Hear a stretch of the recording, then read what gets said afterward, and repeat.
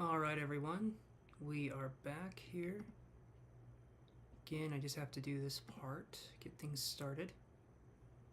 There we go. And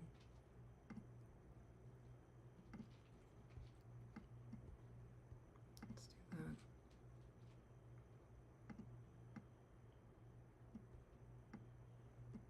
that. Okay, almost all set up.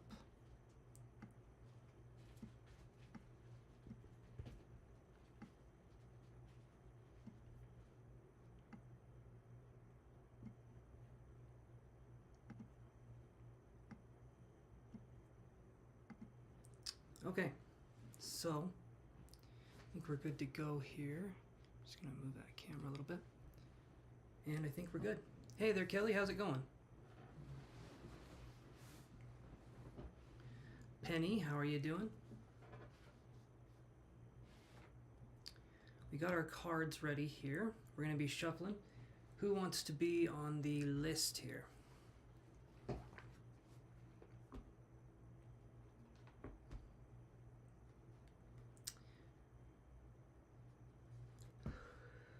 Okay.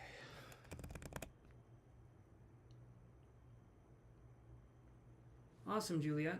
It's going good. How are you doing? Yes, Penny, I can put you on the list.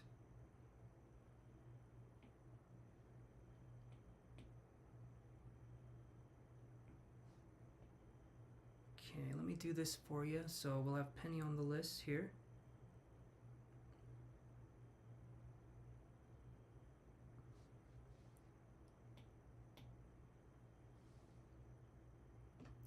Okay, so I will use this as a pointer. Hey there, Kelly. Alright, let's do this. Give me 1 second as I grab my notepad here. I think I left it. Yeah, I left it right over there. Hold on 1 second.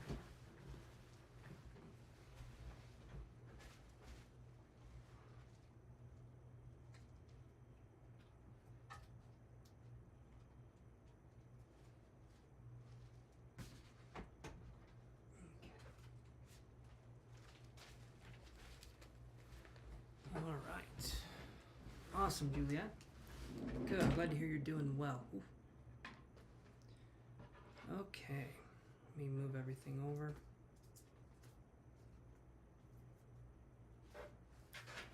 Here we go. Hey there, Sankar. Thank you so much. Let's get the list started. Now remember, guys, you have to tell me specifically that you want to be on the list, and I'll let you know when it's time to ask your question, but we're just going to do a list here. Okay.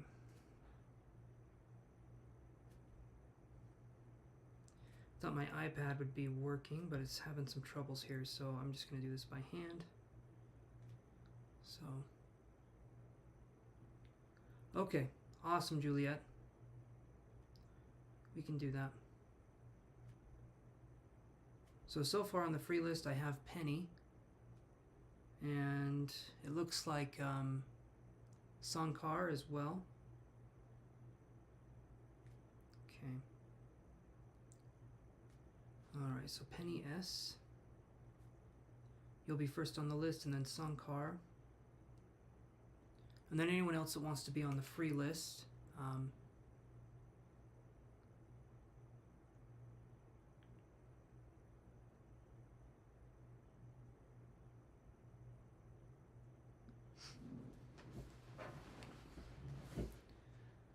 Okay, so let's do this then.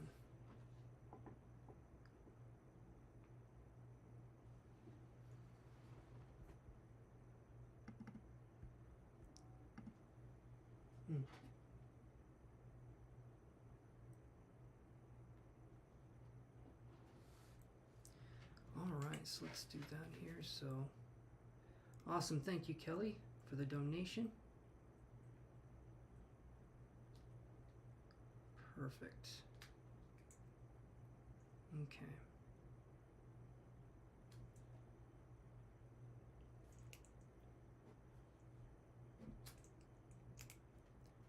All right. Yes, you did. Yes, you did, Kelly. So, Kelly, you'll be first because you've donated. And we're waiting on Juliet to donate if she wants to, but you'll be the first one up.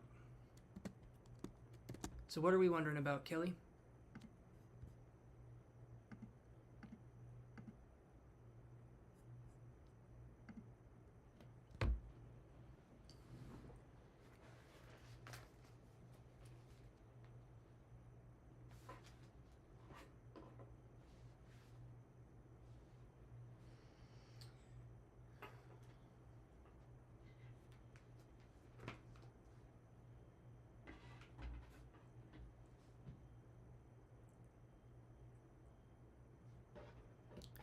Let me do this here. Doesn't matter on the lighting. You're wondering if you can give me a general reading list. Okay, so just like a general reading? Is that what you're asking for, Kelly? Okay, there we go. So we'll do Kelly's reading, and then we'll do Juliet's reading, and then we'll do Penny's reading. Awesome. Okay. Thank you guys so much. Okay, nope, we're not using the iPad. Okay, we can definitely do that for you, and thank you, Penny. Thank you, Juliet. What am I doing? Notebook's right here. Okay, let me just write your guys' name down. So we've got Kelly's reading, then we have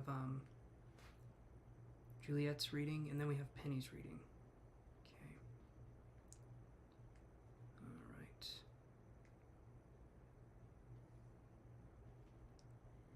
And then we have Penny's reading.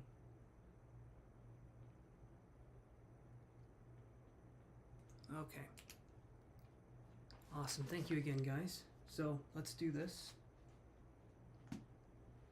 Let's get this started here.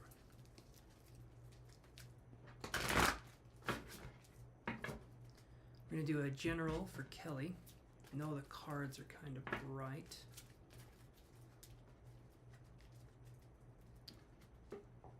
We got to fix for that, though. I just don't want you guys to have hurt eyes. That's the whole reason I'm doing this, is so you guys can see the cards.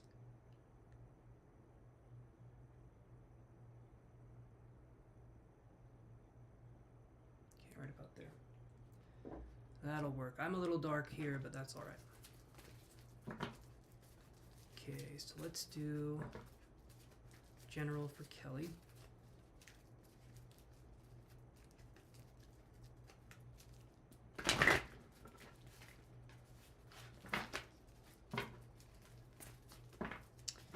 Alrighty, guys. Let's do a couple shuffles. Hopefully everyone has had a good week so far. I've basically just been setting up this stream so that it looks good for you guys, you fine folks. It took me a lot longer than I'd care to admit to just get my dual screen situation working, so. Alright. So, general for Kelly, let's lay down, let's do, it's going to be kind of hard to see all of the cards, but I'll show you as much as I can. So we'll do 1, 2, 3, okay. You ordered Uber Eats and got stolen? I'm sorry to hear that, Kelly. That sounds horrible. That's awful. Do you need me to wait a minute before we do the reading? Do you need to like call them or do something like that? Yeah, that sucks. That sucks big time. Okay, we'll wait a second then, and we'll do Kelly's reading here. I like to ask questions when I do readings, so... Oh no, you're good. You're good. Okay, you want me to move on with the reading then?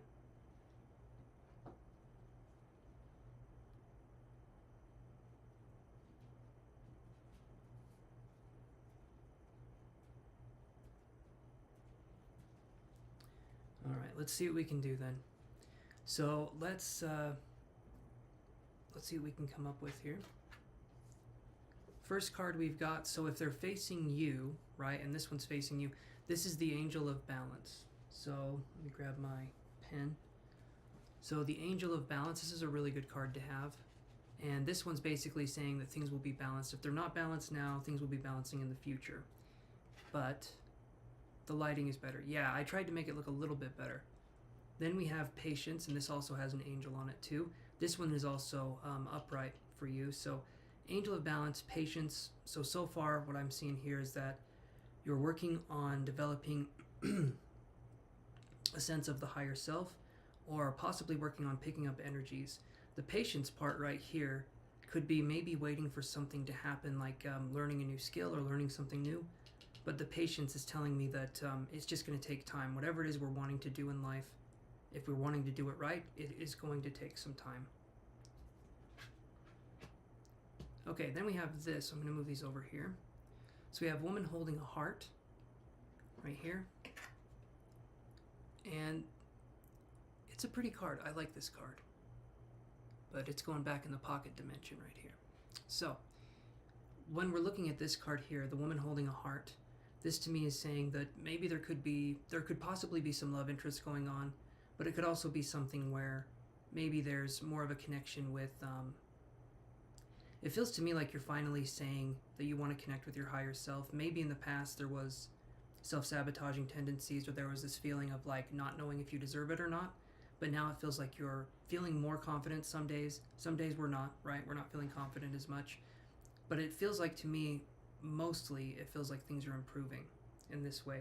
And we've done readings in the past, Kelly, where we've needed to focus more on healing. This reading right now is focused more on kind of just being in the moment. Your healing is starting to show through, so that's another one. Fourth chakra, Archangel Raphael. Okay. This is a really good card right here. With all of these other ones, there's tons of angel symbols here. Hey, Obeda, how you doing? And then we have this one. This one is also, so all of these cards are upright. The walking away, though, this might be, Kelly, that maybe we're looking at possibly taking a break from something. And I feel like there's nothing wrong if you are looking at taking a break, but it could be something like maybe we're taking a break from, it could even be spiritual practices. I take a lot of breaks because there can be burnout that happens, at least with me. But so far this is looking good. I'm going to draw some more cards. I'm doing good. Obeda, I can put you on the list here. Give me 1 second as I grab my pen.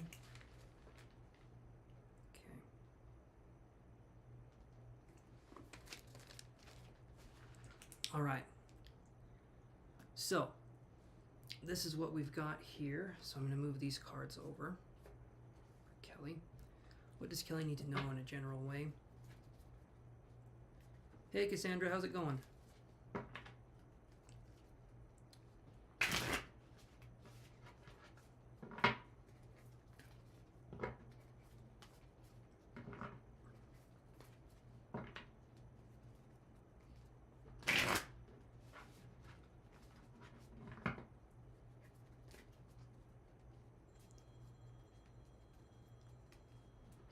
You're welcome, Obeda.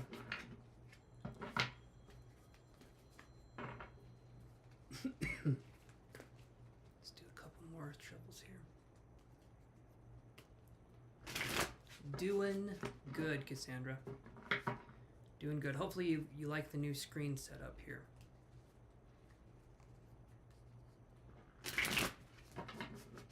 Alright. So, what does Kelly need to know in a general way? The Lover's card right here. Okay, look at that one. Star card. Ace of Cups, that one's facing towards you. Ten of Wands, that one's facing towards me. Or no, that one's upright for you, and this one is upright. Okay. I'm seeing something here. So we've got these cards here. I'll see if I can get them all on the camera. Essentially, we have the Lover's card in reverse, okay? Followed by the, we have the Lover's card in reverse here, followed by the Star card in reverse. So we could be dealing with a possible, or no, these ones are upright for you. No, these are in reverse. I'm struggling, but I'll get through it. So this could be that we're possibly dealing with a difficult Gemini or an Aquarius, because the Lovers represents Gemini, right? And the Aquarius is the Star card. And so there could be something going on there where there could be difficulties with an Aquarius or a Gemini, possibly. But then we get this card here, right? Right, you're not seeking a relationship, you're working on yourself. That's kind of what I was thinking too. Because it just felt like it was more of a self-connection. So I wasn't reading the Lovers as a love card. I was reading it more as like there could be difficulties with a Gemini, but not in a not in a romantic relationship, if that makes sense. Then we have this. We have the Ace of Cups right here. This one is upright for you, so that relationship that you're getting with yourself. We have the fourth chakra, Archangel Raphael. Then we have the Ace of Cups right here. That's really good. That's really good. So you're working on your own journey. There could be. You have a best friend who is an Aquarius. Can they get on your nerves at times? When I see this in reverse, we could be dealing with someone who can be cold or distant, or can be, maybe they just bring the mood down sometimes. That could be something. But that's what I'm getting there. Then we have this. We have the 10 of Wands. It's kind of hard to see this one because it's so dark. So, there we go. So there's the 10 of Wands. This one is upright for you, and then we have the 5 of Wands. So I'm going to show you both of these cards.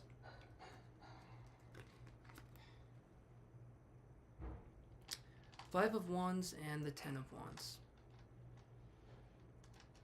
So the 5 of Wands is here, and the 10 of Wands is on the other side. Now, these two cards are talking about a lot of energy that we're focusing on for possibly creative projects. Maybe there's a lot going on, or maybe there's times where we feel burdened by needing to create something or needing to do something. You're fostering a better relationship with yourself, and you're no longer walking away or saying that it's too difficult to do the work. It feels like you're doing the work and you're doing really well. There's times where we doubt ourselves, but that's normal. That's a human experience. But other than that, just kind of, okay. Okay, so if that's kind of the only thing we're worrying about here, is that it gets really annoying when they're canceling coffee friend dates. That doesn't seem too bad. Also, though, let's read these in a way that's not talking about the significator that's the Gemini or the Aquarius. So, Lovers in reverse, there could be, like we're learning concepts of self-love and appreciation. There could be difficulties that we struggle with, and maybe that can make us feel lesser than at times, but it's a spiritual thing, and so feeling lesser isn't going to help us feel better, right?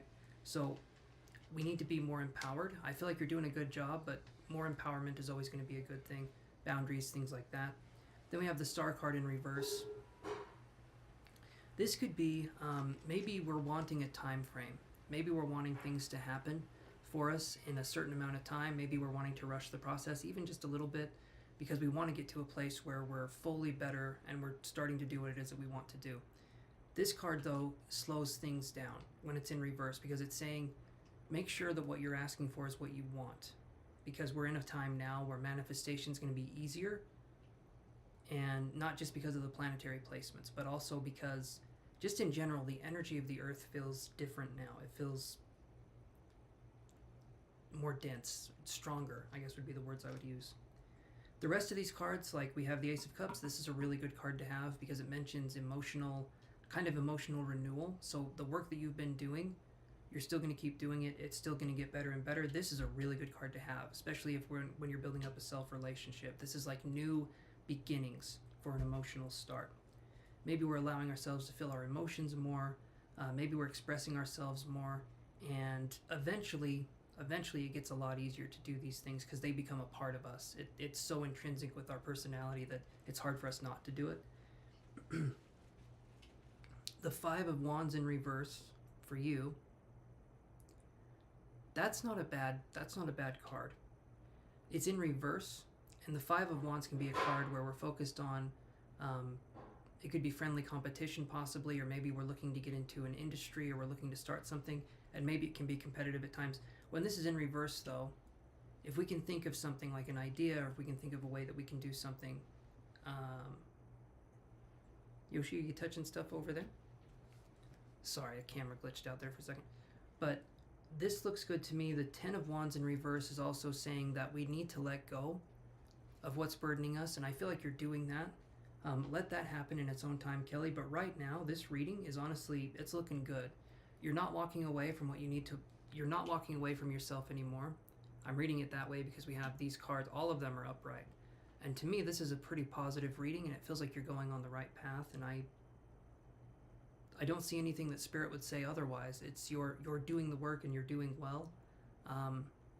Just if there's any time where you feel like you should be better, you feel like you should be doing this or this, realize that what you're doing now is what you're meant to be doing, whatever it is, right?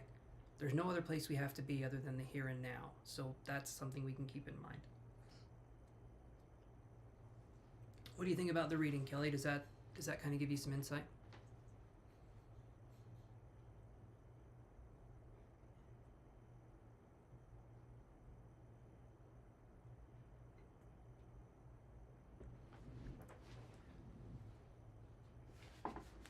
I'll put your name on the list, the core, on the free list.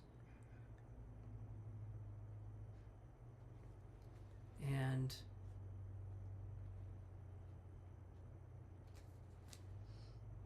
if you'd want to do an energy healing, here's what I could do. We could do 15 for the energy healing, but what I would want to do first is I'd want to do the other people that paid on the list, and then we could come back around to you for the energy healing. If you'd want to do that, we could do that. But I want to address the other people that paid too, so that I can focus on you, and then I can go to the free list after. So you let me know if that's something you would want to do. I'm going to go to Juliet's question now.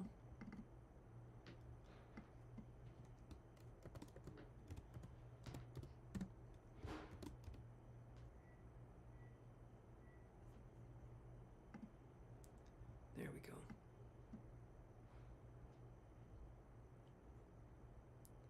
Awesome, Kelly, awesome. Okay, I'm going to take these cards here. And Juliet, are you still there? I've got your question. I'm just wondering if you're still there.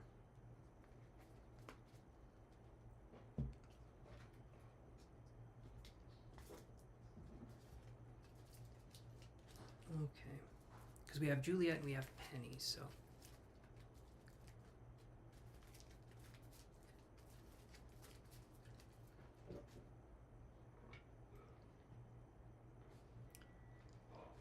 And who else wanted to be on the free list? Cassandra, are you wanting to be on the free list? And anyone else right now that I didn't put on the free list, you guys want to be on the free list? And Juliet said it might be spotty or lagging. Okay, thank you, Kelly. Appreciate that, my friend. So I'll just do Juliet's reading now, and then she can come back and watch it. Okay, so Juliet says... Will the lie detector about stigmata help me get rid of shrinks or cause me more problems?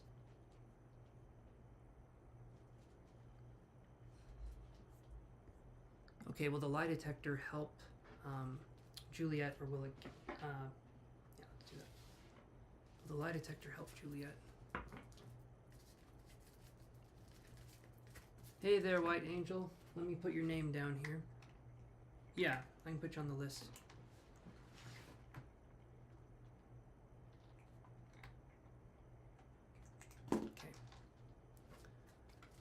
So will this help you, or will this cause more problems? Let's look. I'll focus on this. Will this help Juliet?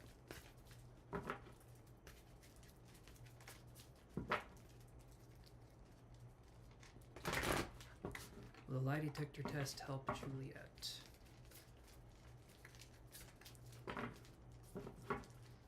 You're welcome, White Angel.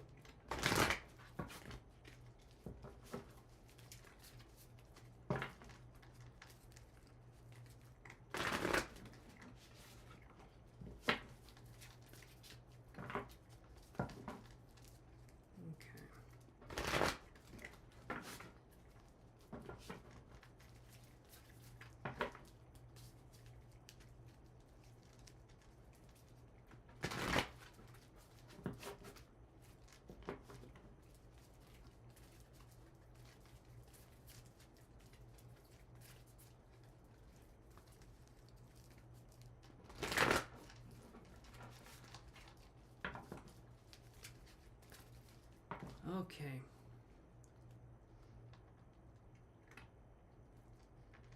Sure. Yeah, we can do that for you, Juliet. So what that means is this. So, probably lagging. Okay. Yeah. So what I can do, Juliet, is we'll do 5 cards for the lie detector test, and then we'll do 5 cards for what Gwen has to say. Does that work for you? If you are lagging, that's not going to be something you can answer. But that's what we're going to do, because we'll do 5 cards for each. So let's do that for you. So will the lie detector test help you? We have the thinking man. Okay. You're number 4, Thakor. You're number 4 on the list. So we have the thinking man. Let's see. So those are upright to you. We have the thinking man. We have financial constraints. Healer of the ages is in reverse. Then we have door to spirit and door to value. And the door to value is in reverse too. So healer of the ages and door to value is in reverse. Then with door to spirit, financial constraints, and the thinking man, you're number 5, a white angel. So here's what I'm seeing, Juliet. I'm going to read your question one more time.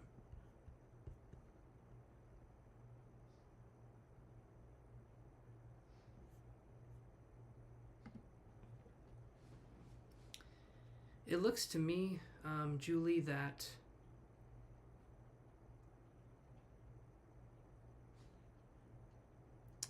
I feel like, so we see the thinking man right here. We have the thinking man right here, right? And then we get financial constraints, okay? So we're thinking there could possibly be financial constraints, obviously, with this card here.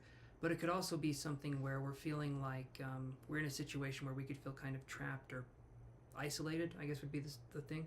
Then we have Healer of the Ages in reverse right here. Door to Spirit is upright, and then we have Door to Value, which is also in reverse. So there could be some issues going on, Juliet, where maybe it would be best to see the shrinks or the psychiatrists and to talk to them. I don't know if they're going to understand the stigmata issue. I have a feeling that, if we're in a situation where we feel like we need help, I feel like we should take it. But that's what I'm getting here. It just feels to me like, take the help that you can get from the psychiatrist or the shrinks is what I would say. Because it sounds like that would be a good place for you to be if that is the case. So that's what I'm seeing here, and I do feel like things can get better once that kind of takes place. So that's what I'm getting, Juliet, for this reading here. You're welcome, Juliet. You're welcome. So you're wondering what Gwen has to say, your guide? Was that right?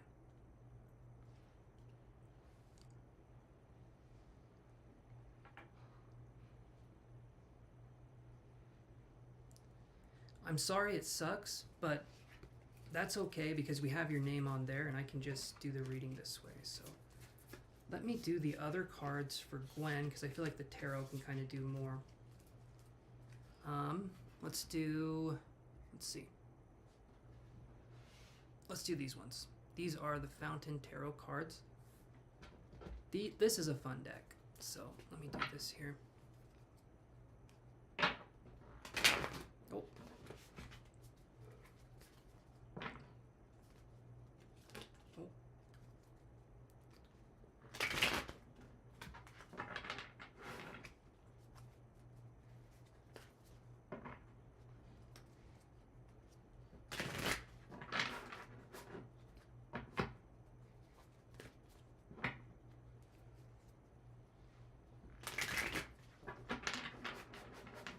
Okay.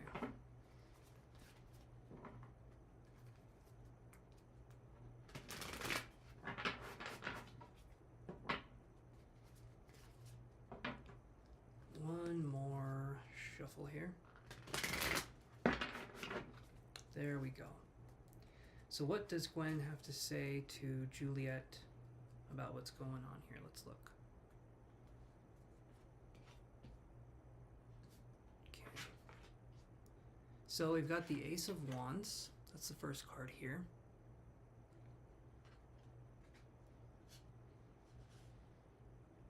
There we go.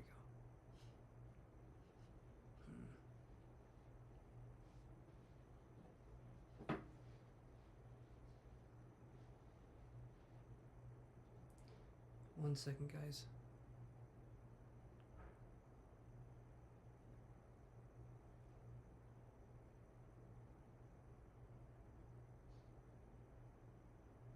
You can barely hear me? Let me do this.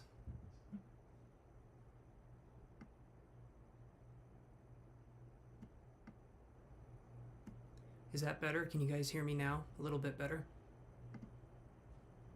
I upped the volume by about 20%, so... Okay. So we have the Ace of Wands here.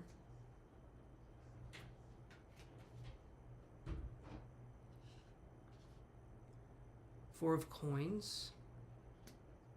Three of Coins. Three of Wands. Good, Ivory. I love to hear that.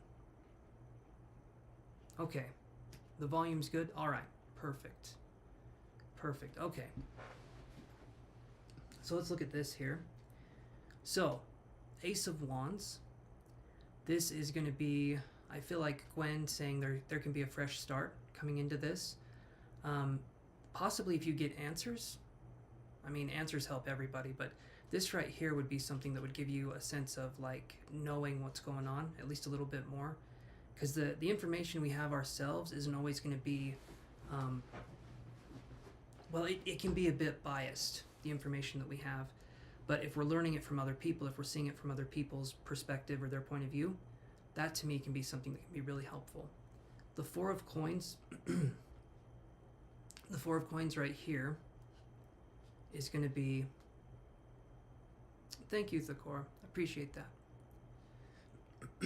The Four of Coins right here with the Three of Coins, this to me is saying, you took one lie detector test, it was inconclusive, $900. Man, that's expensive. That's expensive for something that's inconclusive. Okay. Okay, so that makes sense to you. Perfect. So Four of Coins and Three of Coins, to me this is working on something, getting a project started off the ground possibly. And it feels like to me Gwen would be saying, if I'm looking at these cards here, there's still work to be done. In a way it feels like there's, and I'm hearing the term maiden, which is interesting, but it's like there's still work to be done. There's still things that we need to do, ways that we need to approach life.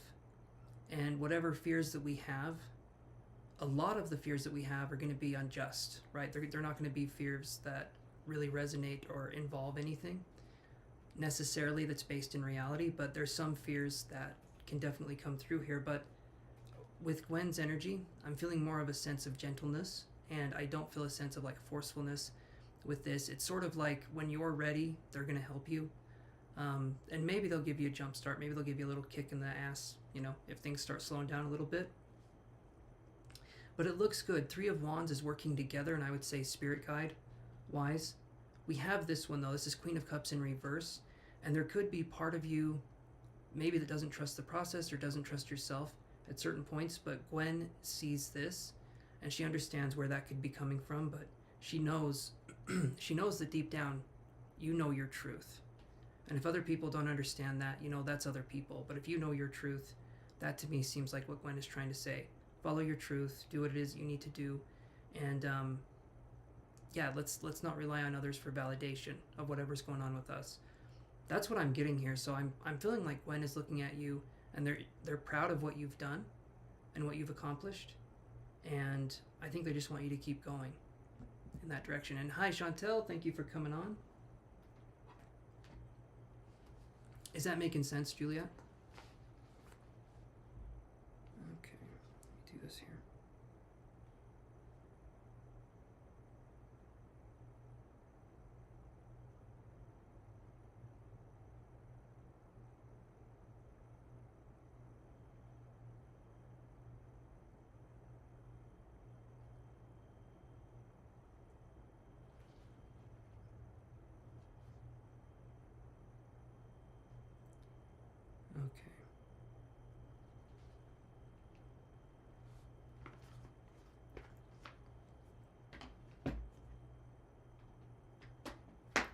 me do this too. Let me go over here.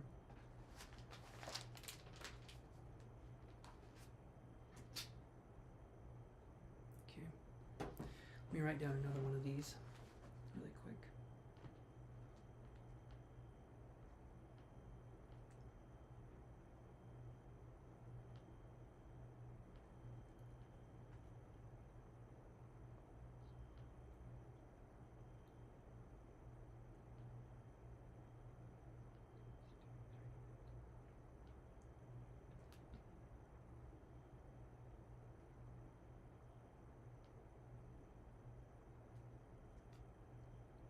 Sorry guys, give me 1 second here. Okay, we're good. We're good, but hopefully that gives you some insight, Juliet. Well, thank you, Thakor. I appreciate that. I do appreciate that. I'm going to go to the next one here. Penny, are you still there? So let's do this.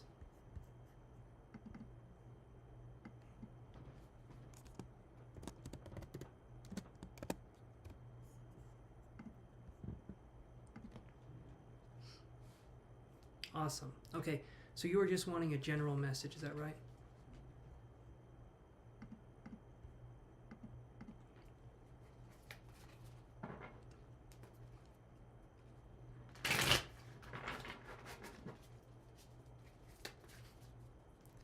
Awesome. Let's do a general for Penny. Let's do 5 cards here. I think that's what you did. You go up here. Yeah, 5 cards. Okay, general message for Penny. Let's see.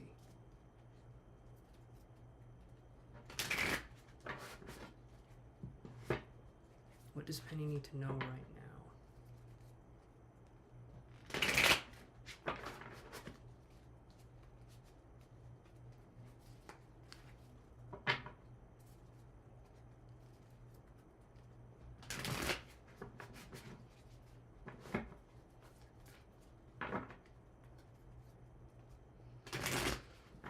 All right. What does Penny need to know right now?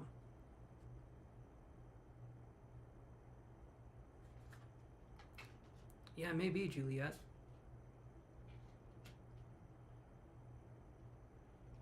Oh.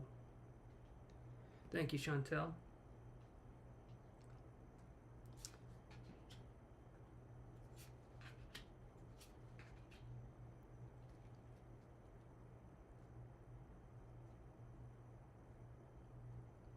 I dressed up for you guys too. I dressed up for the girlfriend and myself and for you guys. It's for everybody.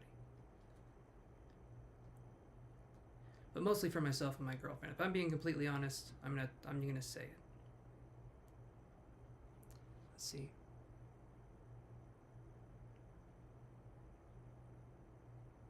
Awesome, Ivory, awesome. Yeah, if someone ghosts you, they don't deserve to be in your life.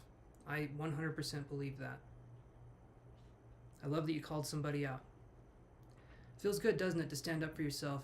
Because the universe sees that too and will give you something much better later on. Okay, so here's what I've got for you, Penny. So we have the High Priestess, okay? Kind of have to hide the card up there.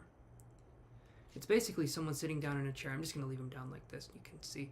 So we have someone sitting in a chair, and to me this represents subtleties, or it can represent psychic energy. Then we have Temperance, okay? Both of these cards are in reverse to you. The Two of Cups is upright, though. And then we have King of Swords, which is also upright for you, and then the Queen of... You're welcome, Juliet. Glad I could be of assistance. Oh, you guys are very sweet. Thank you. And thank you, Cassandra.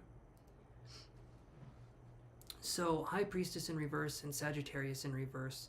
This could be not following our instincts, or this could be in the past not following our instincts. There could be a sense of beating ourselves up, but what we didn't know, right? I feel like we look at the past and we're like, if I just knew this, I could have done that.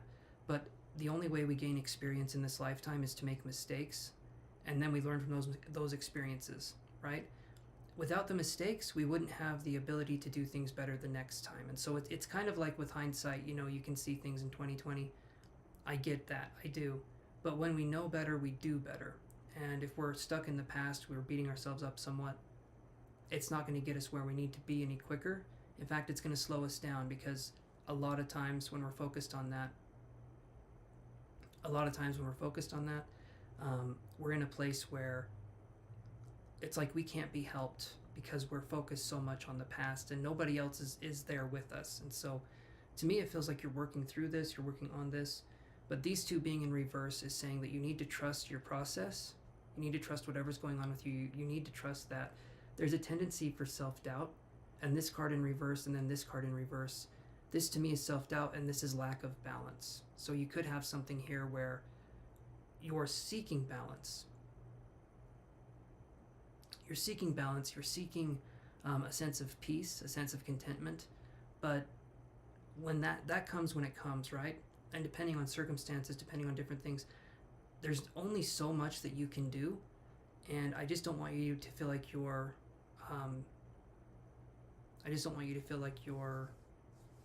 doing anything wrong, because you're not. Sometimes this stuff just takes time. Most of the time it does. And so if it can be a slow process, we can do that. So I'll let you know when it's your turn. Ankita Bandari, I'll write your name down on the free list. Okay, I'll let you know when it's your turn. You can post your question.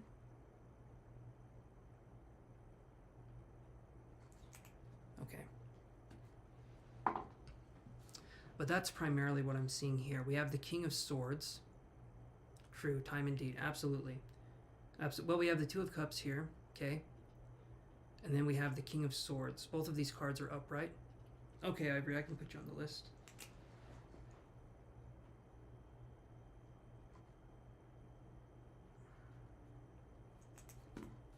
All right.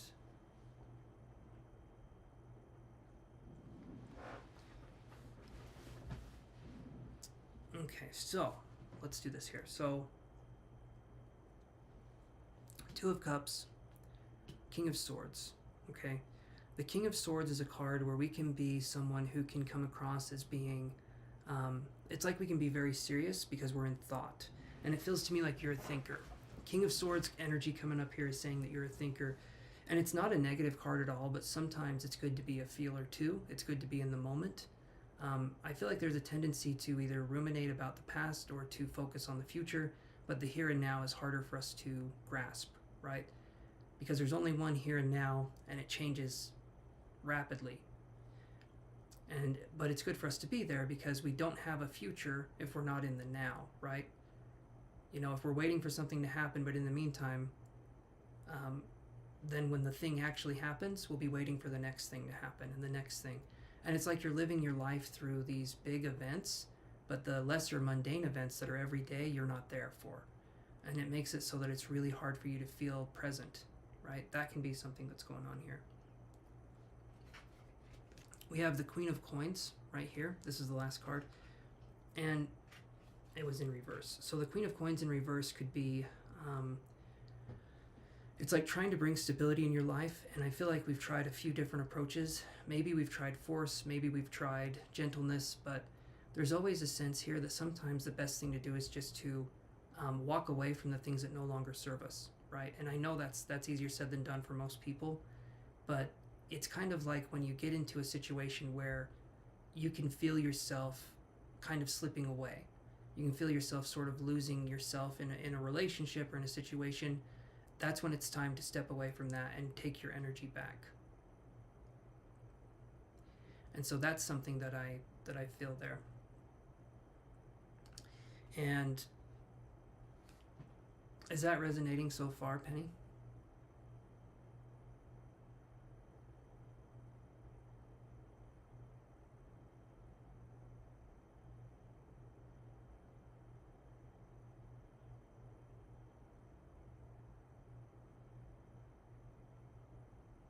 Trying to get your energy back has been hard. So what we can do is an exercise. Okay, it is resonating. So what we can do is an exercise, and the psychic abilities that I talk about on the channel all the time, they happen or they come from the imagination. That does not mean they're imaginary.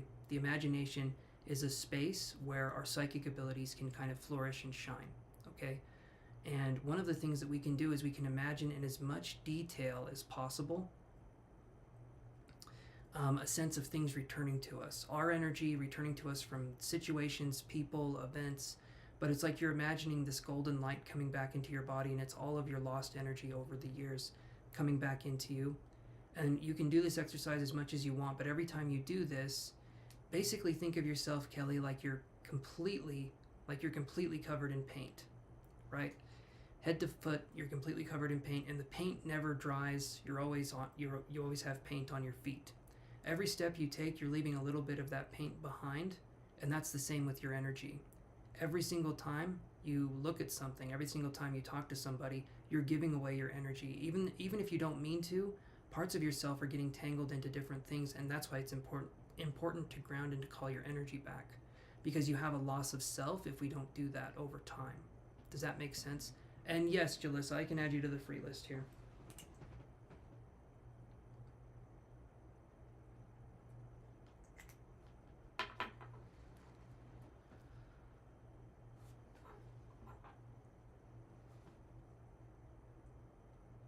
You're welcome, Jalissa. Did you have a question, Cassandra, as well?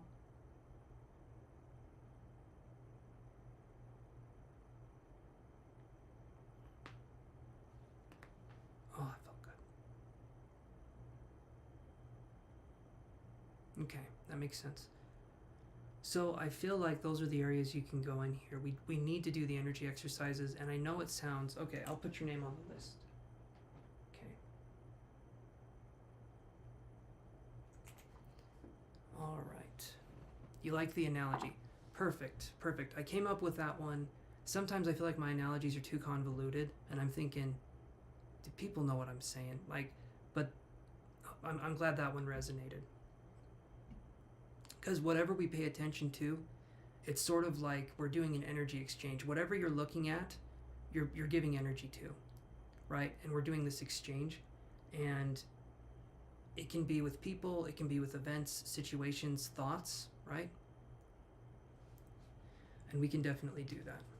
Okay, I put your name down, Cassandra. I'll let you know when it's your turn, and we can go from there. But hopefully, Penny, that resonated. Look up exercises. Look up exercises for how to do the grounding that I was talking about and calling your energy back.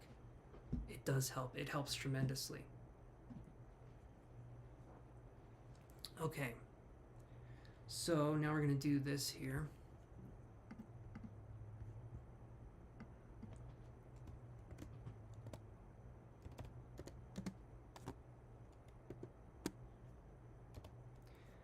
Okay, so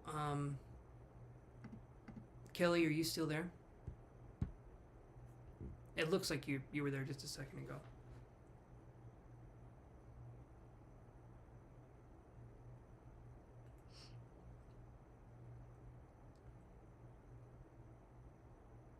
Because we can do some energy work here. So I'll throw this out just so you guys can understand right now. If Coco wants to keep a list, that's great. Not yet, Obeda. I'm still doing this. I'm still doing the paid readings here. I'm going to be doing the energy work right now. So this is going to take me anywhere from 10 to 15 minutes to do this energy work. I'm just waiting for Kelly to say that she's here. And awesome, there's Kelly. Okay. So I'm going to go grab some water, and then I'm going to come back and we'll do the exercise.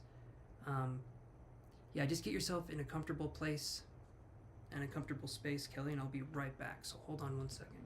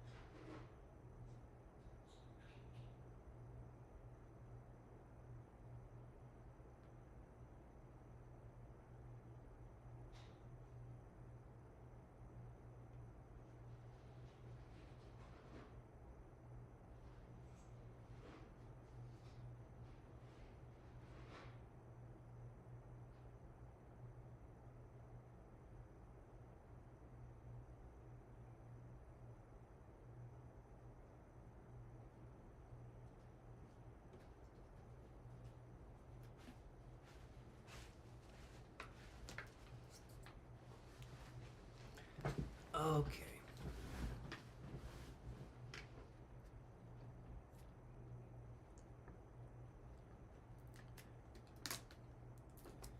I'll put your name down on the list, Priya. And Mina, yes. So I'll put Mina and Priya on the free list here.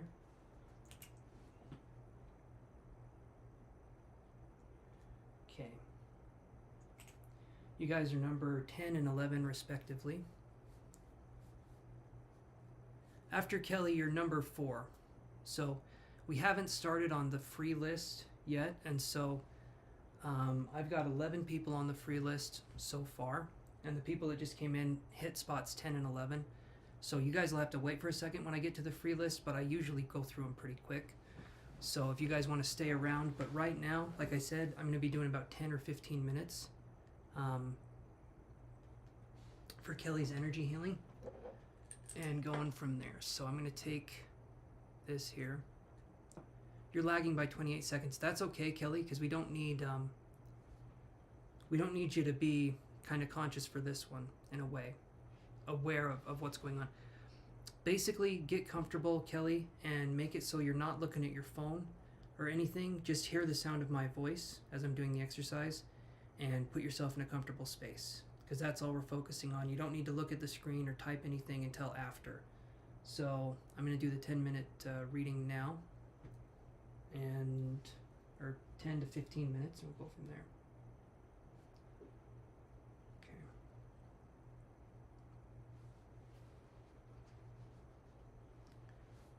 Alrighty, we're going to start with the root chakra here, and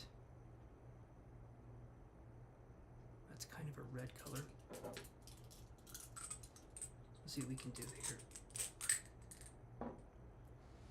Okay, I'm going to focus here, so send some energy to Kelly.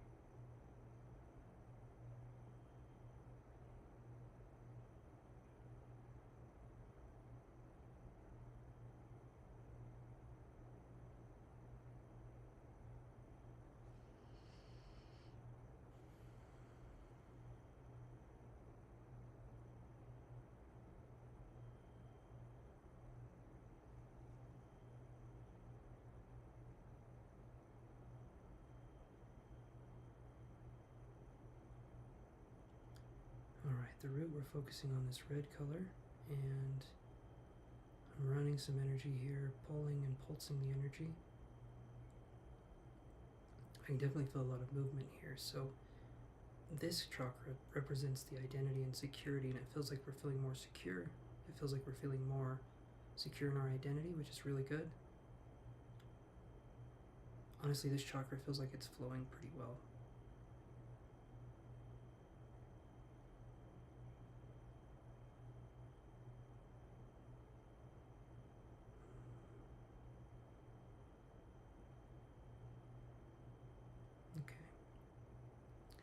And now we're going to go for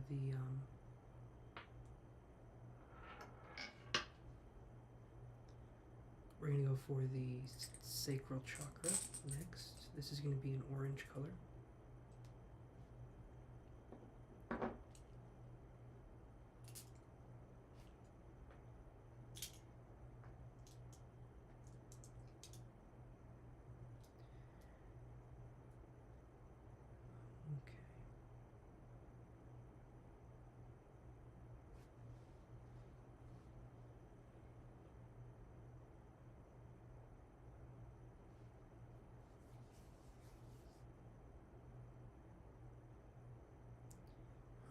be focusing on orange, either the fruit or the color. I mean, either one helps, or both orange.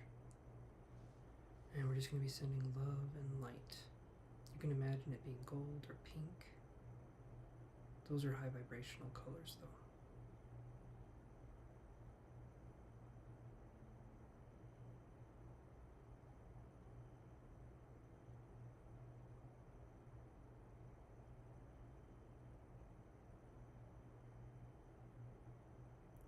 This chakra represents choice.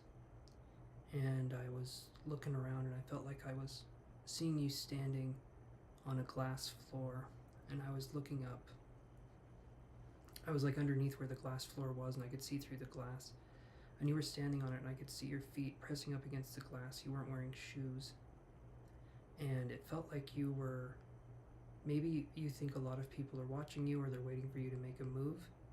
And maybe that could be that people can be criticizing, or people can be harsh sometimes.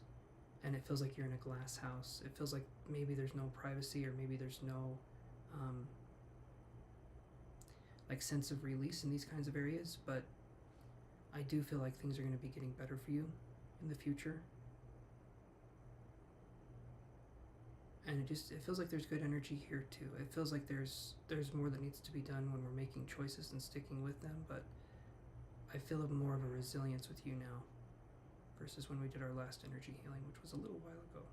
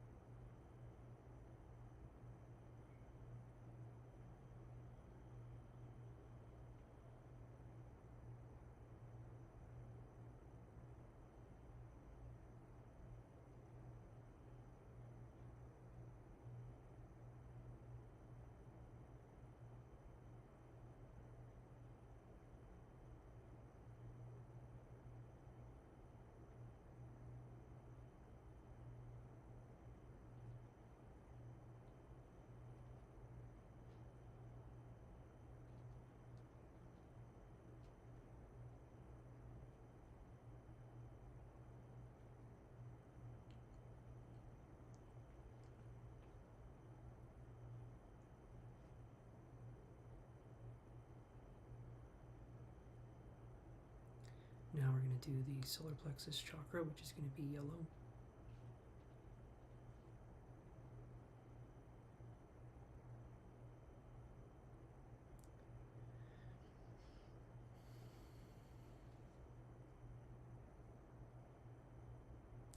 I don't know if you pray, Kelly. Either way is fine, right? As long as you have some way of accessing a force, you know, this force, this life force.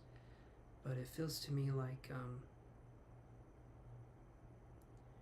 you're trying to work up more of a relationship with the divine, and I feel like it's working. Sometimes maybe it feels like it's taking a while, but it does feel like you're trying to get a relationship with something that's higher than yourself, more of source consciousness is what I would call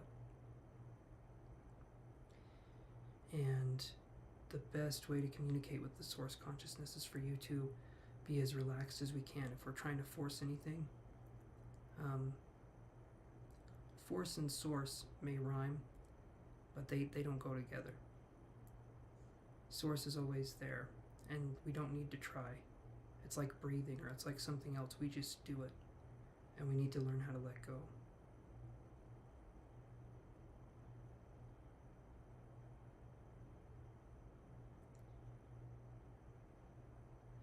The solar plexus chakra deals with willpower.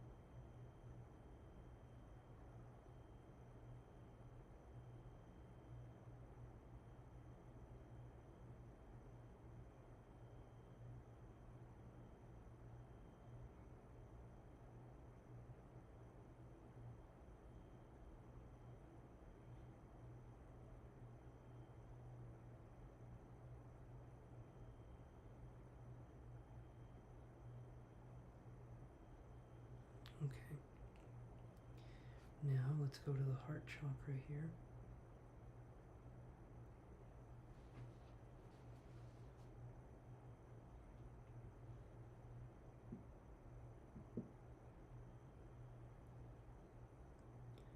Heart chakra is going to be green in color, and we're going to be focusing on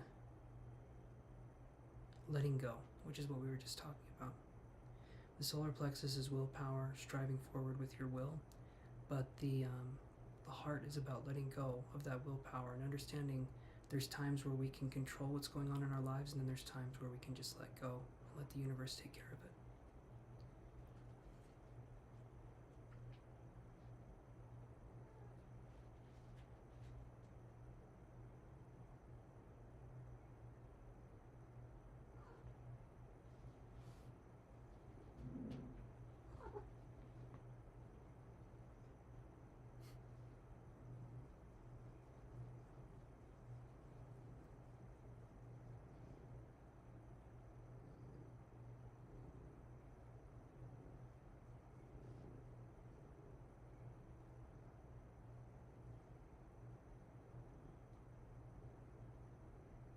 Definitely feeling energy in the heart space.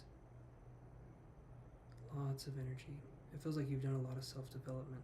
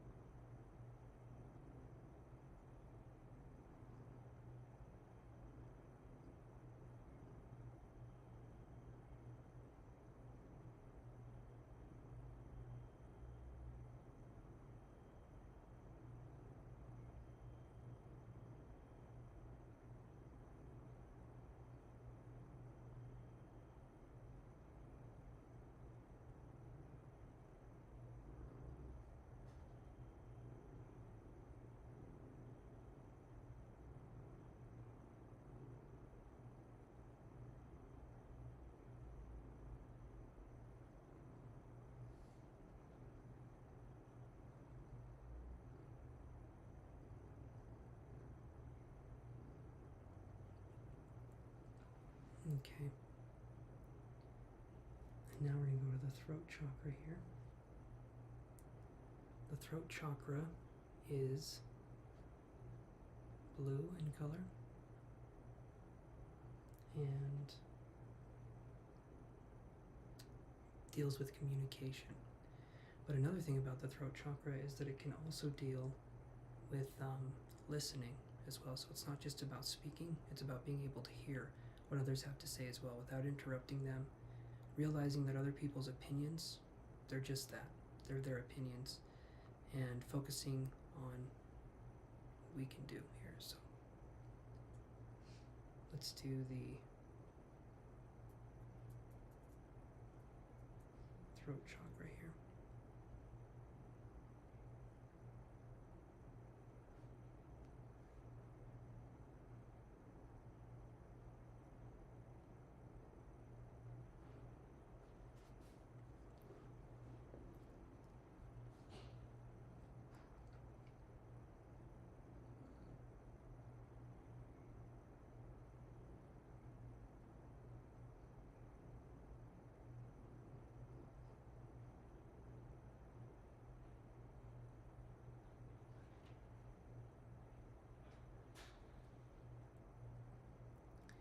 Sometimes things that can kind of block the throat chakra from being more open can be criticisms of the self, feeling like we're not good enough. Because the universe is always good enough, right? And when I say universe, I mean ourselves. We're part of the universe, and so we're always good enough. There's never a not good enough, but humans, through perception, have made that kind of a reality. But criticisms and judgments, harsh judgments toward the self, can block our use of our voice. And it can make it difficult for us at times.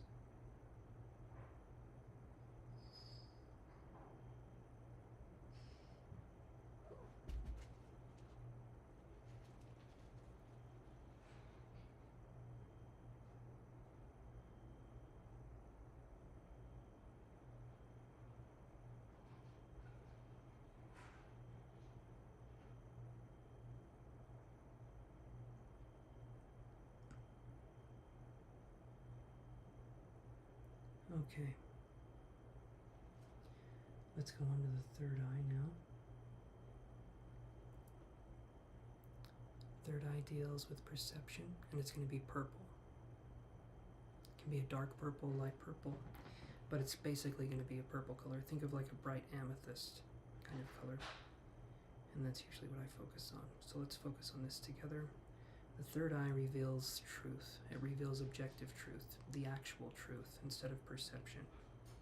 Because we can be biased to our own perception, our own way of being. So let's do this here.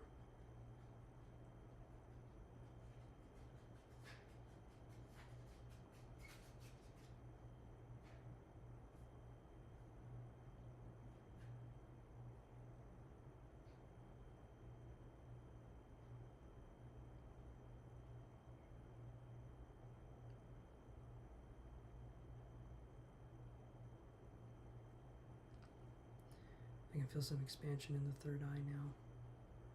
I'm going to focus on this one, so let's get this going. Let's move some energy here.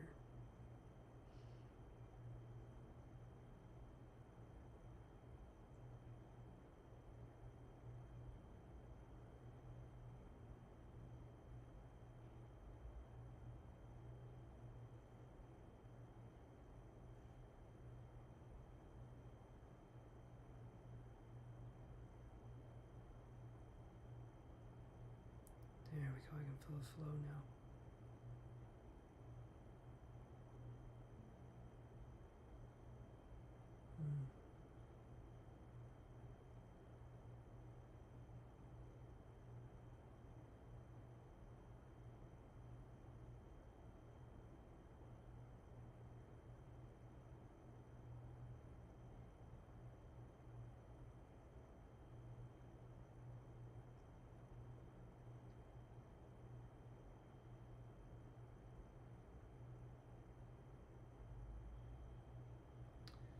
Okay, and now we're going to do the crown chakra here.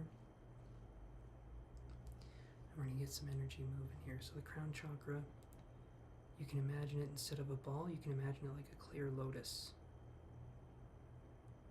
flower at the top of your head, and it takes in all the energy from the universe and puts it into the chakras. If you think of it, right, we even have light built into the name of humanity. Hue, man, color. You know what I mean? So hue, meaning color, and man, meaning, well, man and women, which is weird that it means both, but anyway, the hue part I think is interesting. Let's focus on some energy though.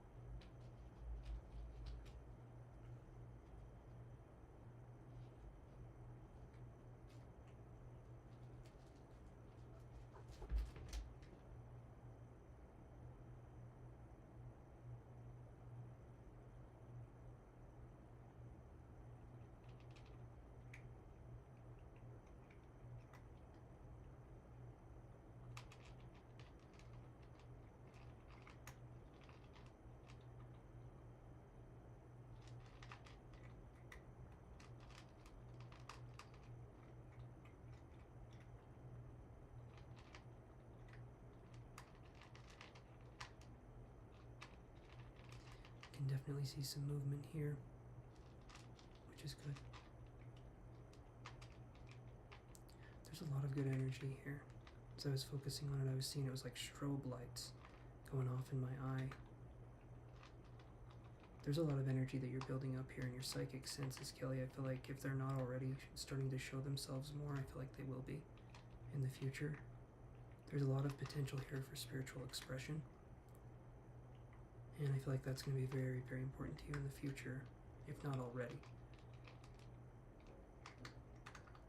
But that's what I'm getting there. I'll wait for you to come back in the room, let yourself kind of get adjusted. But that is your session there.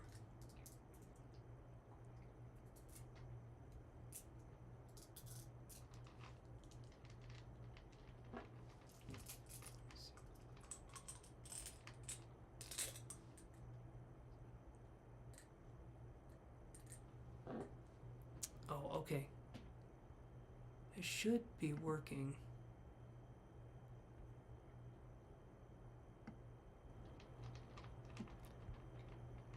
Alright, hopefully that sounds better. There's 11 people on the list. June.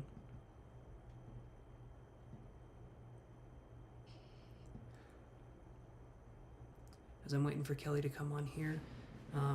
Who is on... Okay. Add Mahima on the list. Okay. You're very welcome, Kelly. What did you experience on your end? If you want to talk about it.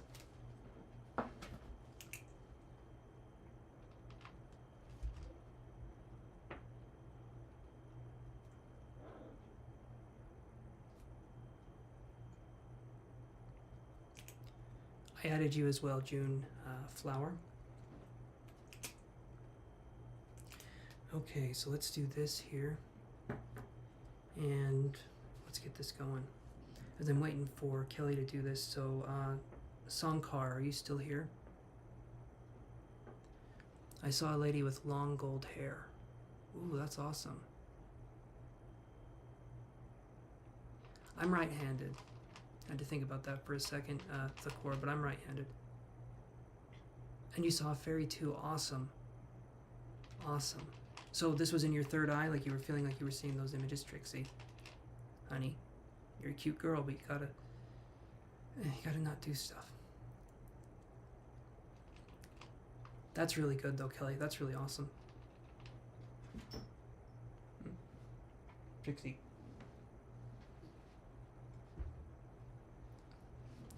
They're into everything when they're that age. And I just mean kittens, they're just into everything. Okay,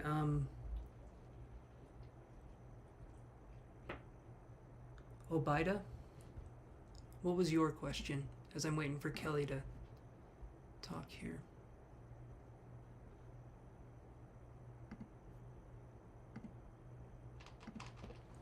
Yeah, I don't, Chantel. Not even a little bit. Yes, eyes shut. Perfect. That's awesome. That's awesome, Kelly. You're starting to have visions now, so that's really cool.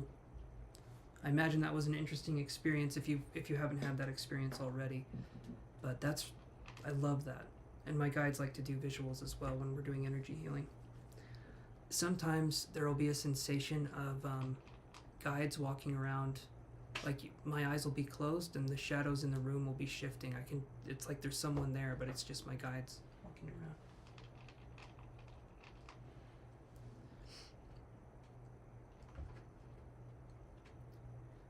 Okay.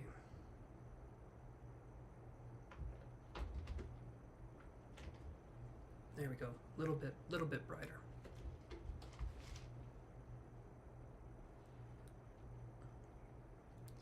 Oh, you guys can't see the cats.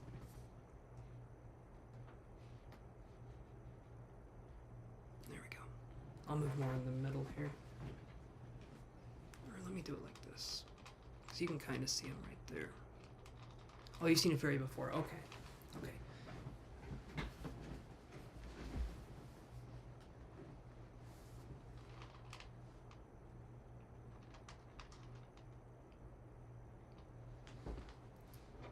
Okay, will your friend text you? Let's look at that for you. Obida. Will your friend text you? Hey there, Charlene. How's it going?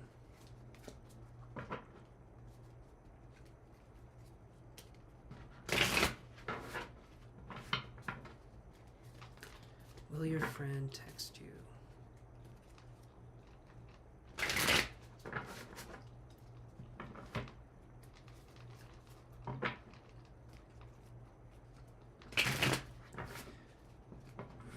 Friend message you? Or will they be back? Good night, Kelly. Thank you so much for helping to support the channel. And have a good one, okay?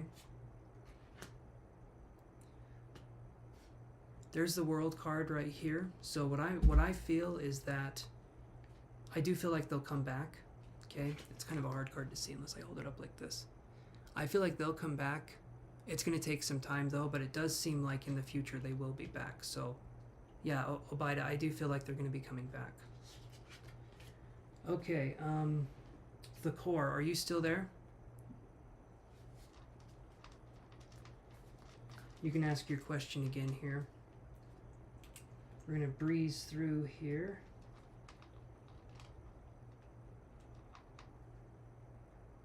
You're very welcome, Kelly.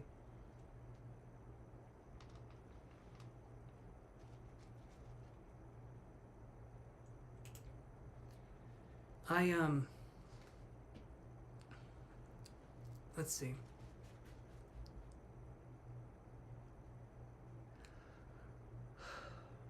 I started to drift there for a minute, and when I was focusing on the heart space, I felt a sense, not like I was going to cry, but there's releasing that has been done, and there's even more that needs to be done. But it's like a release, I guess. That was what I was feeling.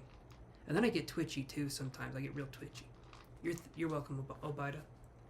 Okay, Thakor, are you there? It's your question here.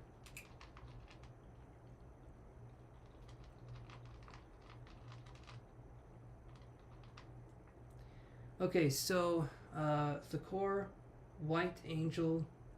Oh, there we go. All right. Is choosing BSC agriculture good for me? All right, you got two questions there. Which one do we want to focus on?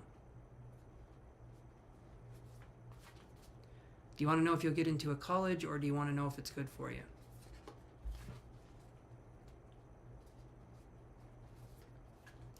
Because in one card, I can't address two questions in good conscience. It seems kind of iffy. Number 2. Okay, so will you get into your reputed college with high placement packages? Let's see. Will you get into, will you get into a reputed college with high placement or package?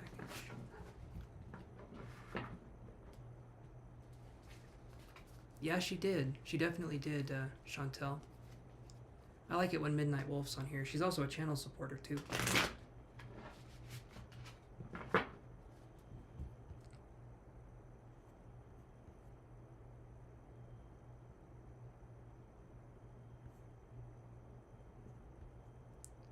Let's see, okay.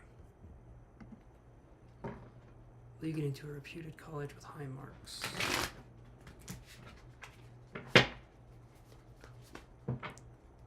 Let's do one more shuffle here.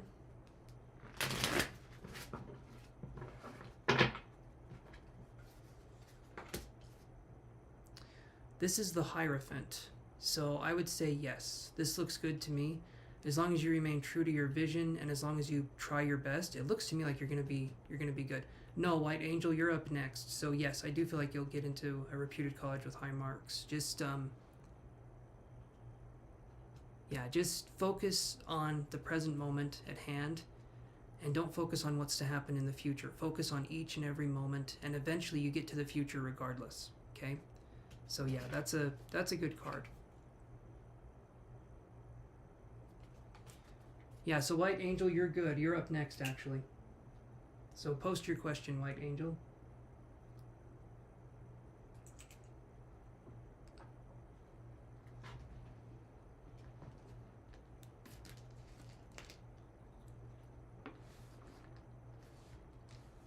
Thumbs up to you too, the core.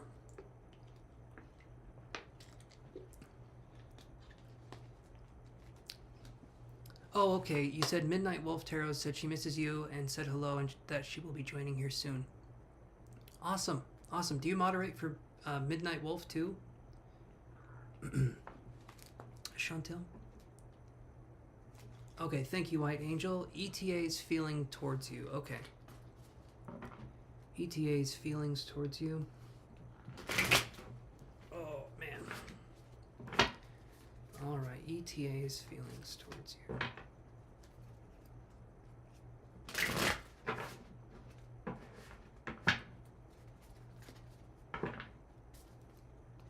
ETA's feelings towards White Angel.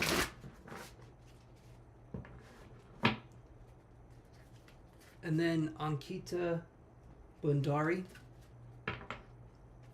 You'll be up after White Angel. White Angel. There we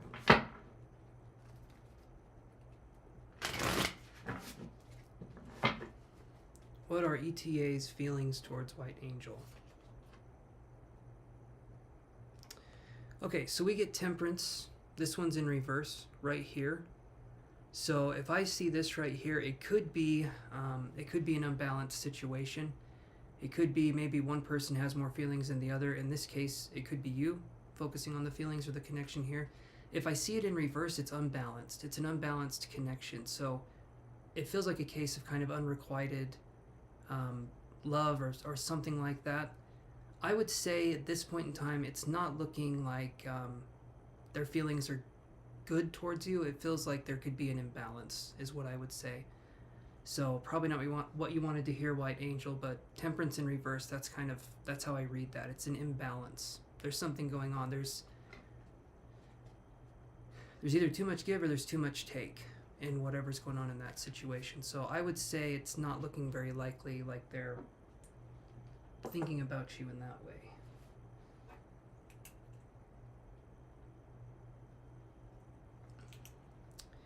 Okay, Ivory Johnson. Are you still there?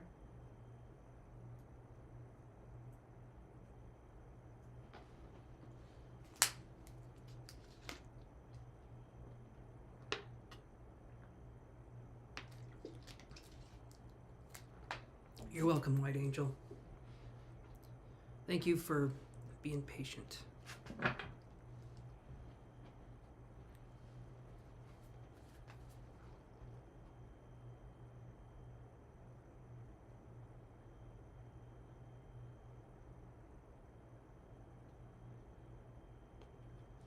Oh, so she has a good mod. Awesome. Awesome.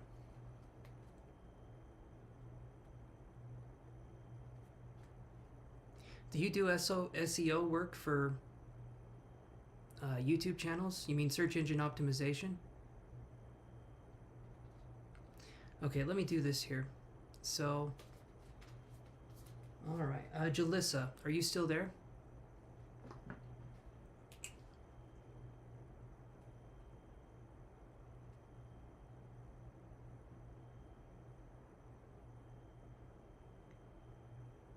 Okay, Cassandra, are you there?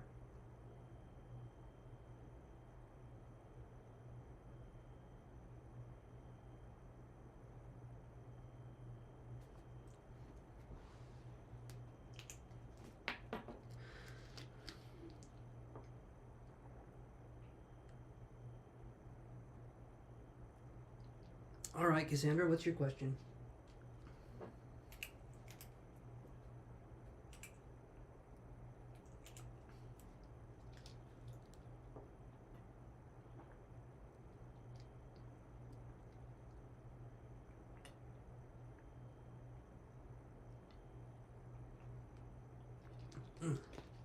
Here we go. I know you said it earlier, but I just need to see it again.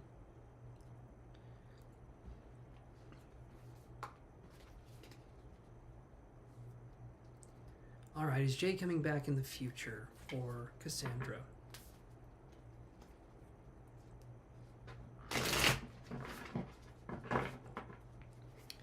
Is Jay coming back in the future for Cassandra?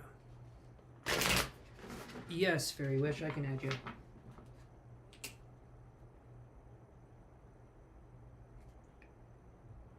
You are number 14 on the list, and we've got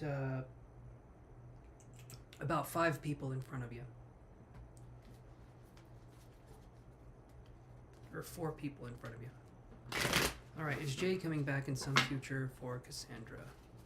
You're welcome, Fairy Wish.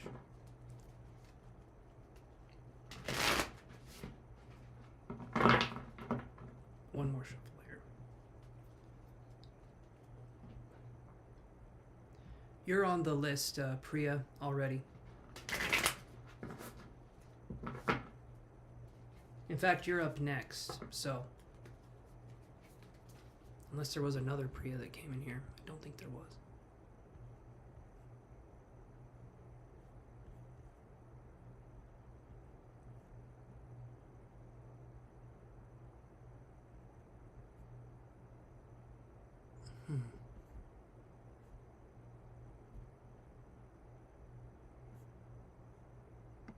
Yeah, okay.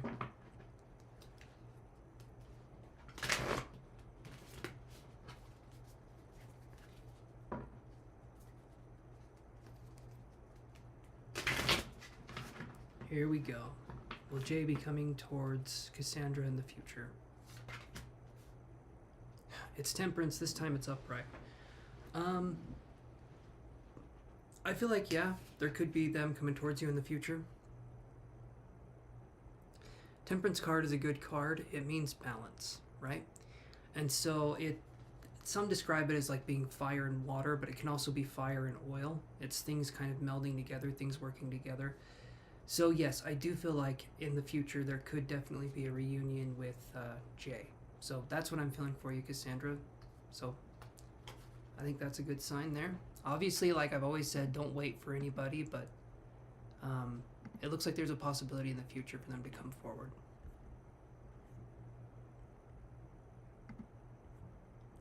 Okay, Priya, what's your question?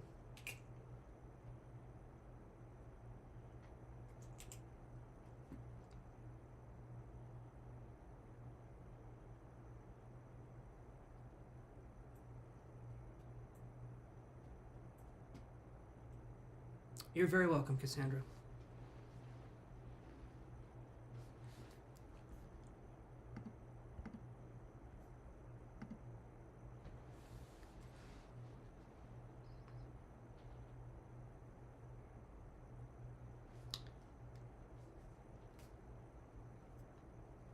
Alright, maybe Priya is still typing the message. I don't know. I'll give you another 10 seconds, Priya.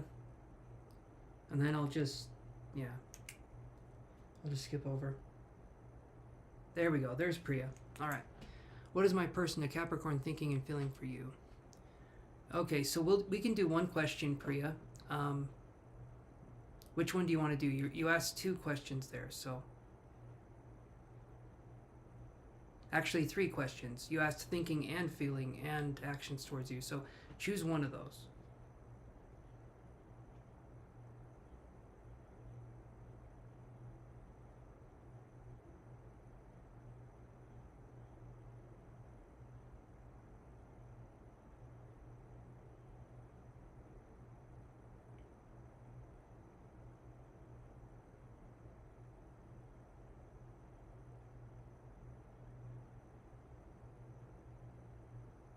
Okay, will he take actions towards you, Priya?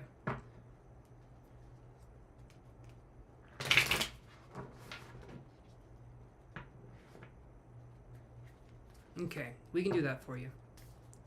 Will there be any action towards Priya? Okay, Chantel, I see that. How are your results with SEO, would you say?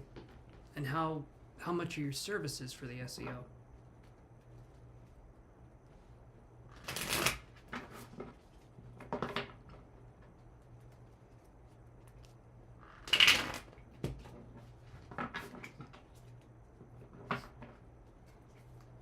Yeah, I make some faces. The face I made. I make some faces, Chantel, I really do. Will there be actions towards Priya from the Capricorn? Let's see.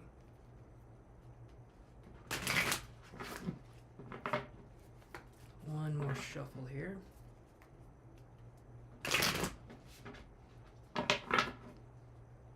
Hey there, Kayla, how's it going? Okay, so we have the Son of Swords. This one it's in reverse here.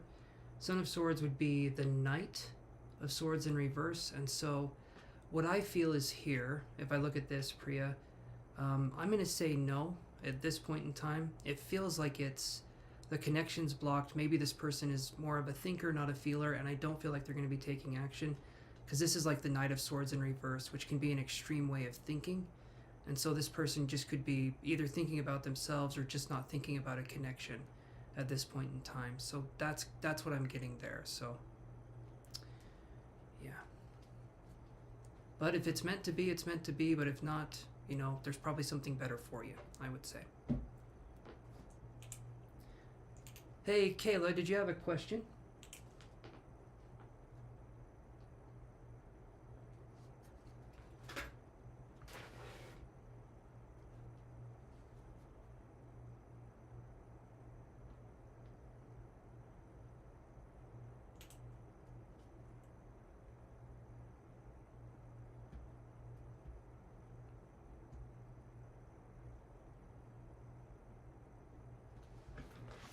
Let's look at that.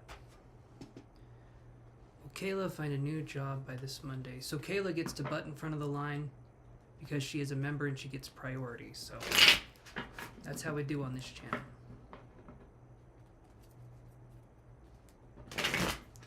She gets 2 cards as well for her questions. So let's do this.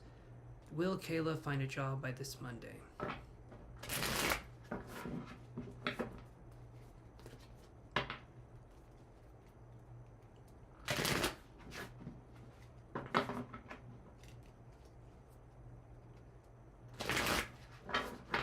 Kayla find a job by this Monday?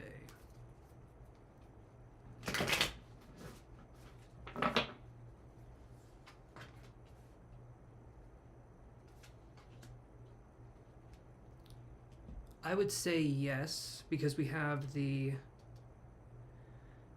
4 of Wands here, which is foundational, right? This is a really good card to have. So I would say yes for that one. And then the Daughter of Cups is the Page of Cups in any other deck. And it could be maybe a new starting job, like a starting position, but maybe something that could have potential to turn into something else. But it looks to me like if not by Monday, it could be just a little bit later. But I would say, yeah, this looks promising right here. This looks good for me, Kayla. So, yeah, I'd say it looks like it. So lucky you. Hopefully it's a good job.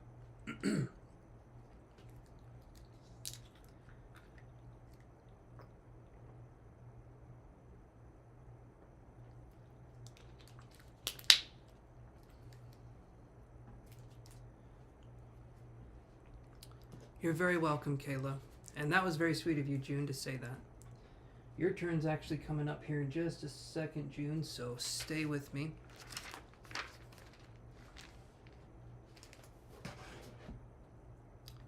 Okay, Maya or Mahima? Are you there? Maya or Mahima?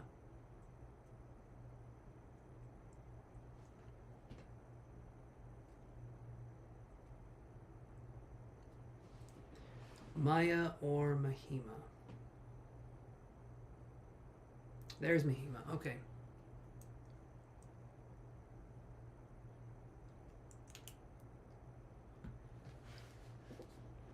That one, Mahima, is kind of, that's more of a psychic question. I do charge for those. Do you have kind of something that's more like yes or no? Okay. Sure, Meilu, I can add you to the list.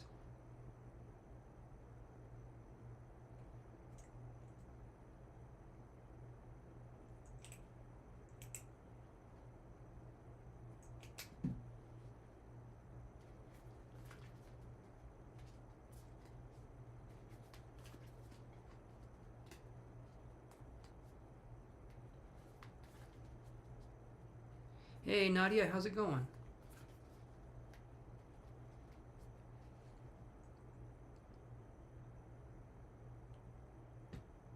That's a good question, Mahima. All right.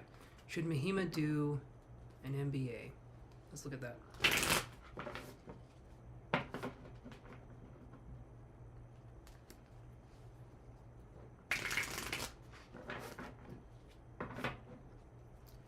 Should Mahima do an MBA?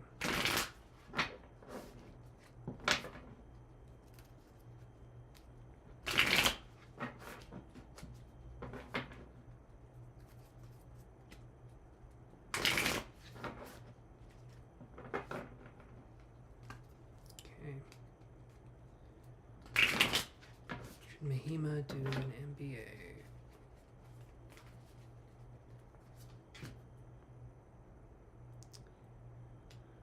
Okay, so this is the Tower card right here. It's not necessarily saying no, but it's saying that if you tried to do this, there would be obstacles. So you need to decide if this is the right move for you to do this. It does seem like there would be obstacles. There might be more to it than what you originally think. And so just kind of be aware of that moving forward. Again, not saying no, but it's looking like it's going to be difficult for you to do this. So weigh your options and decide if it's something you want to do. Hey there, Nina. How's it going? Oh, I'm sorry, Nina. I'm sorry they passed. But at the same time, you know, it's good that they're released now, you know, in that way. But I understand. Yeah, that's sad. I'm sorry. So, I'm going to be live again on Friday.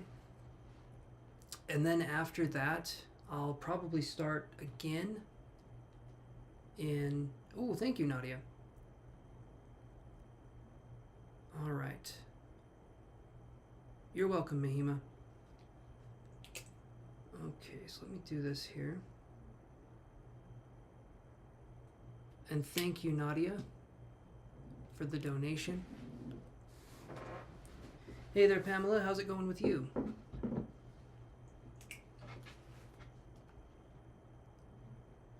let me do this here.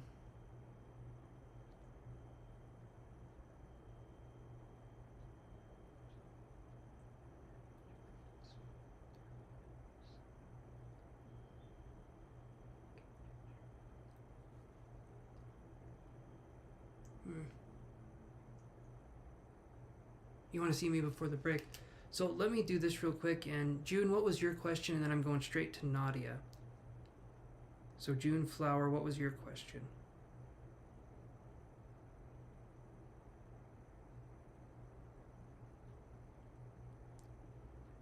Okay. Hey there, June.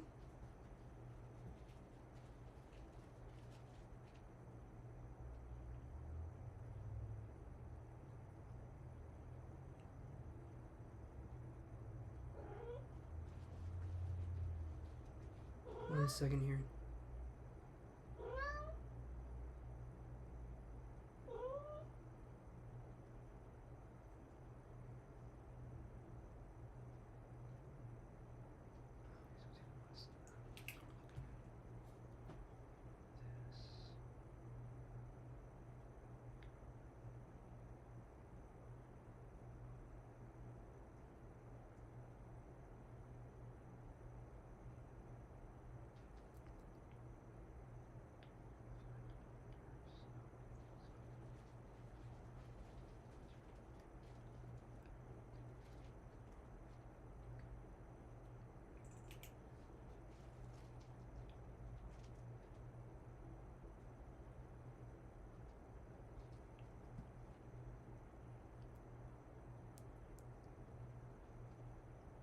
Me too. Me too. I hope I have a good night. What will happen with Troy in the future? Okay, let's do that. Just have to do one more thing here.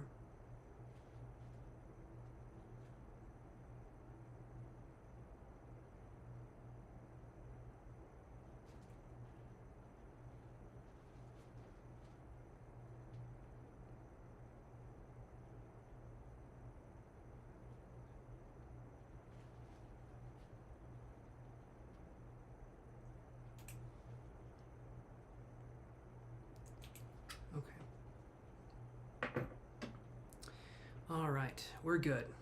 So you're wondering what Troy... Let's see, you said...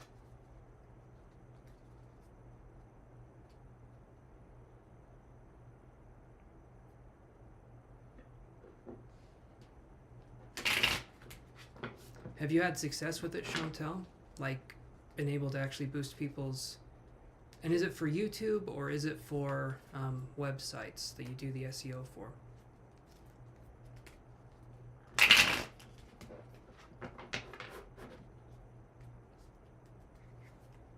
Okay, I'd give it a shot. I could look at that.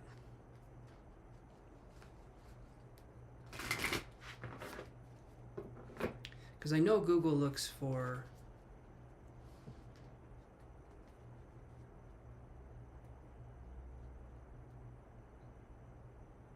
Okay. Alright, I got you.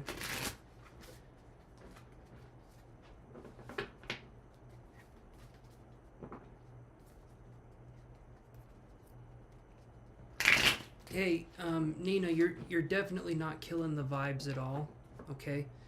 You're going through something, and that's life. If anything, you're bringing something to the conversation. Death is always something that's there, and trying to hide it behind a shadow doesn't make it go away. It just makes the fear bigger. So bringing that into the conversation, I feel like is a good thing to do. I don't feel like you're being negative or bringing down the vibe, just so you know.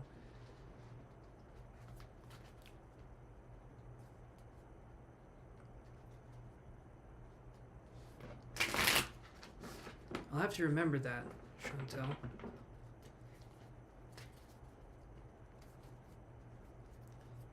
to remember that. Okay. What will Troy do in the future? Or what will happen with Troy in the future? Let's do that. You're after June, but I'm going to Nadia's reading next. And then it'll be your turn, Fairy Wish, on the free list. Unless someone else comes in and pays. Okay, so we get this card here. We get the 8 of Pentacles. So I feel like what will happen with Troy is... This to me looks like they're either going to study or they're going to have some money come in. Possibly. So I would say this looks like a card where I feel like they're going to kind of do their own thing, at least for a while. Because the spider, when I look at this, is solitary. And so to me it feels like they're going their own way. June, at least at this point in time. That's kind of the vibe that I'm getting. Okay, so let me do this. No, you're here, Obida. You didn't get muted.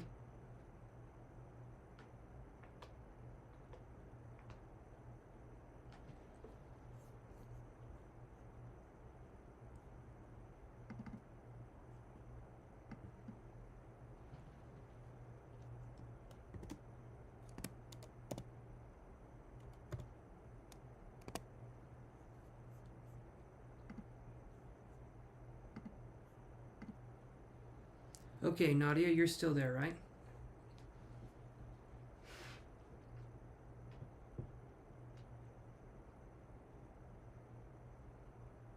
Good night, Nina. Have a good one. I'm thinking he does. I'm thinking Junie does want to stay single.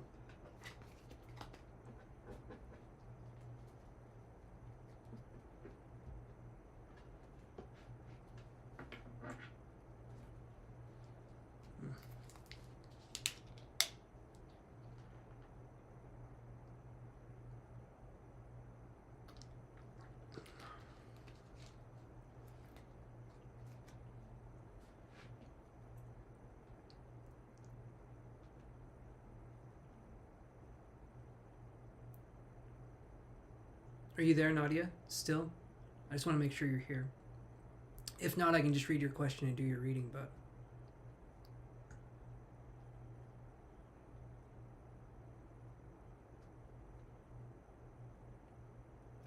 Let's see here.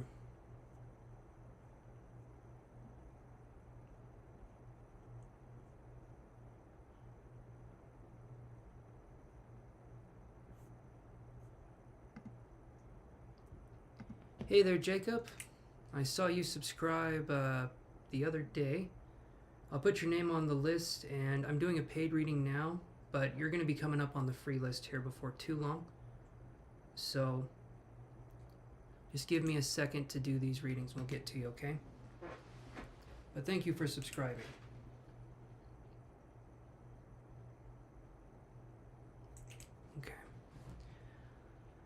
Alright, Nadia, I'll just start doing the reading here. Sorry my camera keeps glitching out. But let's do your reading. It only does it for a second, then it stops. So. Oh yeah, you're here. Okay. So the person, let's do this.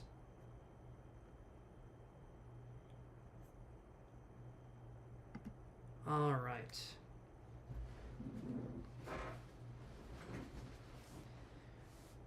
So, is it okay, Nadia, if I connect with your energy to do this one?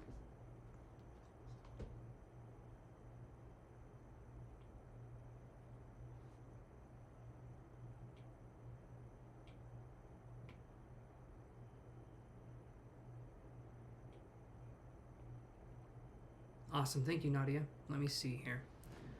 So,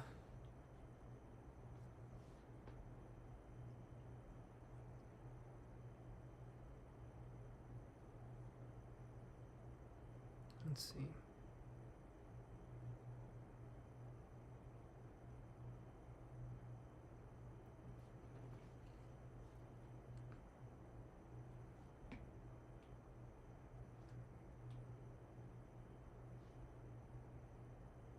Let's see here.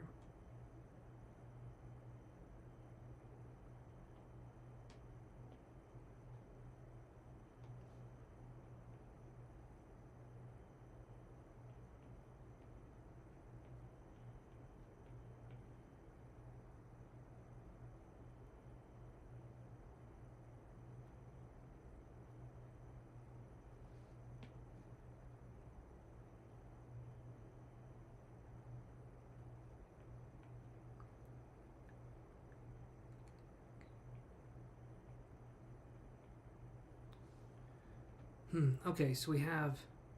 All right, let me do this. We have the word outside comes to mind, Nadia. And then it's like, I feel like you're eating outside or you're doing something outside. It feels like an outside event, or like you're not in a traditional building. And it feels like this person that you meet in May is going to be... Maybe they work with their hands, or they do something with maybe landscaping, or they do something with gardening. That's kind of the vibe I'm getting. I'm going to try to tune in a little bit more. I heard the word pictures. Maybe they're a photographer. I'm not sure. I keep getting different impressions here, so let me write these down though.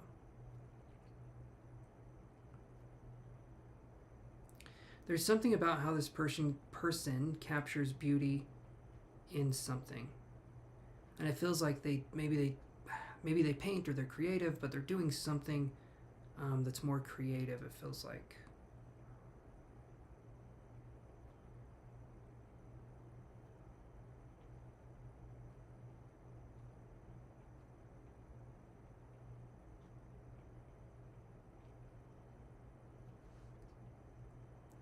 I feel like a name was coming through, and it felt like a name that starts with a P. I was going to say Paul, but then I'm thinking it feels like a P name. Maybe there's a PA, so it could be a PA for the first name or a PA for the last name. But that's kind of what I'm feeling there. So it felt like Paul, or just a P name in general.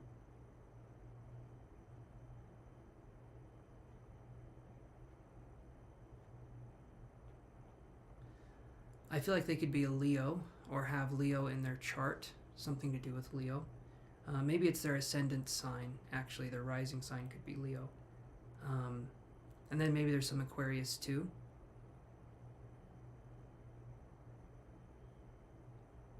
Yeah, Pearls, if you want to pay through PayPal, you can do that. Oh, you want my link? Here, let me do it. My PayPal email is this.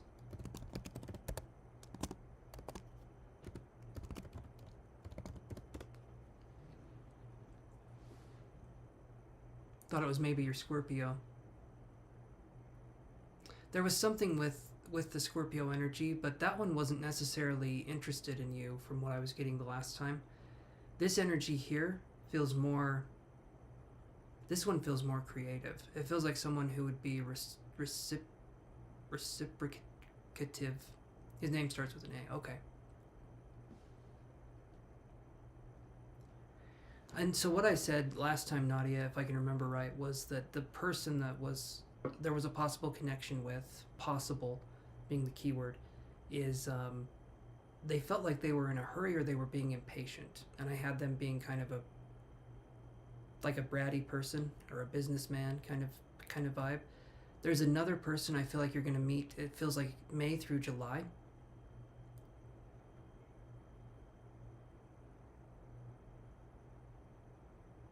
Okay, Jacob. You're good. You're good. Next live stream, come on here. I'll be on Friday, okay? Don't worry about it. You don't need to apologize or anything. You're just fine. And hello, Jean. Thank you for coming in. But this person here feels more creative. They don't feel stuffy, like the doctor. You're welcome, Jacob. You're very welcome, and thank you for subscribing, my friend. I appreciate that. 11:11, awesome, awesome. You came right in, Jean, right when it was the right time. Yeah, so Paul, Leo, and then it felt like there was an Aquarius. And this person feels more kind of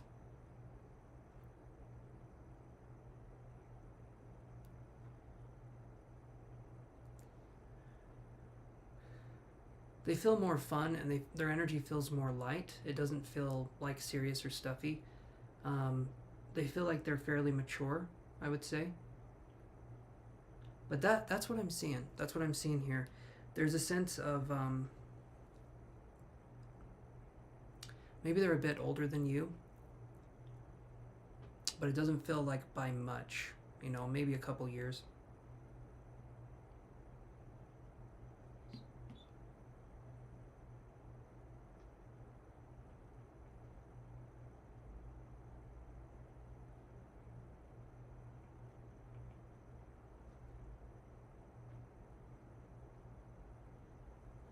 Let's see.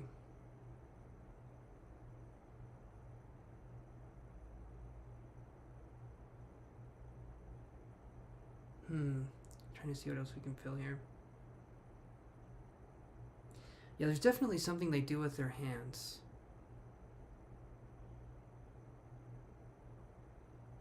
Something they do with their hands.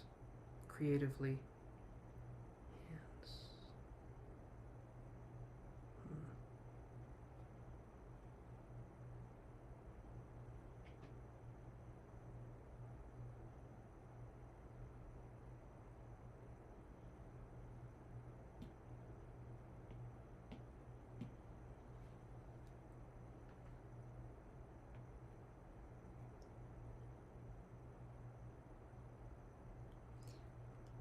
So what I got was this, right?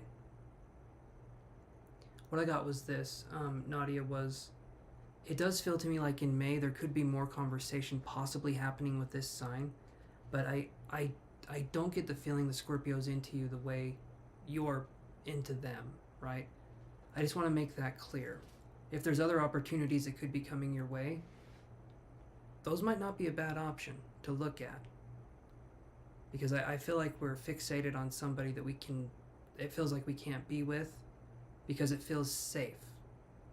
It feels like it's something that's just out of reach, and it feels like a safe relationship, but you're keeping your distance as well. Maybe there was pain in the past and you don't want to experience that again, but that's kind of the vibe that I'm getting. I feel like you would give this person the world, but I don't feel like they would do the same for you. And I just want you to be in a relationship possibly that would be good for you instead of something that you're just waiting around for something, you know? Just want to say that as an aside. And thank you, Meilu, for saying that. It's very sweet.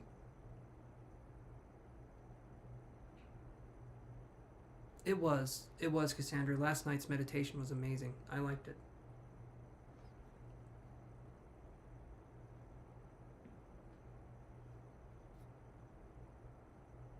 Angelino, how's it going, my friend?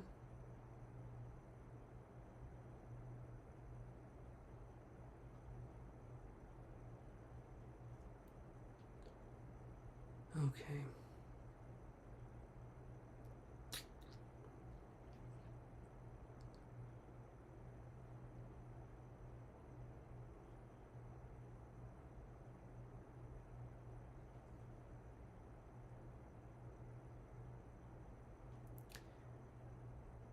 That's okay, Angelino.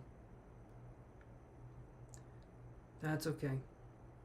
hopefully it gets better. Hopefully you can come on here and just kind of relax. And I'm sorry your day wasn't a good day today, but hopefully we can cheer you up on here.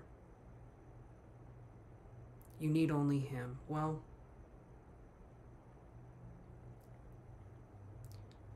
let me ask you this, Nadia. Would you... Okay. Would you... Let's say it's been 10 or 20 years, and there's still nothing between you and this person. What would you do then? You know, I feel like we're setting our sights on someone that's unattainable, and yeah, maybe you don't want to hear that, but it just feels like to me you're trying to protect yourself from something.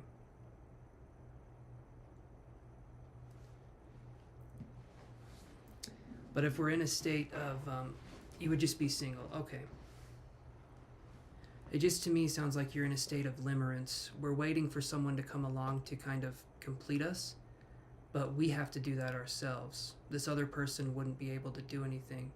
You'd be in a relationship with this person and you would still feel a feeling that you need to do something more. You need to find something else. We need to heal the pain that's in us, and then we can attract people that would be available for a possible relationship if that's what you want to do. But there's some healing work that needs to be done, you know?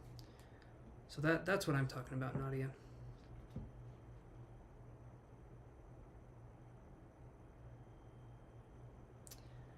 Okay.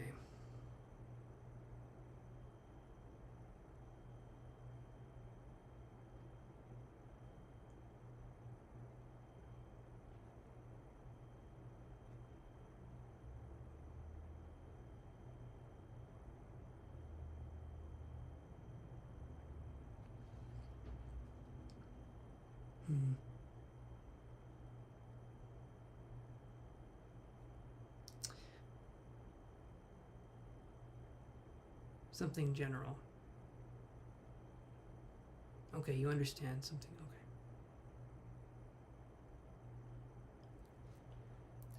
So it feels like there's someone, like I was saying, between May and July, there could be someone coming in. I feel like they do something with their hands. I feel like they're maybe 1 to 3 years older than you.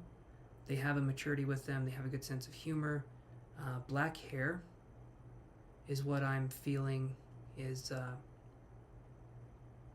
it feels like black hair or darker hair.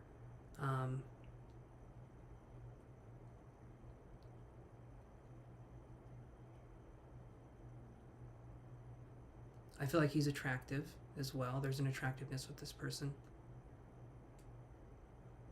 Hey there, Shweta, how you doing?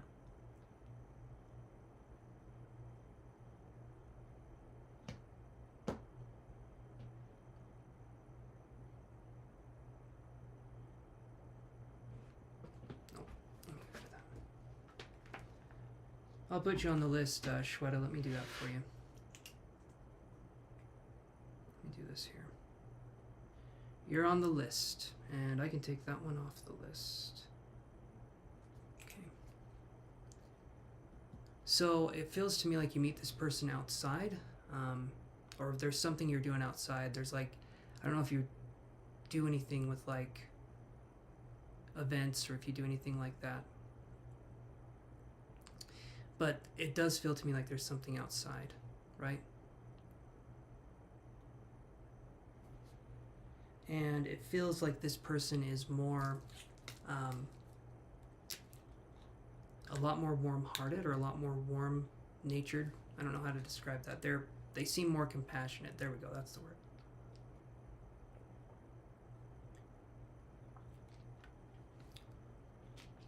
Pie makes you happier. It truly does, Angelino. If you eat a whole pie, I think it'll get you maybe 80% of the way happy.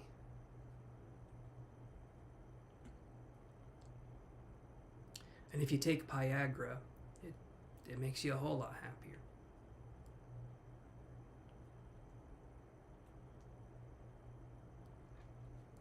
So Nadia, is that making sense so far? If you don't do anything that involves the outside, maybe try some new things. Maybe try some new ways of doing things. Because that's kind of what I'm getting for you would be, if we can venture out and try new things, I feel like that would be good.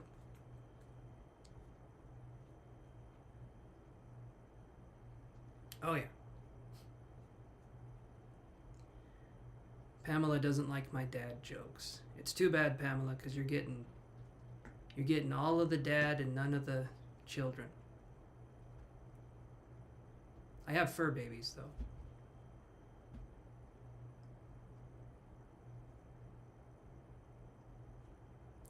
The pink full moon starting Friday. Oh, great. My cat is going to scream. That's what he does. Every full moon, he goes around the house and he caterwauls. Jeez, it's loud, too. It's like guttural. Always on the full moon. He just acts weird on the full moon. Animals are affected. And crime rates increase on the full moon, too, which I find fascinating. Oh, you lost your wallet? That would put a damper on things, Angelino.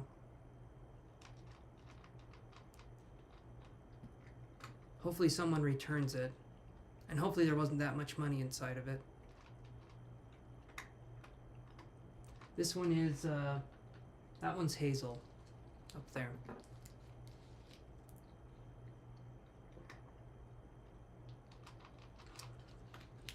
But I hope that helps you, Nadia. That's kind of the information I got there.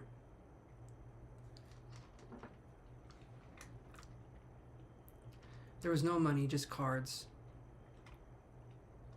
Are they cards that are... Well, I guess just cancel the cards, maybe? Can you do that? Angelino, I know that's a pain in the ass, but you can cancel the cards and then just get new ones, can't you? And then probably get a new ID. Yeah, it's a bit of a pain in the ass, but I think you can get it back. Hopefully the wallet didn't hold any sentimental value. Like it was an heirloom or something, because that would... Hey there, King Leo, or Robert, how are you doing? Yes, I can put you on the list here. You missed your turn, Ivory, but that's okay. I can swing back around here. I'll put you after King Leo. Or Robert.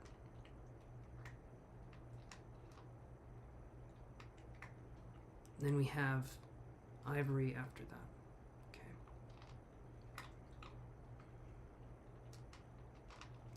Okay, I'm going to do this here and go for that.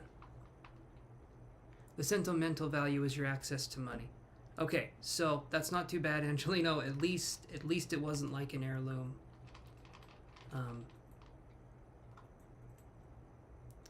Yeah, but hopefully you get access to money again before too long. How many people in front of you? So right now, Fairy Wish, you're up. It's your turn, and then Meilu, it's your turn, so...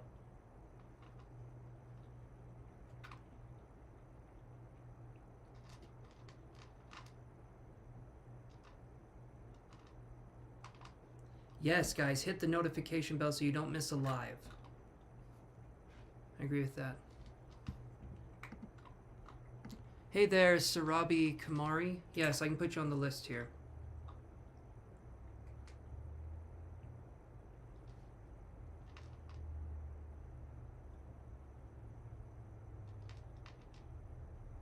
I have been doing good, King Leo.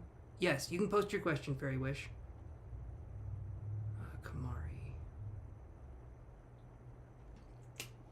You're on the list, and you're not too long down the list either. You have to drive, BRB. Okay, go for it. Keep your eyes on the road, Gene. Okay, guys. Let's see.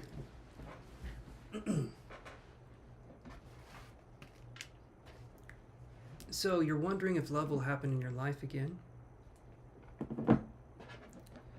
Let's do these cards. These ones are easier to see.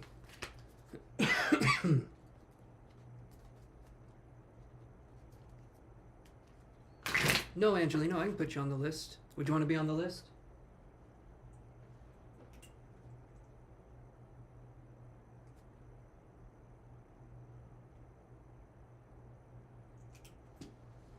I got you on there, my friend. All right. Fairy wish, will love happen in your life again? Consider it done, Angelino. Yeah, Robert, I'm doing good. I'm doing good.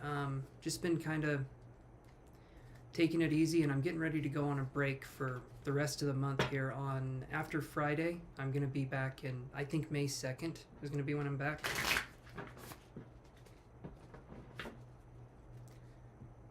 Actually, let me look at that real quick. When would I be back? Because I'm going to come back at the start of the month.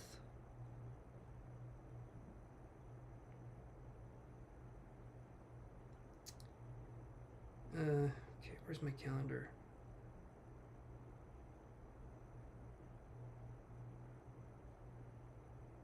Oh, there it is.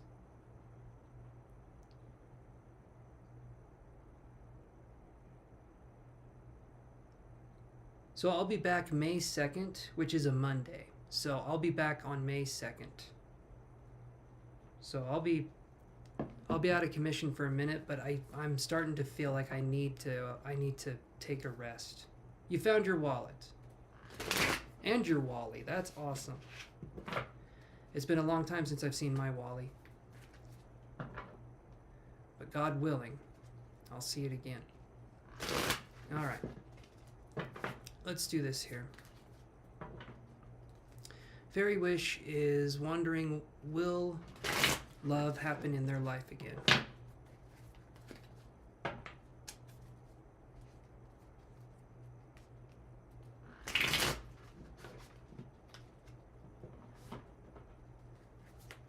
You're welcome, Nadia. You're welcome. Thank you for supporting the channel, my friend. I appreciate it. And I wish you the best. Wallies are so nice, absolutely. They're 1,000% nice.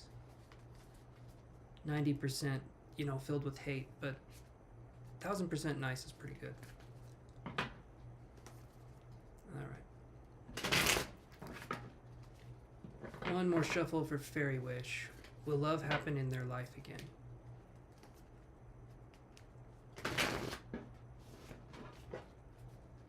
Will love happen in Fairy Wish's life? So it's the Five of Pentacles, but this one's in reverse, and it's a wilted rose. However, it's in reverse. So if you want to think of it right now, you're basically a rose that hasn't been given water, and you're starting to wilt. But once you have the proper nutrition or the proper sense of self-love and self-care, I do believe you'll find love again. There will be a dry spell while you figure things out, but it does look to me like you will find love again. So I would say yes. I would say you definitely will find love again, but there needs to be a healing process that happens so that you find the right person.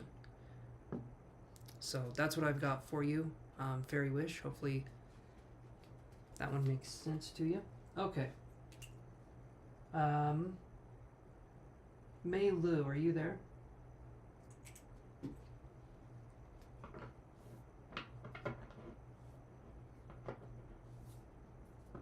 You're welcome, Fairy. Will you ever get your apartment? That is the question. Will Mei Lu ever get their apartment?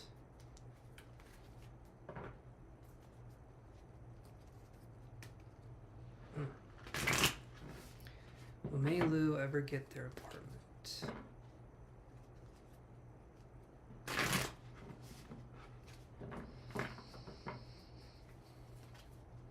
No, Ivory, you're good. You're going to be coming up here, unless someone pays, you'll probably be coming up here in maybe 5 or 10 minutes.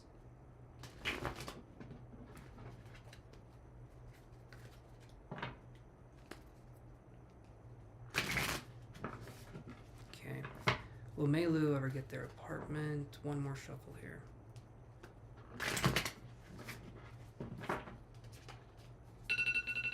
Oh.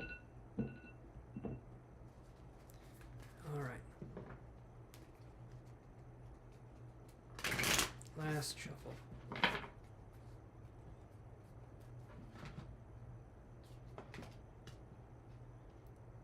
This one is the 10 of Swords. I can read this one of two ways. but I'm gonna read it like this. It looks to me like it might be a long time before you get something. Hopefully I'm wrong with that. But when the Ten of Swords is kind of like mental anguish, or it can be really hard to do this, I'm wondering if it would be better to maybe focus on another apartment if you weren't too attached to this one. Or if you are looking for an apartment, it looks like it's going to take a bit more time. This card can kind of be about delays, but it can also be kind of like maybe there's avenues we haven't explored yet, right? But this is a card that says that maybe we're in a rush or we're in a hurry. Let's take our time. And I know some of us don't have time to take, but let's do it right. Let's take our time and see where this goes. But I'm going to say right now it's not looking likely that you're going to find anything in the near future, but I'm hoping I'm wrong and you do find something. But that's what I've got for you, Melu. Hopefully that doesn't resonate, because I want you to have an apartment or get an apartment. But yeah, that's what I'm getting there.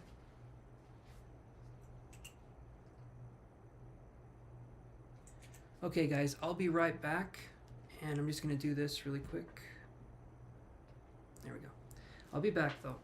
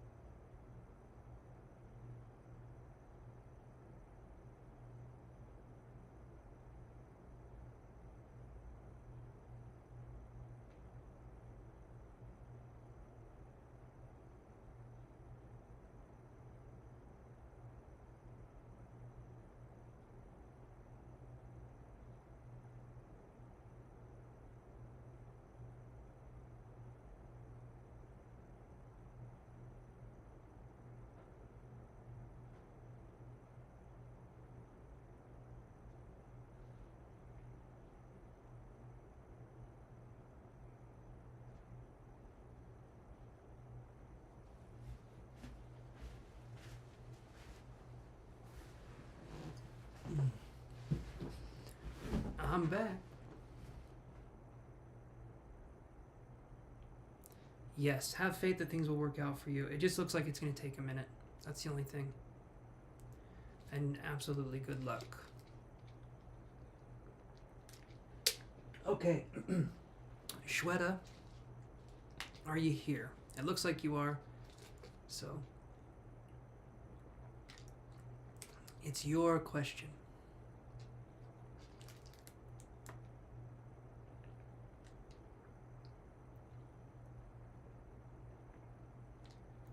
Awesome, Shweta. So, yeah. Go right ahead and ask. All right. Is Vishal my future spouse? Is he your twin flame? Okay. So, here's something that maybe a lot of tarot readers will curse me out for. I don't give a shit, because that's how I roll. But I personally do not believe in twin flames or soulmates. I believe if we have good communication with anybody and there's trust and loyalty and there's attraction, I believe anyone can be a good partner for us. But it's if they're willing to put in the work and if we're willing to put in the work as well.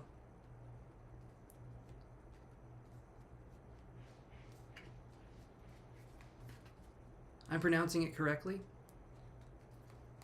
That's a first. But essentially, I believe there's a lot of the ones, right?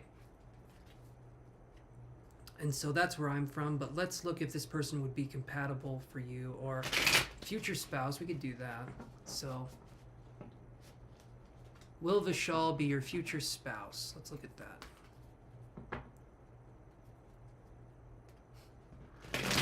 Not a broken ass 50%. Yes. Yes, Chantel, that makes sense to me. A lot of percents, actually. Yeah, that's a bad joke. Alrighty.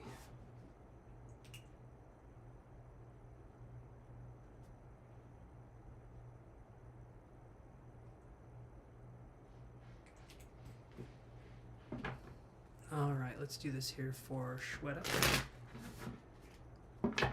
Will this person be a future spouse for Shweta?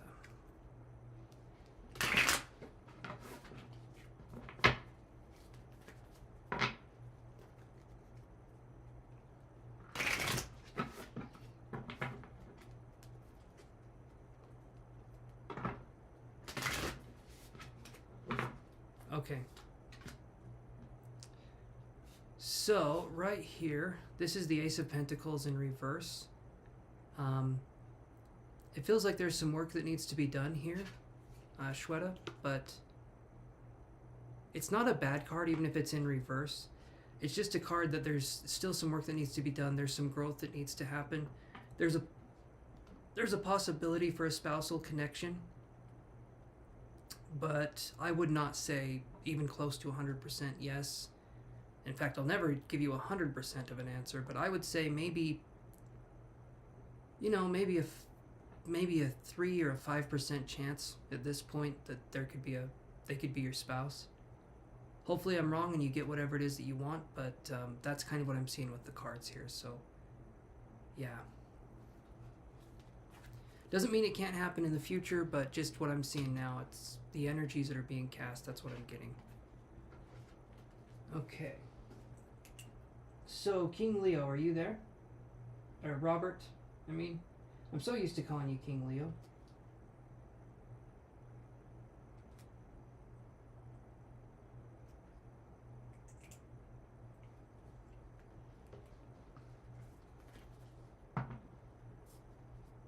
You're welcome, Shweta. You're very welcome.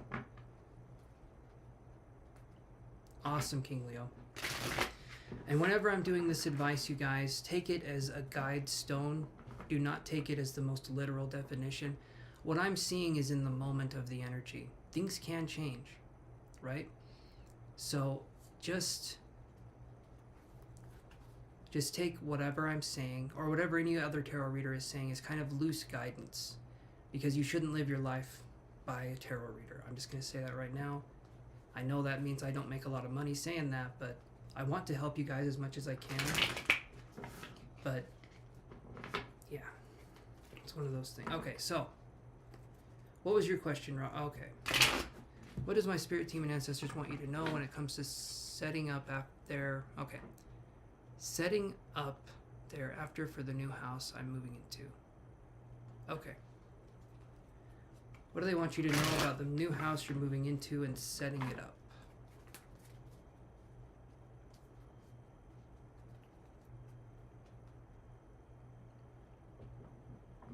Oh. Okay. Alright, so you want to do spirit keeping, or in a sense, and you want to give them what they want. So that would be... I couldn't give you specifics unless we did a psychic reading, and I charge for those, Robert. But I could... You know, we could focus on...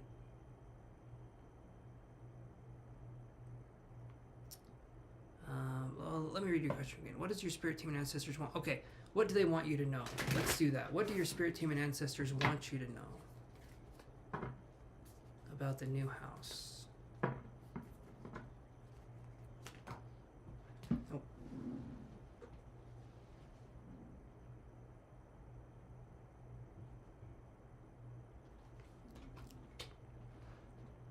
Okay, so I get this card here.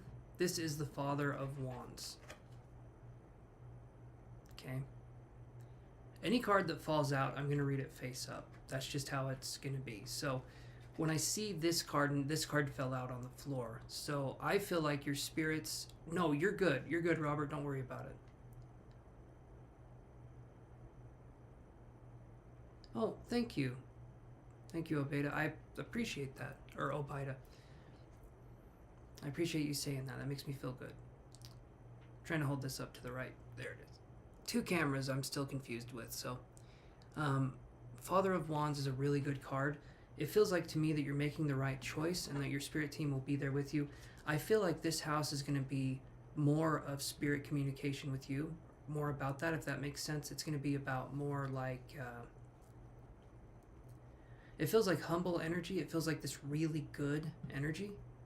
It feels powerful, it feels strong, but it also feels gentle. And I feel like there's going to be more of an expression from your spirit team while you're in this house. And I feel like whatever you want to do decoration-wise is going to be welcome. And any offering that is given to them with a pure intention is going to be an offering that they're going to love. But the pure intention is the most important part. You know, state what it is that you're offering for and make it known, kind of a thing. And I think you'll do just fine, Robert. It's looking like they're going to be right there with you and more expressive in this new house. So I'd say get excited because that's interesting, right? More signs, more expression from your spirit team, possibly seeing shadows, but in a good way, not in like not in a way where you would feel negative. But yeah, that's what I'm getting for you, King Leo.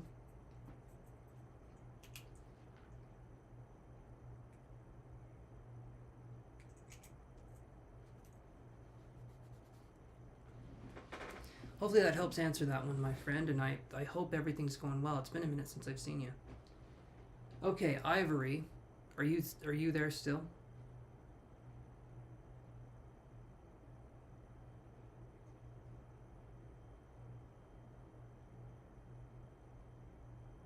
Thank you so much. That's actually super exciting. Awesome. I love that.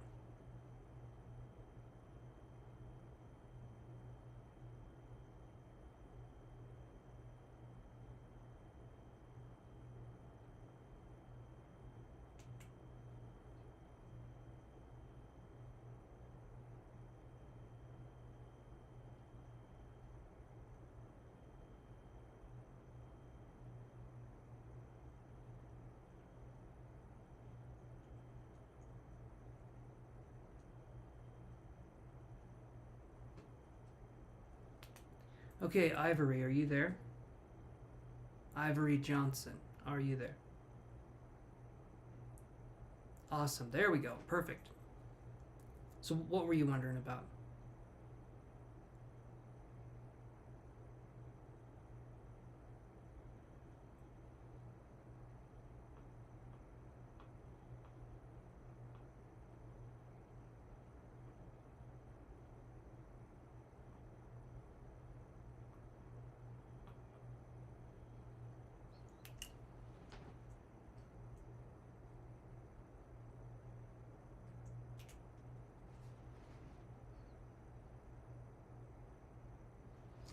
General reading for 3 to 6 months. Okay, let's see what we can come up with there.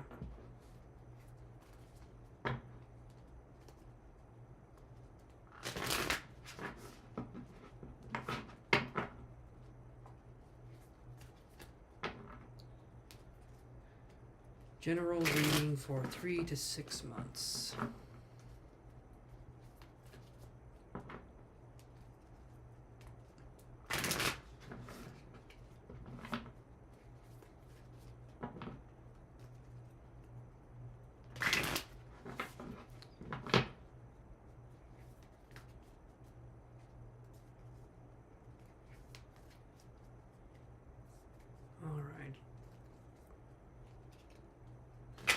General reading for 3 to 6 months.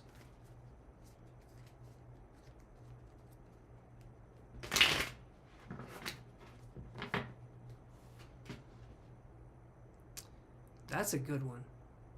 That is an awesome card, Ivory. That card. So you're getting rid of the things in your life that aren't serving you. 3 to 6 months is looking good. The 10 of Cups, that's what this card is. That is one of the best ones. In my opinion, that's a really, really good card. So I would say this, there's going to be abundance with you.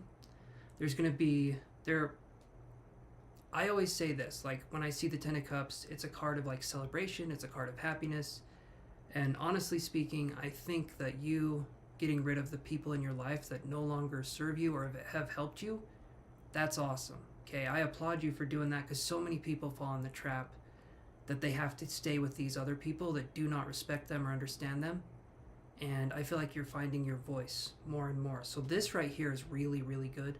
3 to 6 months, I feel like you're going to have, as Chantel said, a lot of blessings in all aspects. Yeah, you did tonight. Perfect. The more you stand up for yourself, the more you stand up for yourself, the more you set boundaries that cannot be crossed, or else you're going. That the universe is going to give you people that will respect those boundaries. At first, they're going to push against them, but trust me, you have control over this. And what you did was nothing short of phenomenal, even though I'm sure it was difficult at times, but it felt, there's a release there too that also comes with it. So that's a good card, Ivory. That's a really good card. And I don't say that, Ivory, very often. I'm usually the bearer of bad news, but I think what you did today definitely had a huge effect.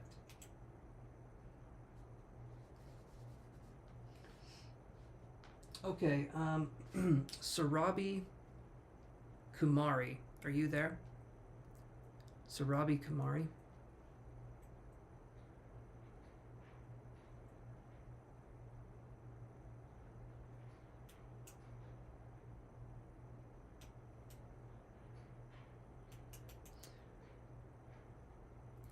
All right, Angelino or Pamela GL or Kumari. Angelino, Pamela GL or Kumari.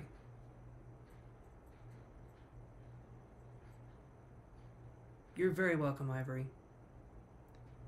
Thank you for being patient. I appreciate that. I'm guessing so. We're hitting a lack up. Does anyone want to talk about spiritual topics? Or does anyone have a spiritual question? I'm not saying I know everything about spirituality, but I've learned a lot, and if you want to hear my viewpoint, and I'll say that in quotations, my viewpoint, then I can do that. But know that these are my opinions on what spirituality means, not the truth of what spirituality means to you. So just take it as information. Take it as information. Okay, well.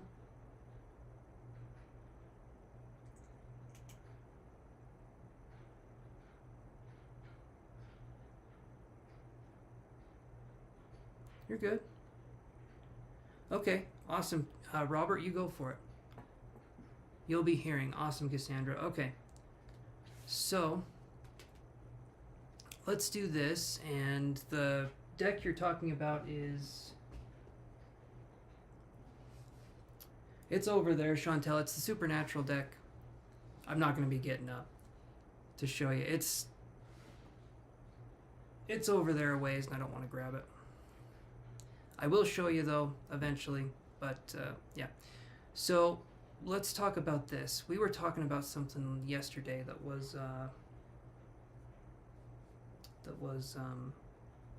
talking about boundaries. We talked a little bit about spirit keeping. Talked a little bit about entities. We talked about different forms of entities and how they can communicate. We touched on that briefly, though. It wasn't like we were going into great detail. But I have my class stuff. I could maybe read some of my class material.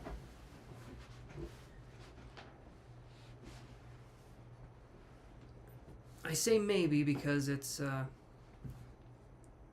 still deciding what to do with it, but I haven't even come close to finishing it. I'm probably going to have, I don't know, 15 or 20 different lessons, and each lesson takes me like 2 weeks to do, so it's an ordeal.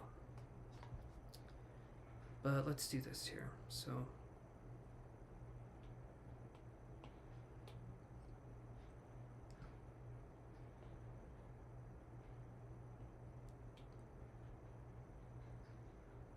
okay, that's a good question. We can do that. So, Obaida, I learned how to read tarot about And I feel so old saying this. I learned how to read tarot about maybe 11 years ago. And it was something I was interested in after that. And it was a gateway that acted towards me opening up other abilities, like mediumship and psychic abilities, energy healing I was doing before. But that's something that is really, that's kind of where I learned it. Do you read tarot, Obaida, at all? Or is that anything that you do? And what was your first experience if you do read tarot? If not, though, that's okay too. But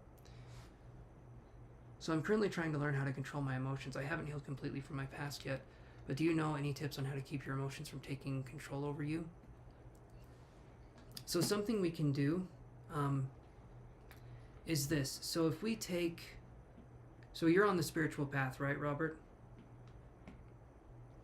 And when I say spiritual path, I mean someone who you're seeking control over the emotions. And so generally speaking, we can do that in a spiritual way. So essentially, let's do this. I'm going to be drawing here. Super. Okay. I figured you were. I was just saying. You've never read tarot before. It's actually not too hard. There's 72 cards, and that sounds like a lot, but some of the cards have similar meanings, and the major arcana are easy to remember. It's just like the cups, the wands and stuff. But it gets easier as time goes on. But okay, so you try to acknowledge it, but certain things trigger you badly. Okay, so here's kind of what's happening, right? So we have, gonna do a sophisticated drawing here. So let's do circle. There we go. All right, and on this circle, okay, this is going to be like your emotional self, okay? It's all about, you're okay, Angelino. Yeah, you did miss your turn, but you're just fine.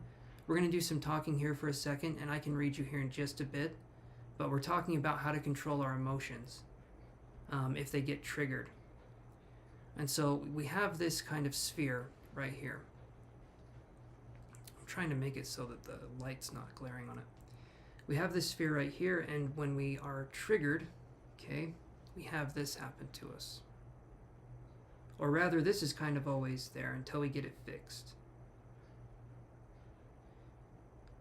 So a lot of our energy is going to be stored here, and I'll show you what I mean. So we had a circle. We're kind of born with a circle, and it's this emotional well-being circle. And we can think of it like this. Every time something emotional happens to us that's really difficult for us, if we don't know how to express those emotions, and a lot of times these are things from childhood, and so we have to go back and reparent ourselves, but every time that we go through an event that can be traumatic, more and more of this emotional well-being circle gets eaten up. And what happens with this circle as time goes on is that so many parts of you are locked away from yourself that you don't even know who you are, and you can lose your sense of identity because you're hiding parts of you from yourself. The brain has a really good way of handling trauma in the way that it makes you run from it. The brain does not want to be uncomfortable and sit with uncomfortable emotions. It wants to run away. And so it's kind of like a predator response. And in the same way, your body reacts with that, right? And so we have this. And this is going to be something that, well, I'll show you what I mean here. So as time goes on and we start doing our emotional healing journey, okay, we can start to fill in parts of the circle that is missing. We can start to understand that our emotions are emotions. And we do have control over them, okay? But we need to respond and not react when someone does something. And I know it's really hard because when we're triggered, our mind goes into either a fight, flight, freeze, or fawn state, but usually it's fight or flight, right? And a lot of times we'll run away from the danger and we won't face it. But the reason why we're being triggered so badly is because there's something that's trying to get our attention. There's a part of you that is screaming out for you to get attention. to it. And as soon as you start looking at these wounds and you start acknowledging them, they're going to shrink in size, and then you can start to process the emotions, and you can start to make your circle, okay? You can start to complete your circle again, and you can make it whole. But like I said, every time there is, or there's, you freeze, and that happens too. It's kind of like you don't know what to do. But also, Angelino, it's not the funnest experience to have, but if that's an experience that you do have, that's okay. We can work with that, right? I feel like saying things like it's horrible or it's this or that, it's not fun for you to experience, and you're welcome to your own emotions. But it's also something that's teaching you valuable things about yourself.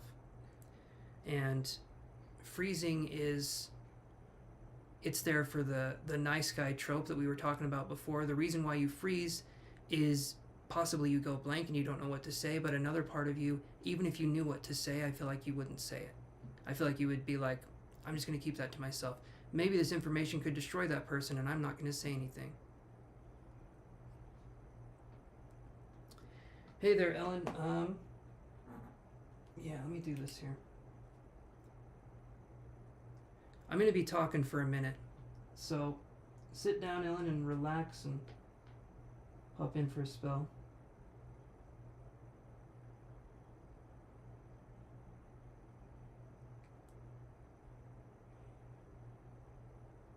Okay.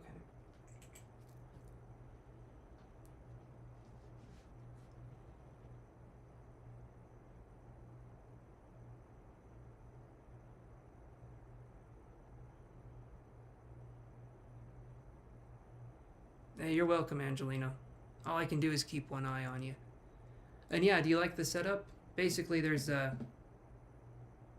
kind of going with this whole thing. All I can do, like I said, is keep one eye on you, because the other one drifts off or comes inside. It goes like,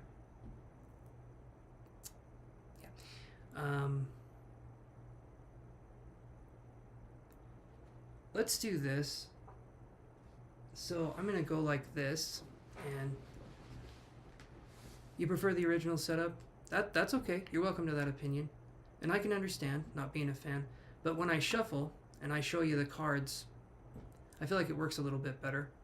I do need to fix the camera so it looks a little nicer, but thank you, Ellen, for, telling me what you do and don't like. I appreciate that, and you're more than welcome to have that opinion. Just trying some new stuff out, seeing what sticks. Okay, so let's actually do this here. So, Angelino, let's do this. What was your question? I'll just do everyone's question that's here, that's been waiting. So, let's see. Jamil, I've added you to the list. Thanks for stopping in. And your turn will be coming up here, but let's do Angelino's question, and then Ellen, you can post your question. And then Jamil, you can post your question. Well, you've already got your question there, so.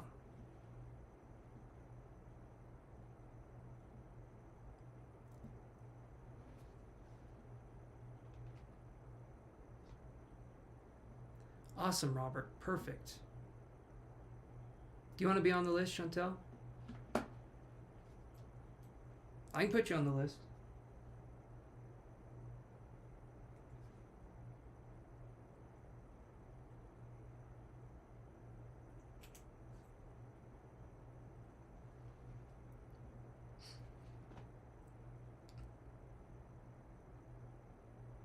Absolutely, Jean. Absolutely. The emotions, the feelings are real for sure.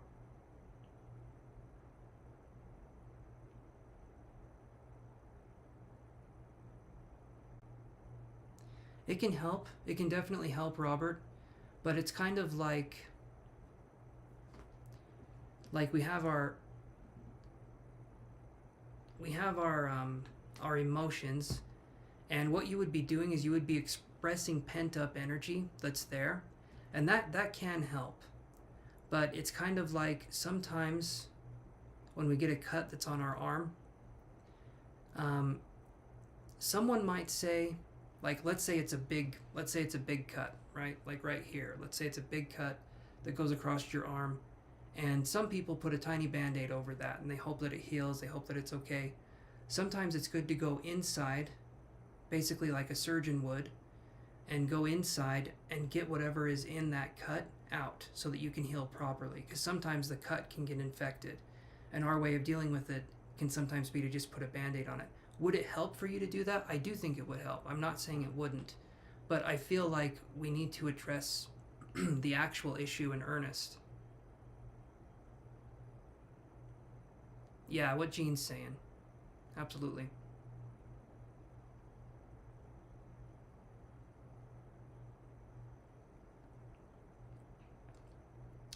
There's no quick fix for these issues other than self-reflection, maybe writing things down, but you have emotions right now, Robert, and anyone else that is experiencing trauma. And if you guys are on here, more than likely, there's been trauma in your life. I've noticed people that watch tarot, people that do tarot, they have trauma that they need to deal with, myself included.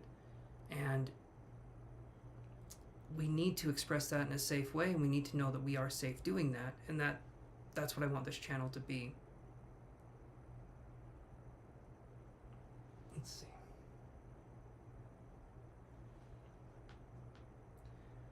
So Ellen, what was your question?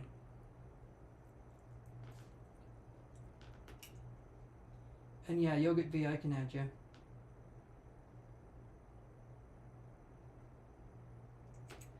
But now I'm going to do this, because I want to talk about this stuff in more detail. So I'm going to do this instead. We're just going to talk for a minute, and when I get to you guys, I get to you. But yeah, so thanks so much, that helped, because I was thinking it yesterday. Recently had an argument with my cousin because something he said triggered. He recognized what I was feeling and noticed my heart.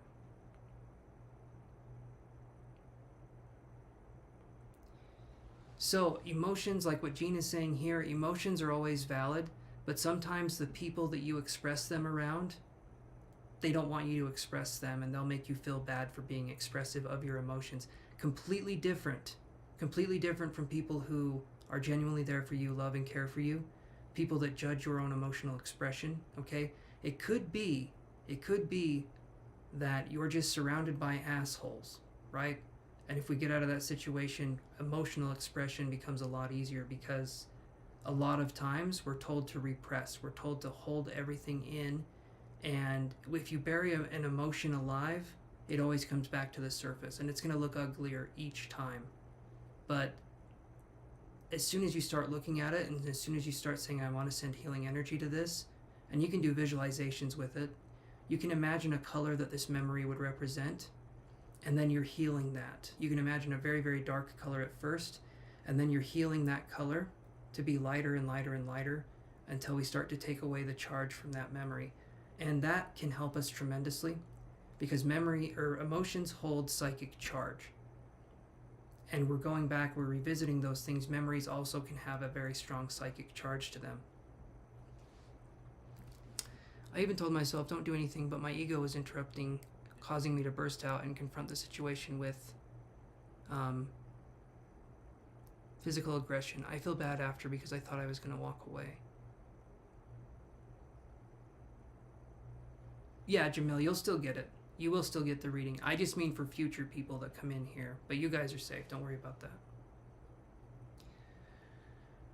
Okay, so, yeah, psychically speaking, I personally believe that's the best way to go. But we have to look within. We have to. If we don't, and I know that's the scary part, but the thing that people talk about, the dark nights of the soul, this is what they're talking about.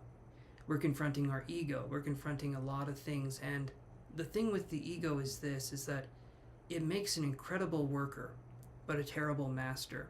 And what that means is that if we're letting our ego rule our life, we're missing out on so much, because the ego is reactive.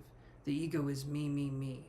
Okay? A healthy ego is something that we attain by addressing the unhealthy aspects of the ego and fixing those or resolving those as we can. But a lot of times, the ego is so huge because we didn't have time to be selfish. We didn't have time to do the things we wanted to do. So, and when I say we didn't have time to be selfish, when we are little, Okay, when we are very, very young, a lot of children and some teenagers have a lot of narcissistic tendencies. And that's because they're young and all they do is think about themselves. Okay? And that's fine. That's fine because they're young. They're in a spot where they can do that. But let's say that you didn't get that sense of expression when you were younger and you had to grow up quickly. That can make it so that later on we have to deal with these issues, right? And the ego not being expressed is one of those issues. I'll do some meditation on emotional blockages. I will keep that noted. Okay. Cassandra says, the anxiety and sometimes panic attacks comes from the past difficult situations in health, but nowadays I'm able to express myself. Perfect, Cassandra, perfect.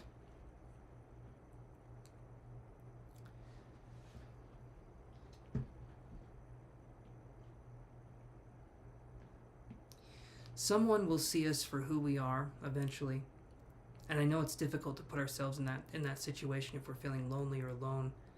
But something that I think about that I really like is we can liken emotional expression to this saying here, and I really like the way this one is presented.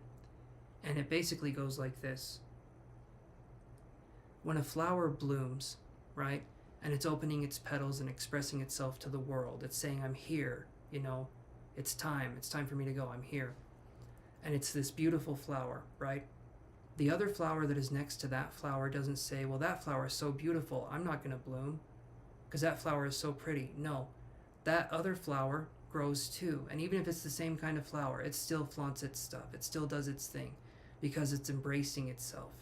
And that's what we need to do as humans. We need to embrace ourselves and be the flower that looks at the sun. No matter what we look like, we're a unique expression of the universe. And nothing can take that away from us. Nobody else is me, at least that I've met. And if they are, stop it. But most of the time, it's just us. And there's no better version than us, than we are, right? It's us versus us, but we need to be gentle in that process and improve over time. Tough love is soft hate. Remember that. Okay, tough love does not help us. Hey there, Letitia.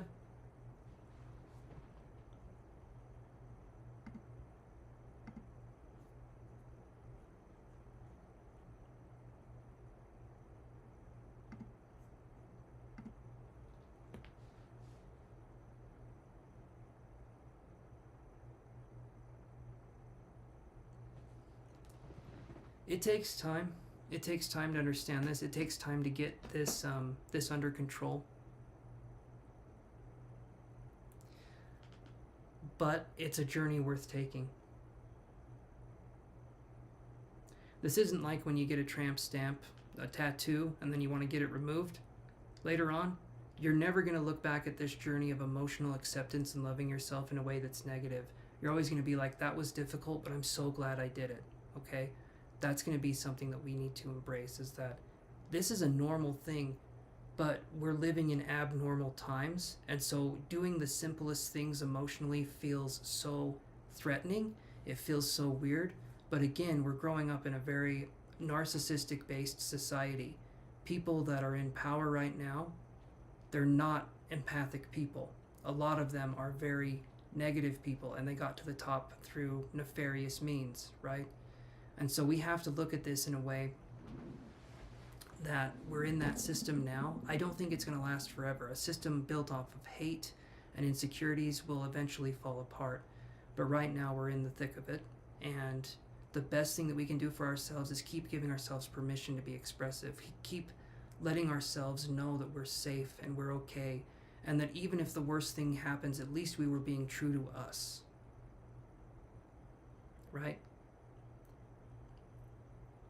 I think of it like this, and maybe I'm wrong thinking of it like this, but one day we're going to die, okay? And every time I get hard on myself, I start beating myself up, I think, you know what, one day I'm going to be dead, and none of this is going to matter. But for right now, I can make a difference, I can try to do something, and I can work on myself and bettering myself. But have that be something. Writers and poets back in the Middle Ages, they would keep a human skull on their desk to remind them of their own mortality, okay? do the human skull thing. Think of your own mortality. Realize that everything that we're doing, it means a lot, but it also means nothing at the same time. And what I mean by that is that we tend to think of ourselves as either being the center of the universe or we're nothing at all. How about we go right in between that and we say, I'm unique and I'm special in my own way, right? Hopefully that makes sense, what I'm saying. But Jean says, sometimes it helps to think of it, that if you had to be someone's role model, or if you were in the other person's position, what would you want the reaction or outcome to be? Yes. I've heard that. Very similar to that is treat yourself like you're someone responsible for taking care of. Like, treat yourself like you're a 5-year-old. If someone came up to that 5-year-old and started yelling at them, you would stand up to that person. You would say, you would do something because you feel like you would have to. Treat yourself like that. But if we have people-pleasing tendencies and perfectionistic tendencies, we tend to let other people bring us down into a negative state. And so, well, Jean's got some good advice. So thank you, Jean, for sharing that. But that's going to be the case. And once our emotional circle, I'll show you this. So, Robert, we have this, we have the emotional circle, right? And once that emotional circle is built up, I'll show you this. Once that emotional circle is built up, we have this happen.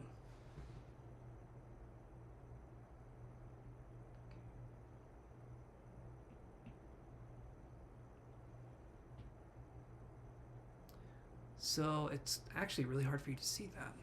I need to get a better camera without the glare. Okay, you won't be able to see it, but basically I was going to turn the sphere into another color. Because once we start coming from that place, that emotional healed place, or an emotional healing place, our personality shines through, and then we realize who is important in our life to keep around and who is just wasting our time. And it'll make you upset at first, but you'll start to attract people that will respect you because you respect yourself. And that's the most important thing. That's the end of my TED Talk.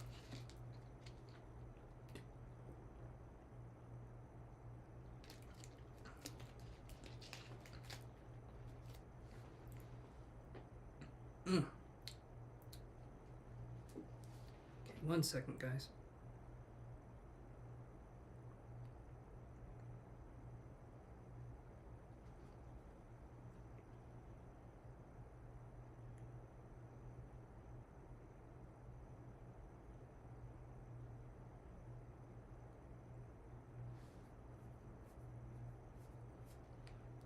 $212 for Cassandra.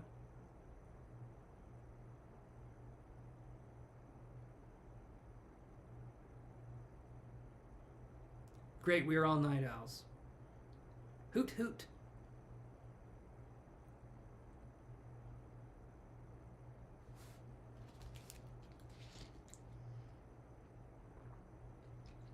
Oh man.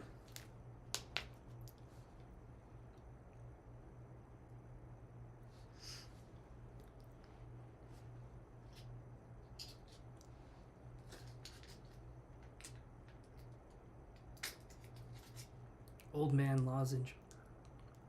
We all need it. What's your question, Robert?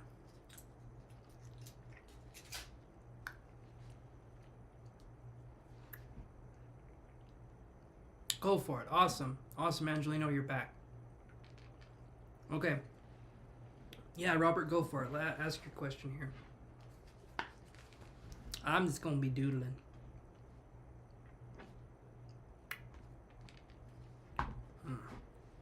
Lemon.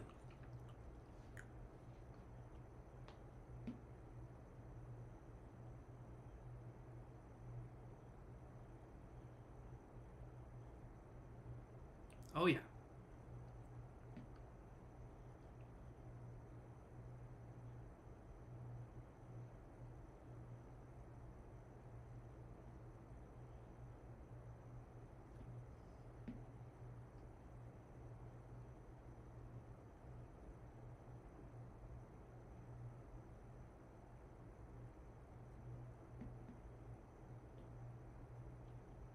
I wonder if black would even show up.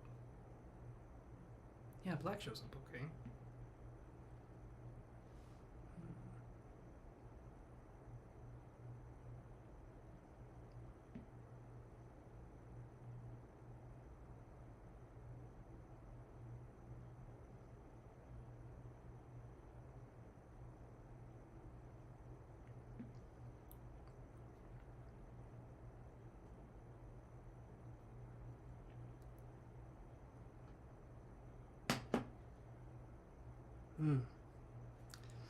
Angelino, that is a question, right?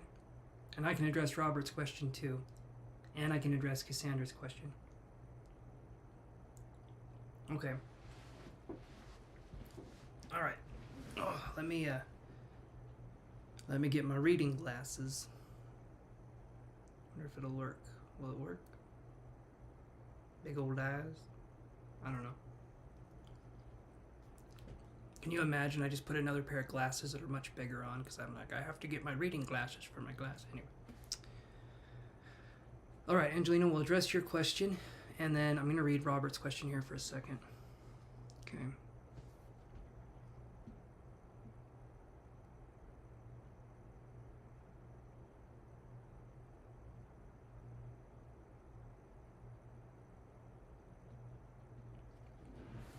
What would be my input on that?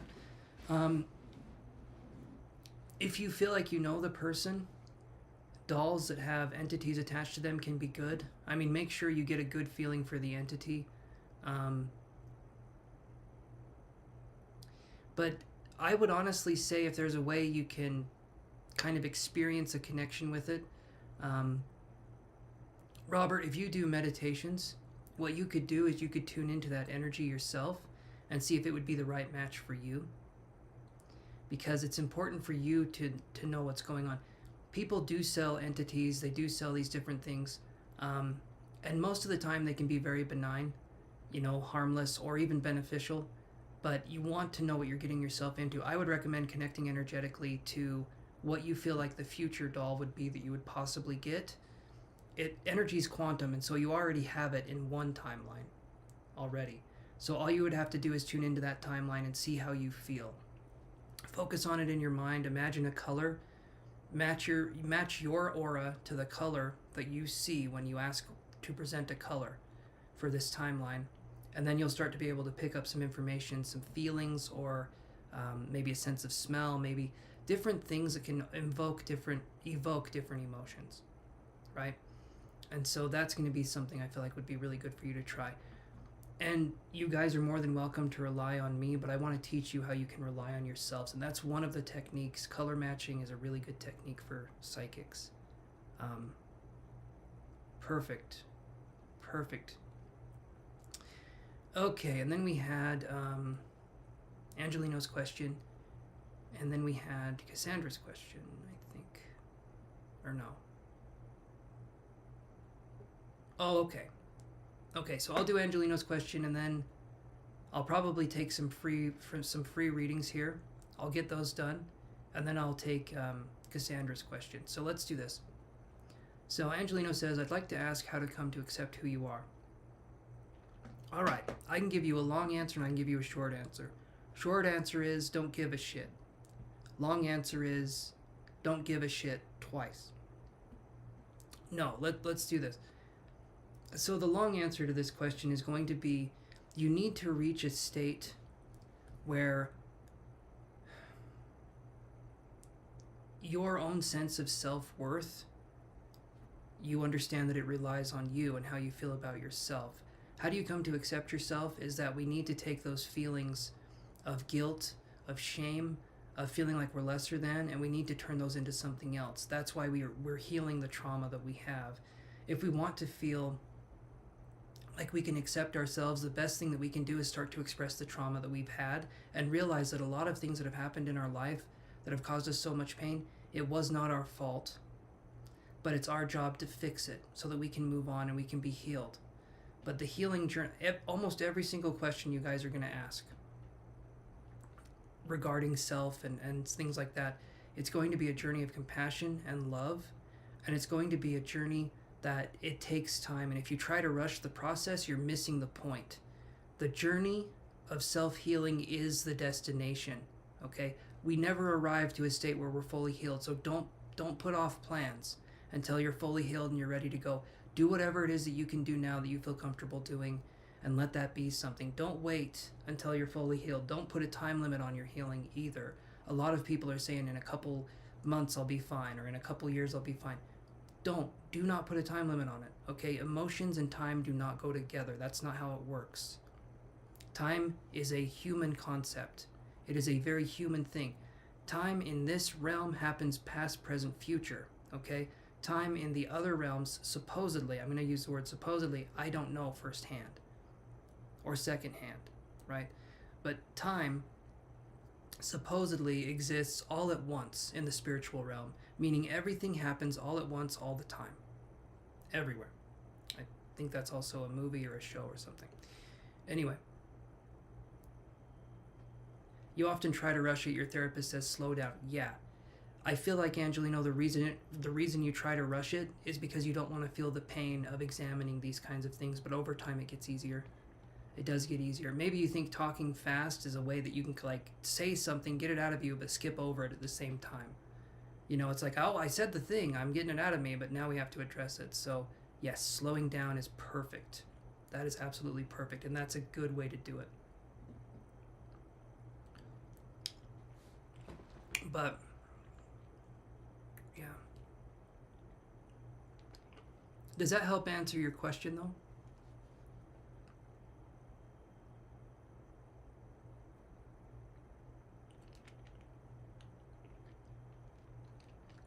It looked like we were talking about toilets up there, so. My friend thought of the Simpsons scene. Yeah, the Simpsons. Yes, the Simpsons is hilarious.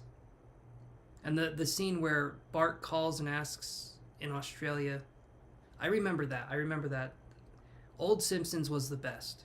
New Simpsons. Oh man.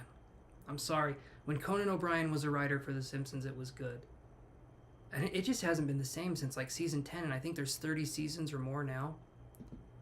But Old Simpsons was my favorite, man. I love the Old Simpsons. Just so much character and so much weird, I don't know. I love it. Anyway. All right, let's do some free readings here.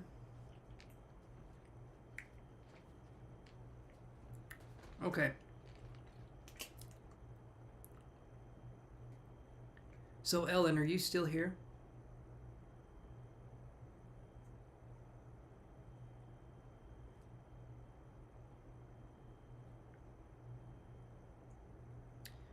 Jamil, are you still here?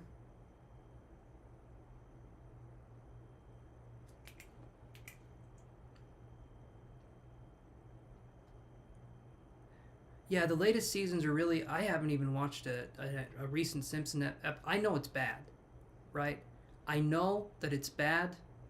I'm just not attracted to it like I used to be. All right, Jamil, let's do your question. And you said, does N Aquarius miss J Virgo after the silence? Let's see.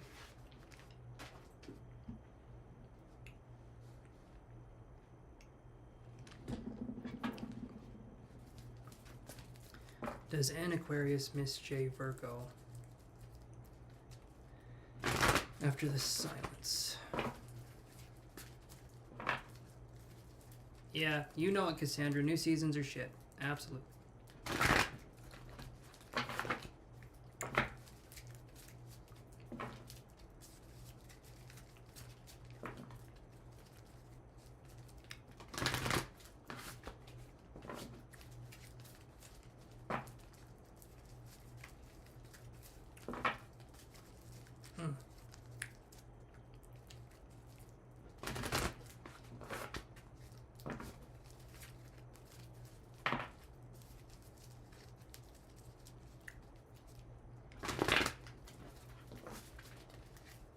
Alright, let's see what we can do here for Jamil. Does N Aquarius miss J Virgo after the silence?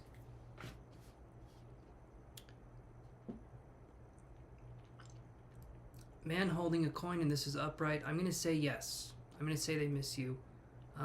Hopefully you get contact soon, but that's what this looks like to me. Actually, hold on. Wait a minute. This is upright to me.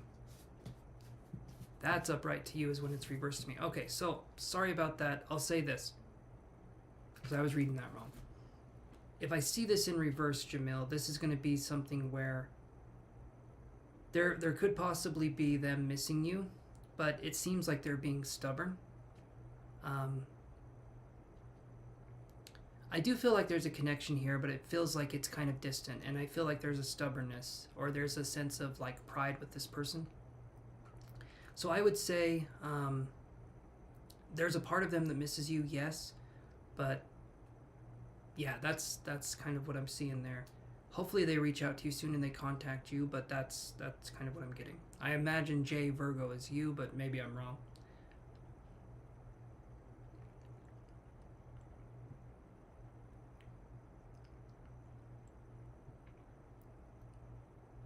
They miss, but they're stubborn, prideful.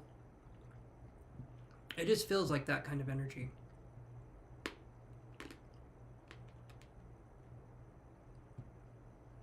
Is it good if you contact them soon?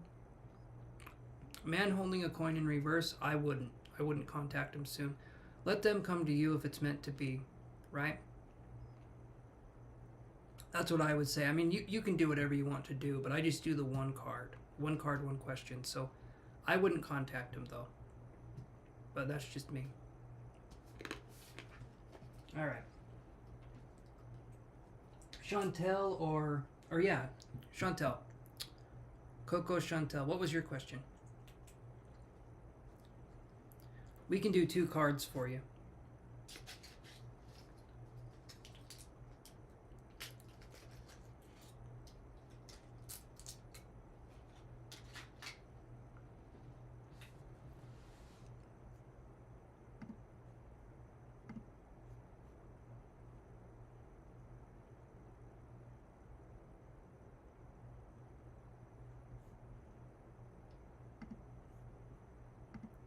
All right, what's your question,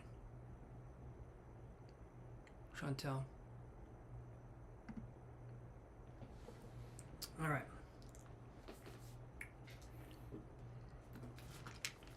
What's arriving in love characteristics of this person?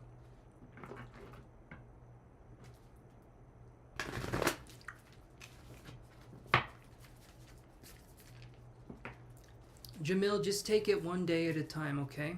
If things are meant to be, they're meant to be. Sometimes connections slip by, and that's okay. Things happen, things come and go. But again, that's my advice on that.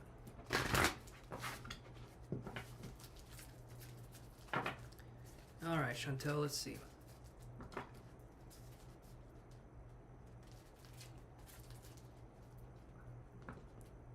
Well, I'm not doing any more free readings. Oh, well, we already promised Lolita. Yeah, it literally says right here, free readings are closed. So that, I'm not doing any more free readings, but I guess I am. Okay.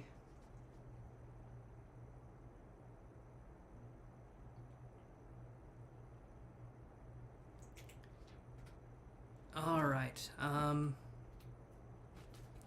Well, let me do this one for Chantel. You meant who, not what. Okay, let me read your thing again here. Okay.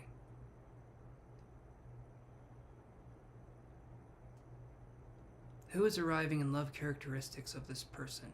Okay, who? You're okay, Jean. You're just fine. You're just fine. We'll do Lolita's, and then let me see here.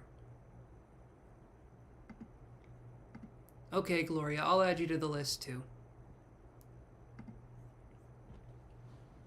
All right, but you guys are the last ones. So Gloria and Lolita, you guys are the last ones.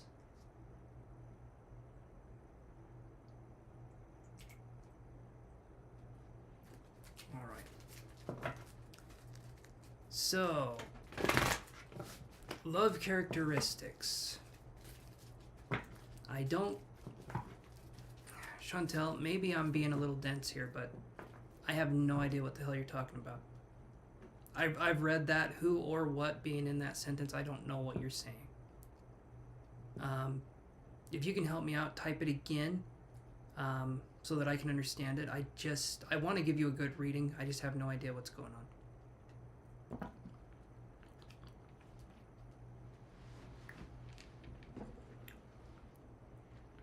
What's everyone's favorite candy?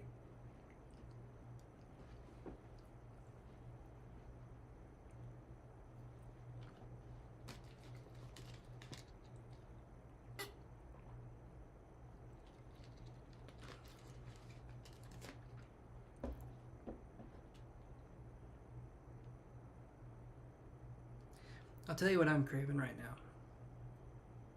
And it's weird. I have this thing. I like the chalky candies, right? Okay, is that what it is? So Chantel, read what Jean said. Is that right? Oh, Cassandra says grape sour candy. That's a good choice. That is a good choice. I'm kind of craving chocolate, or not chocolate. Okay, perfect. So what Jean was saying too, okay, awesome. I got it there. Let me shuffle here. We'll do 2 cards. Okay. Zodiac sign, type of work, personality features. Yeah. Okay. I got you. All right. Let's see here. So Chantel gets special privilege because they are a mod. So let me do this here. So let's do 3 cards. Actually, you know what? Let's do the tarot instead of the energy oracle. Okay.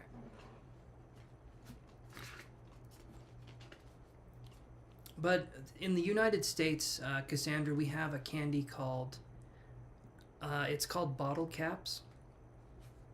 And they're like these kind of chalky candies. To me, they're really good, though. They have a root beer and a cola flavor that's amazing. I haven't had them in so long, but my mouth's watering. Maybe it's the lozenge, but yeah. Oh, thank you. That's very sweet, Chantel. My numerology it goes into the magician. So I'm a 28, April 28th. If we don't add the month up in it, just the day, I am a 1, right? Because it turns 2 plus 8 turns into 10, which turns into 1. And so my card in the tarot is a magician. Yeah, Ellen, you were called a few times. They're good. They're good, Cassandra. If you have them in your country, they're delicious. And I also love Ritter Sport. If you guys have ever tried Ritter Sport, it's this chocolate bar. Out of this world. Holy shit. It's so good. It's so good. I'm just saying. You're okay, Ellen. You're okay. Yours is the Lovers. So oh, come on. Okay, Virgo is the 9th card. Leo is the 8th card. The 5th card is the Hierophant. The 6th card is the Lovers, right? Is the 6th card the Lovers? You're okay. You're okay, Alan. I was just letting you know. Gemini is the Lovers, but is it number 6 in the tarot? Yeah, Virgo is the Hermit. Yes. Leo is Strength. The Hanged Man is Sagittarius. Let's see. Or maybe the no. The Hanged Man is, I think it's Sag. I'm not mistaken. The Moon card can be Cancer. The Death card is Scorpio. It's Pisces. I was going to say Pisces. I don't know. For some reason, I was thinking Sagittarius. Anyway.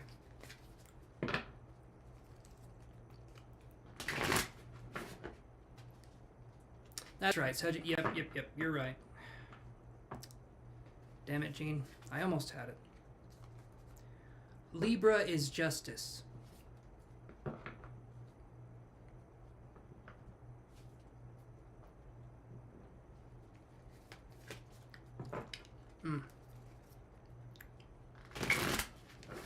Yeah, Libra's Justice. Mine is the Emperor.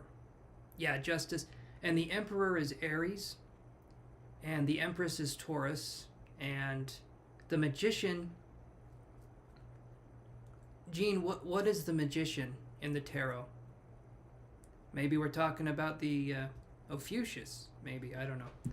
There's a 13th zodiac sign, and it's called Ophiuchus. And my niece, it was born as an Ophiuchus. So we'll see how she grows up.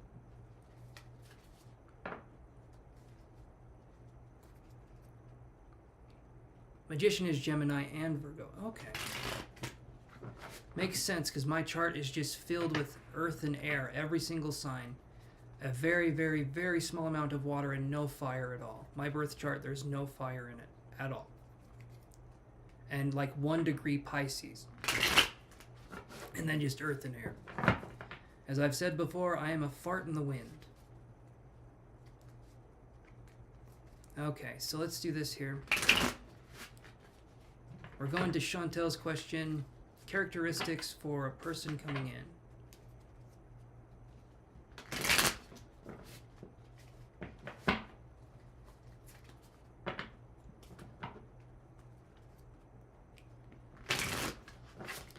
Characteristics for a person coming in. Okay. Okay, we have 6 of coins. Kind of hard to see. It's really blowing out the camera. Let me do this again.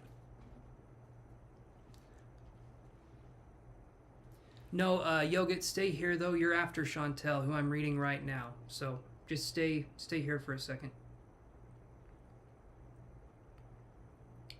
I want to make it so you guys can see the cards because they're super blown out on this camera. There we go. Hopefully that helps. There we go. Okay, so we have this card here. So we have the 6 of coins. I'm not going to be reading these in reverse. Empress is Taurus and Libra because both are ruled by Venus. Ah, okay. See, Gene, you know about the planets a lot more than I do. I'll remember that. Taurus and Libra for the Empress. Okay, so we have the... Okay, I'm going to say right here, we have 6 of coins. We have 10 of coins. I'm going to bet dollars to donuts that we're looking at an earth sign. Okay, then we have 5 of cups. I'm reading these as signifiers. I'm not reading these as cards. Like, I'm reading them as traits for people. So I'm going to say this. I'm going to say earth sign. What I'm seeing... Actually, let me do this here. Chantel, is it okay if I connect with your energy?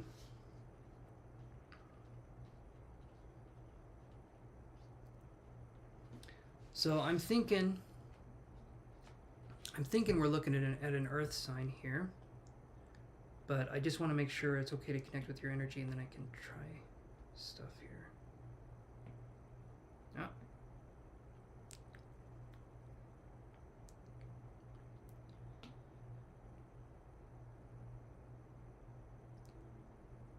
That's true, Gene. That is true.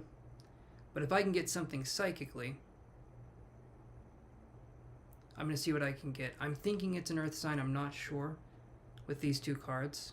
But sometimes I can get some stuff psychically. If not, I'll draw until I get a court card or a major arcana. I do know that's how that one works. But if I notice a water sign, do tell you. Okay. Okay. Let's see what we can do here. I'm going to delete this thing I was working on. And let's plus this shit up. Here we go. Alright, so this is me doing scrying, or not scrying, it's kind of like I tap my pen on this, and as I'm doing that I can get messages. So I'm just going to be tapping my pen right here. Well, you guys can see what I'm doing. So I go like this, and I'll start to draw, and sometimes information comes in.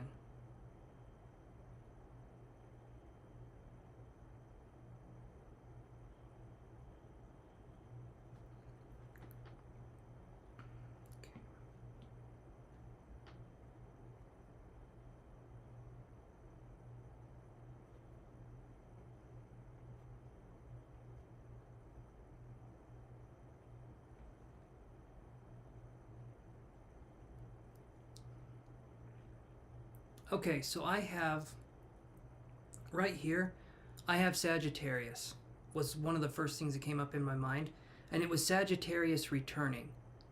Jean, can you help me out here? When would, is there an astrological event where definably you would say Sagittarius is returning? Because for some reason I got Sagittarius is returning, and it doesn't feel like a past relationship. It feels like an astrological thing. And since you're here, maybe that's why I got that information, because again, I don't know that much about astrology, but I'm just curious if this is representing a time frame or if this is representing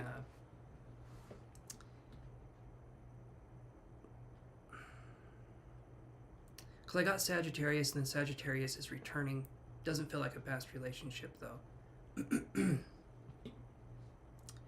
Maybe it could be a soul, what do they call it? A past life connection.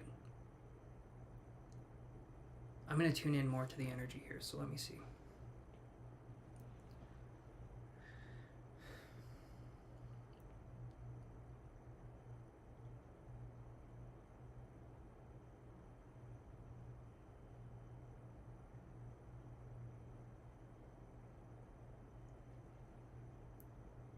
Jupiter is Sagittarius' planet. Okay.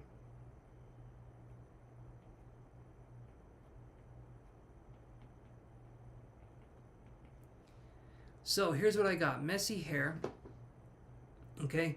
Messy hair. Jupiter and Neptune are conjunct in Pisces as of yesterday. Okay. When do they go conjunct again? Like, when would the next time be that they go conjunct?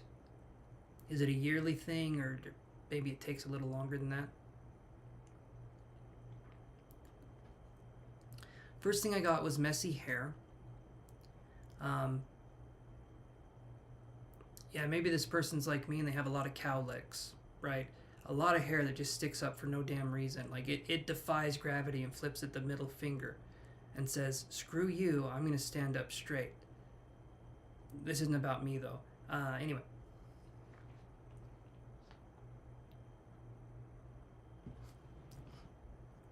Okay, the thing is, there is a Pisces like me that has an Aries Venus like me and has Earth in his chart. That could possibly be something, but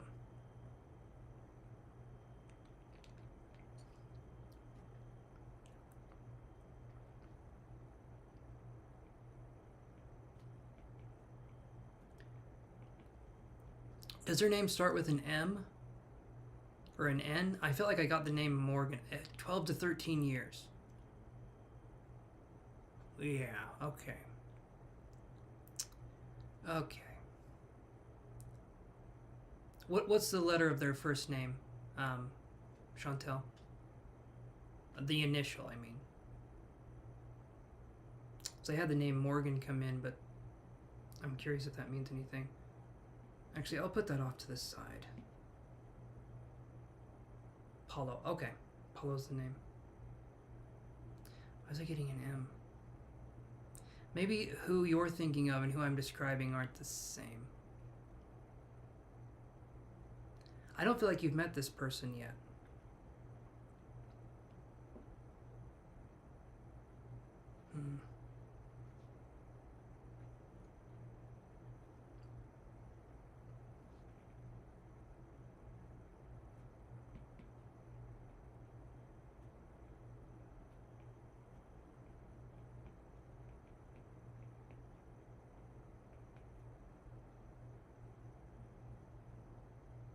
He has an M as the last name. Okay. But it's not Morgan, right? Is it M-O something?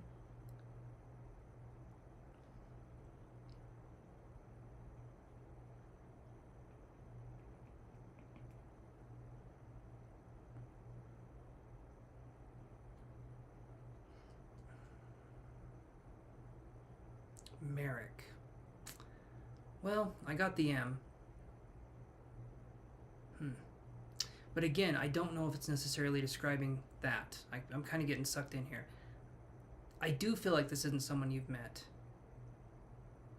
The M is interesting, but... And I know you have your sights set on somebody specific, so another person possibly coming in would be probably not what you would want to hear. But I'm not getting a Pisces. I'm not getting a Pisces. It feels... Sagittarius was the first thing that came in, and then Virgo after Sagittarius was another thing. So maybe Sagittarius is the rising sign, and Virgo is the sun sign? Maybe?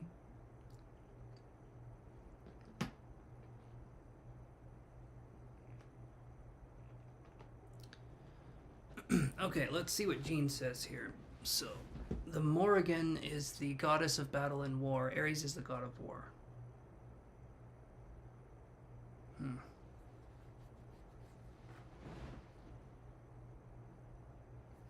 I'm sure that's true, Jean. I don't doubt that.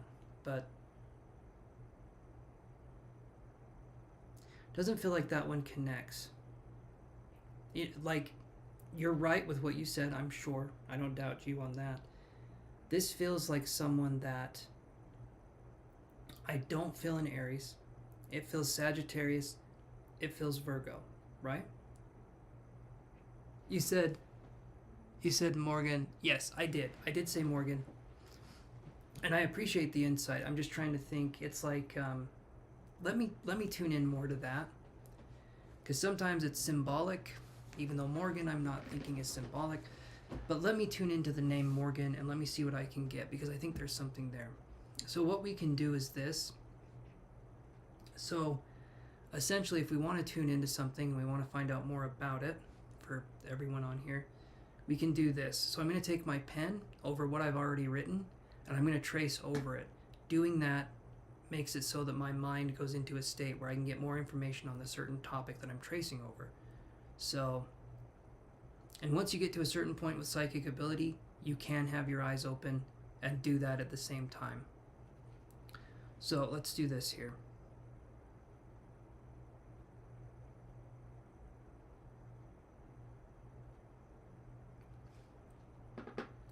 First thing I got when I did that was, it was like a check mark or a completion.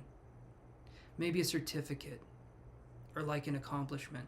I'm wondering if you meet this person after you accomplish something, Chantel, but it feels like there's a significant thing that happens in your life and then you meet this person. So it's like we're checking something off the list, maybe a bucket list, or like a, yeah.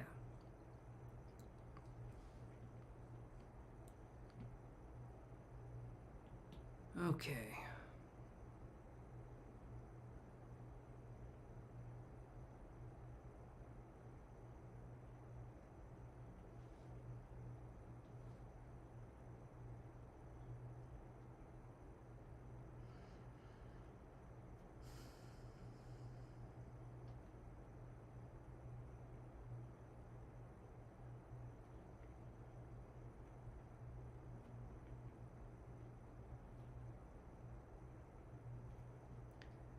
Okay, so I had, it's going to be someone who's receptive and open to communication, someone who has a sensitive side. I don't necessarily feel like they'll believe in the spiritual realm, but I don't feel like they're against it either. So it feels like they're semi-open-minded to it, but there's kind of this feeling of like being a little apprehensive of spiritual things. Maybe even a little bit fearful, like they don't understand it and it feels intimidating, but also a part of them is still skeptical. So that's kind of the energy I'm getting.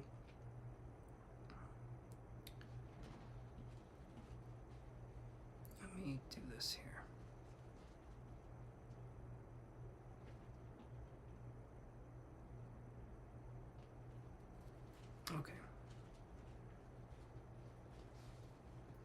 I keep getting like messy hair, curly hair, but it's like the hair feels to me like it's very untamed. So basically, if a Leo had this hairstyle, they'd run for the hills, right? Because Leos are all about the hair. The hair's messy. It's like, it's identifiable because the hair is this certain way. It's clean hair. It's not like they don't wash or anything, but it just has this way of appearing that's unique, I guess.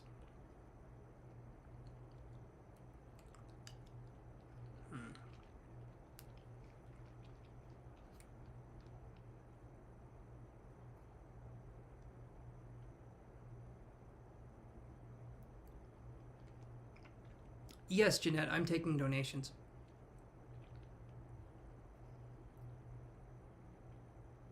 And good evening to you. Let's see here.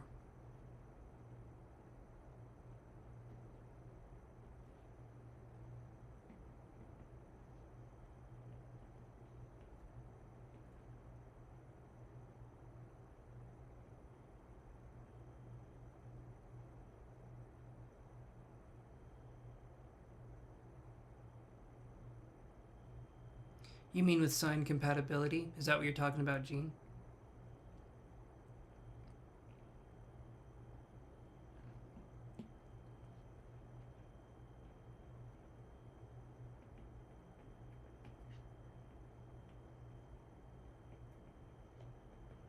A good sense of humor with this person, and I feel like they're quick-witted too.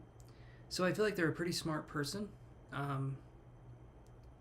There's someone that when you meet them, I don't feel like they're going to be recognized. They're not going to be someone who holds a position of power or who has anything like that, but they're going to be someone who's sincere. You keep your distance. I understand, Chantel, but if you were dealing with someone who is more secure, or someone who has worked on the negative traits of whatever sign that they're in, there could possibly be something there. I just don't want people to get rid of a sign because it's not compatible or it's not this or that. It's like, when people work on themselves, they can be compatible with anybody. But if we don't work on ourselves, then we don't get along with certain people. I agree with that. But I think anyone can get along with anybody as long as there's work that's being done and there's respect that's being given on both parts.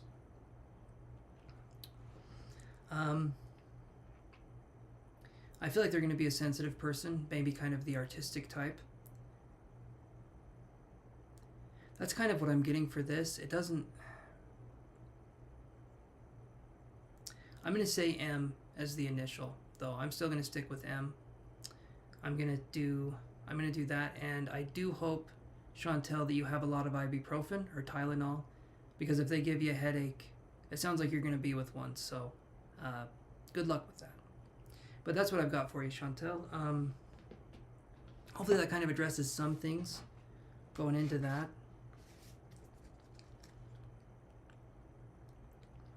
But that's kind of the information I could get there.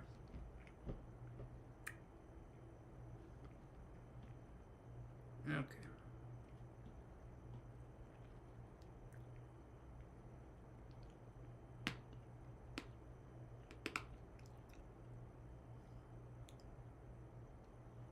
Oh.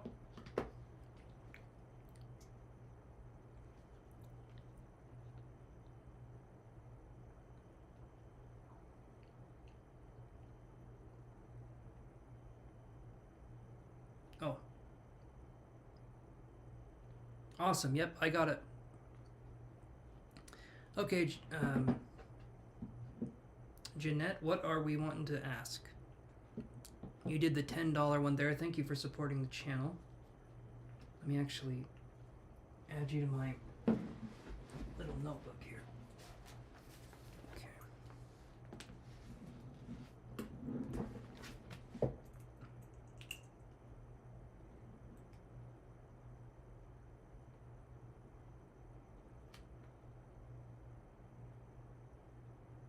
Okay.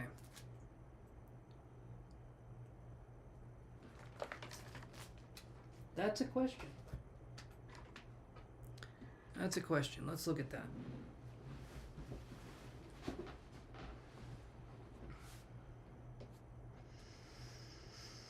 Okay. Is it okay if I connect with your energy, Jeanette? More psychically?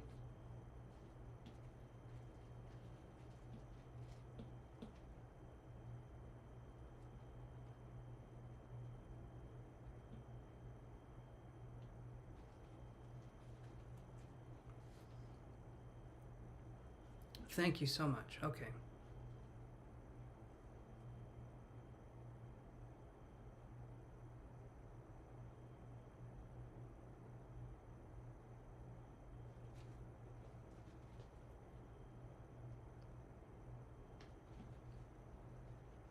Okay, very first thing I'm thinking, I don't know if you do anything with astronomy or astrology, Jeanette, but there's something that I'm feeling that's like very spacey, and it feels very kind of out of this world. The energy feels like cosmic energy.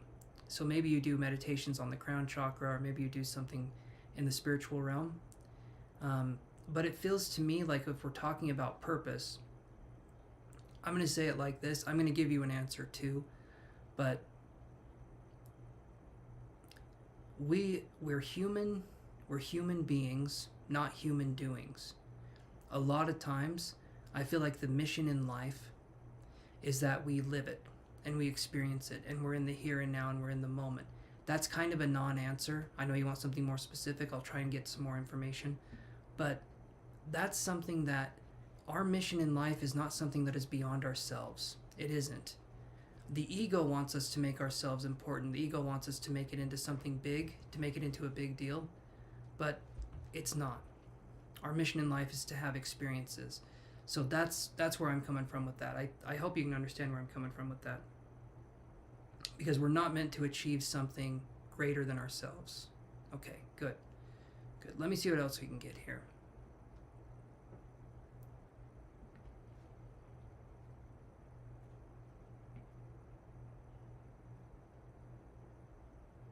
Hey there, Chim. How's it going?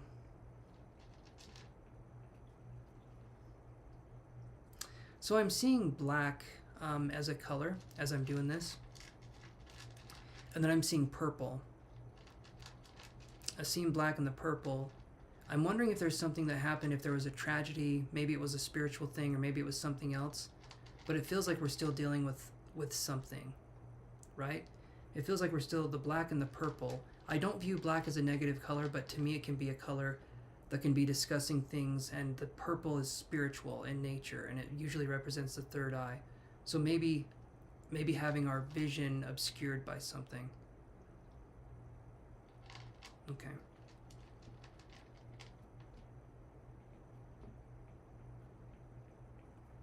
Oh, let me do this. I always forget this part. This is so you can find your reading later, Jeanette.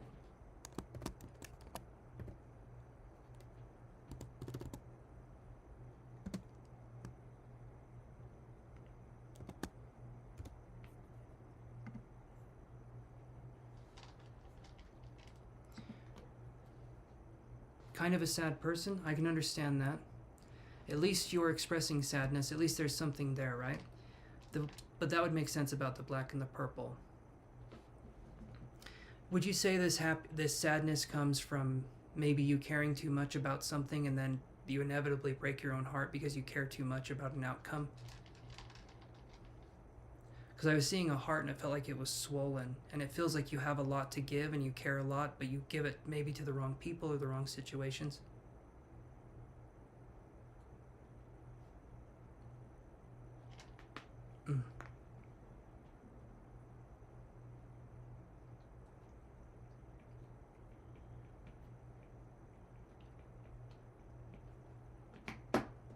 Yeah, okay.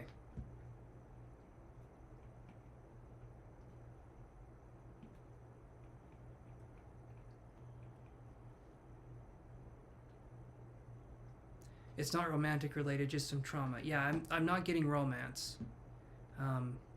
It just feels like we're giving ourselves away too much into...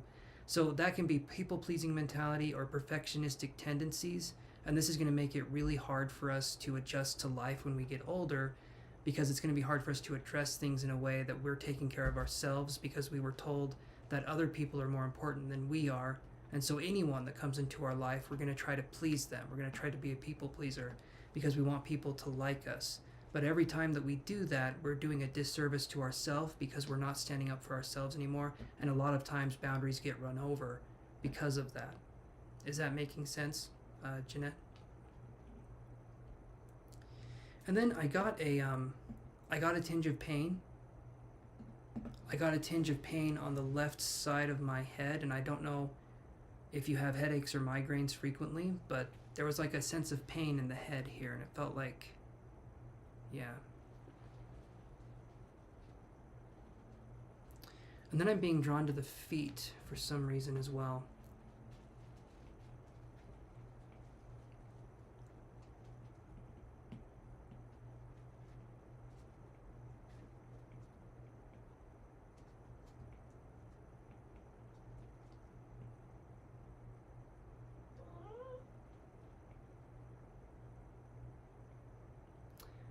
You were under psychic attack, so that explains why I saw the black and the purple. That would explain that. Okay.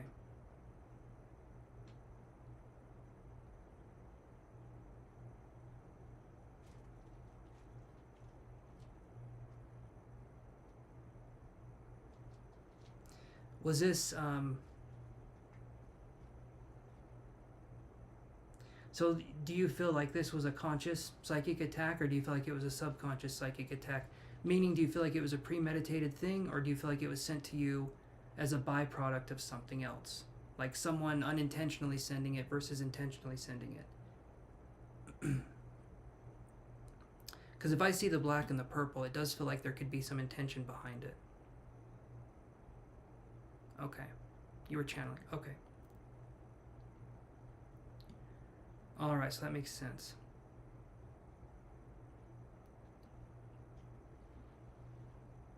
Yoshi, no. Sorry, my cat's biting the cord. Okay, Yoshi, no. Stop. Okay. Oh, unintentional. Okay. Alright, unintentional. Okay.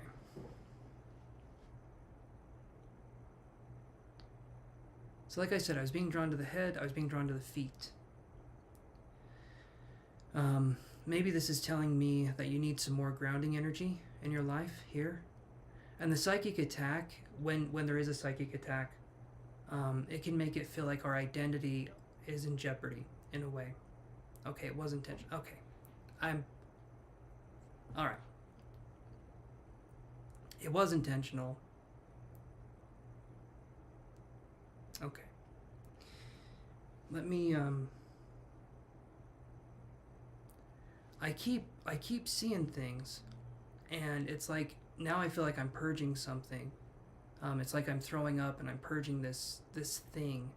But there's a sense of catharsis with it, but it's also this upheaval of energy, and it's a lot of energy. And then I'm feeling, my heart feels heavy now. I feel like I want to cry, but I can't. But it's there. It's like it's right there, but I can't quite express it.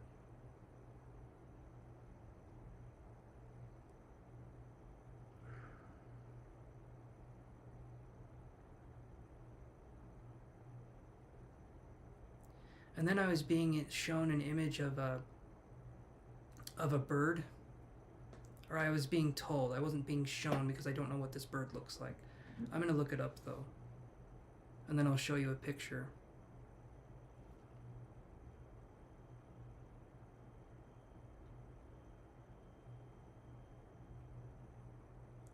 Does this kind of bird mean anything to you, Jeanette? It's oh, you have a pet parrot. Okay. Well, this is a swallow right here, is what it's called. But the bird being there, you have a pet parrot. Okay. The swallow has like a blue feather thing to me, and I was seeing that in your energy field, and so I was wondering if there was significance, but the parrot would make sense. So just bird energy in general is around you. Do you have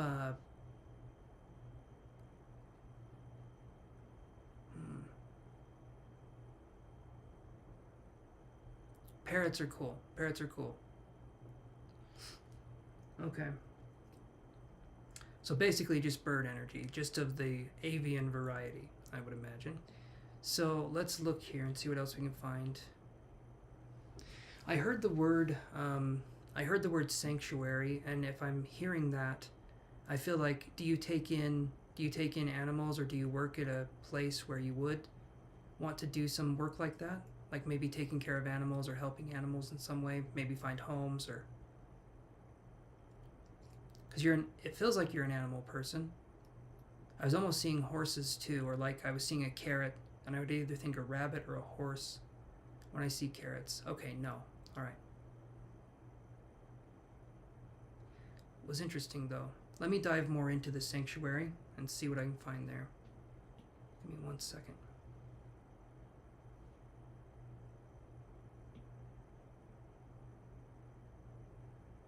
You love horses. Okay. Okay. So what part were you saying no to? Just so I know, Jeanette.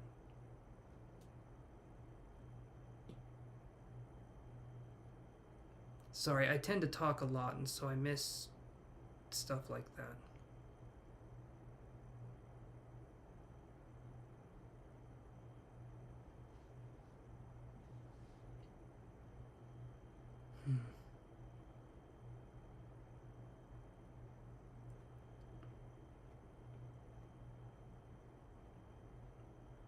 You don't have a... Okay, you don't have a sanctuary. Have you thought about volunteering or working at something like that? But you are an animal person. I felt something with my heart, just barely. Maybe we're connecting a little bit more here. My heart was feeling like there was like kind of a pain in my heart that went through here. I do feel like you're holding on to a lot of sadness, but it's like a quiet kind of sadness. Maybe not a lot of people would know how much you're holding on to, because I don't feel like you're someone that says it. You're someone that feels it, but you don't express it in a way that lets other people in a way, because maybe you're scared of maybe being ridiculed or maybe having something happen.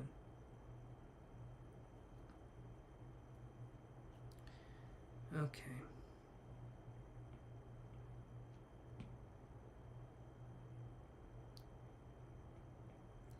Channeling is good. It can be a good thing. But, and I mean this sincerely, you need to channel only when you're in a good headspace. Because if we're not in a good headspace and we're channeling, different entities can kind of come in. We need to channel, we need to set an intention before we channel, and then we need to follow those kinds of guidelines. Maybe you know that, maybe you don't. I'm just throwing that out there.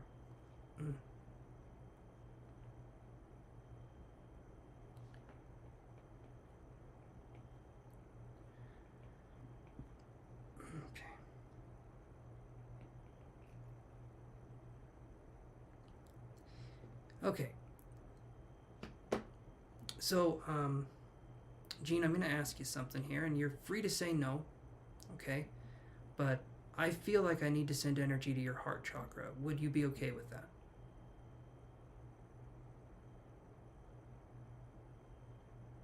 Because I'm feeling it. I'm feeling some uncomfortableness in my chest. And I feel like it's because I'm connected. Actually, you know what? Let's do the heart chakra and let's do the sacral chakra. I think those are... Okay, thank you.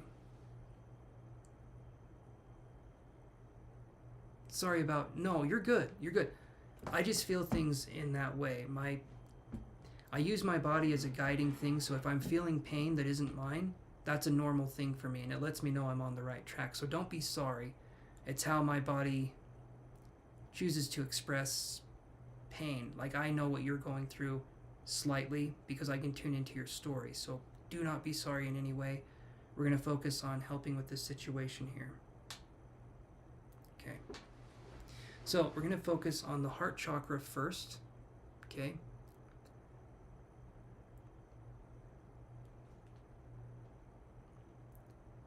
How do I control? I don't, I just kind of feel them. As soon as I start introducing control into my practice, I can't do anything. I have to let things come in, and then I express those feelings that I get to whoever I'm reading. If I'm connecting that way. Most people, like what I'm doing now, I don't connect to most people this way. But because it feels like your crown and your third eye chakra were open so much, it was easier for me to connect, and now I can start to feel physical sensations. Yeah.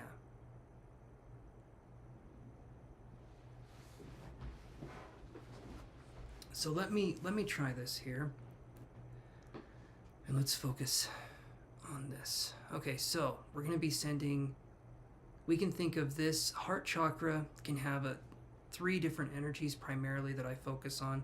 You have green for the heart chakra, pink for the heart chakra. Pink is a high vibration, and then you can have gold as well. Any of the colors for the chakras you can substitute with gold because it's such a high vibration. So if you want to just do a quick sweep, imagine gold kind of coming through you. And if you want to, you can imagine a torus around you, which is T-O-R-U-S. It's basically like a donut.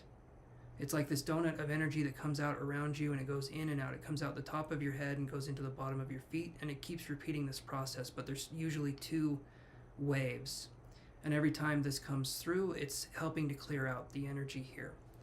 And so I'm going to send you some energy, Jeanette, and the only thing you have to do, I'm going to spend maybe 2 or 3 minutes sending some energy.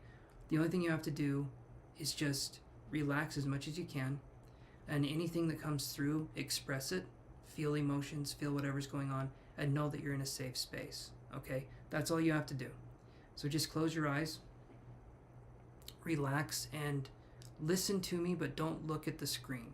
I want you to be relaxed. You don't need to be looking or typing anything during this time. So let's do this here. All right.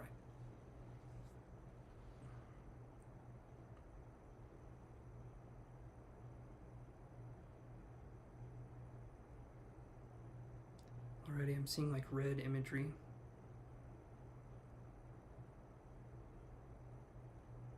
And I'm feeling resistance.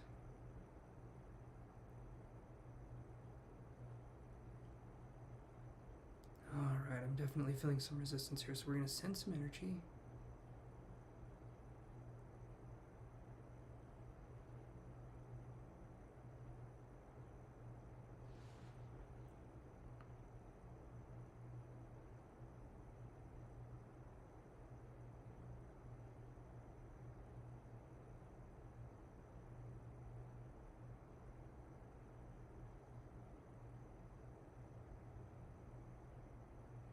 Okay, I feel like I'm making a pretty good connection here.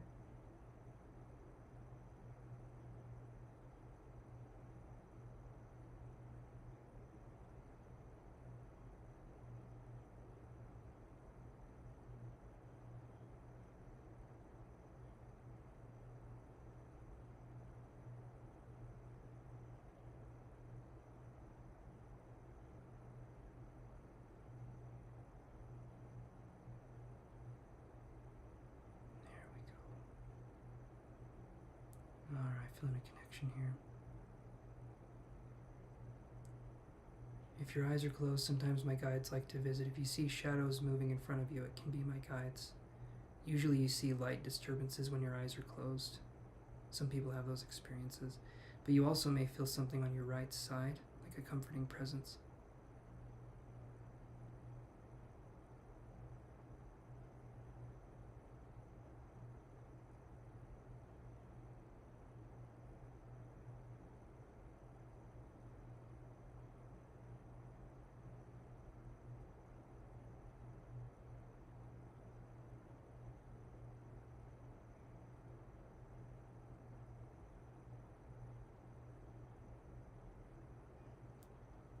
Okay. I'm starting to feel a little bit of a sense of relief now on this a little bit. It feels like it's a little bit easier for me to breathe. Okay. I'm going to go to the sacral chakra now. Okay.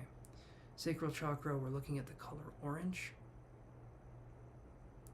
And this is going to be, the sacral chakra deals with water. It also deals with choice. You can think of water like flowing down and doing what it needs to do, but it deals with choices and sticking with those choices. Actually, that flows into the next chakra, but this one is choice. Choice, decisions, sticking with your decisions, but also it deals with expression. It can be dancing, it can be singing, but that's what this chakra represents. And again, its element is water, it's orange in nature, but you can also use gold as a substitute. Or pink. I like using gold, pink, or the actual color of the chakra, but okay, let's do this.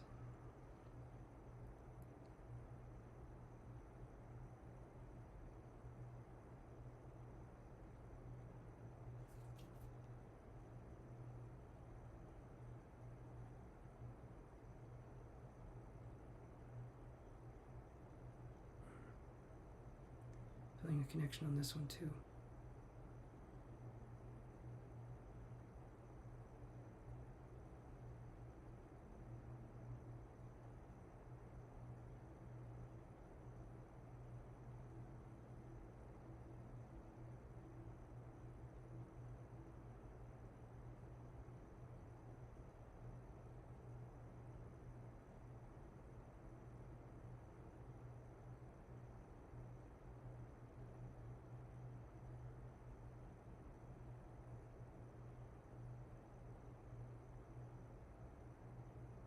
Okay. Oh.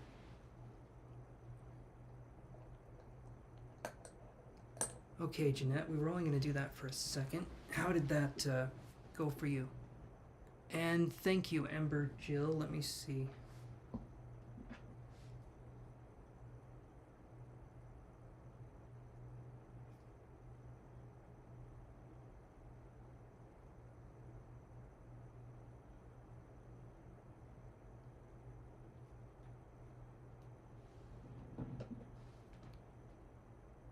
Good, good.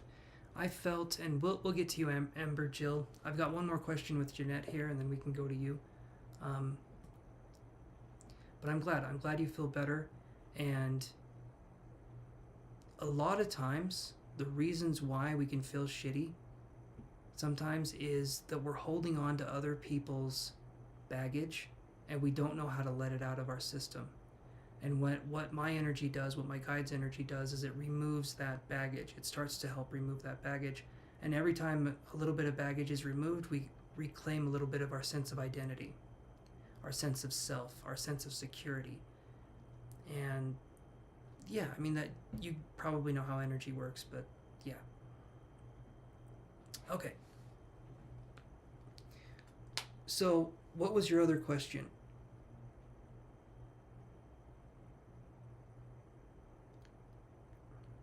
Hold on. Pisces donated. Hold on. Oh, Pisces donated. Okay. Okay, let me see that. I completely...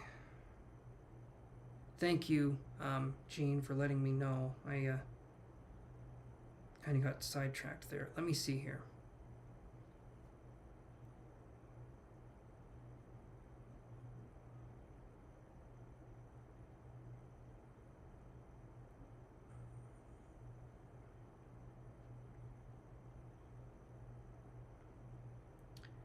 Okay, alright, so I've got... Okay, let me do this then. Let me write your guys' name down.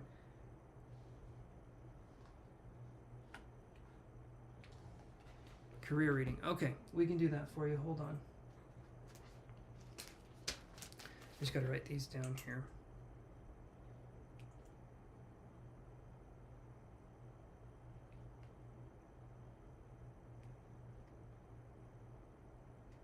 Let's see.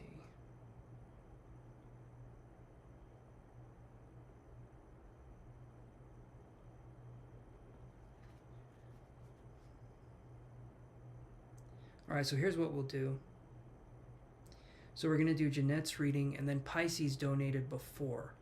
So I'm going to do Jeanette's reading, and then Pisces has one question, and then Ember Ember Jill has one as well. J Moon, I didn't want to be right though. Can you go back and retake it? Is that something you can do? Okay. All right. So we'll read one more question for Jeanette, and then we have Pisces, and then we have Ember Jill. I was wrong by saying you were the next one after. That was my bad. Okay, so career reading. You know what? Let's actually use the cards for this one. Yes, I can. I missed by like 10 points or so. That's a pain in the ass. I'm so sorry, J Moon. I didn't want to be right with that. Like, what do I gain by telling you and you're not going to pass your test? I just feel like an asshole. It's like, yeah, the thing you're trying really hard to do? No. But if you can retake, that's good. All right, career reading. So let's do 5 cards for this. So do you already have a career, Jeanette? Is that what we're doing this for? And actually, while you type that, I'm gonna be back. Hold on one second, guys.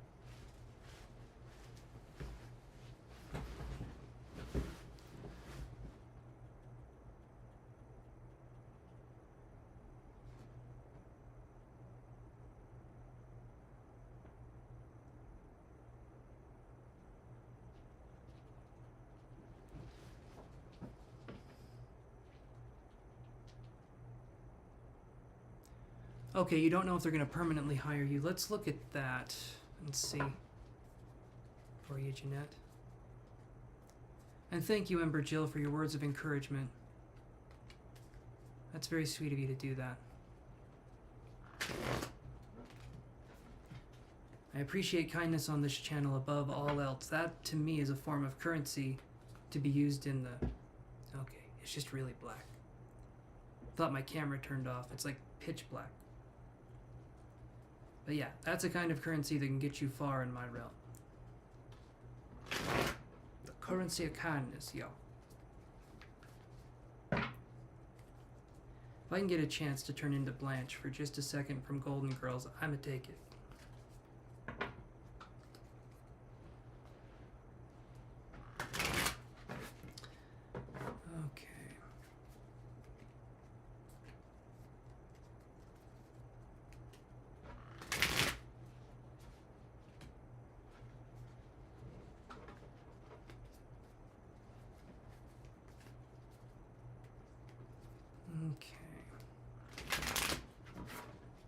do this here. So, will you get permanently hired? So, here's my prices. You can look at those, J Moon. I'm going to shuffle the cards here for a second.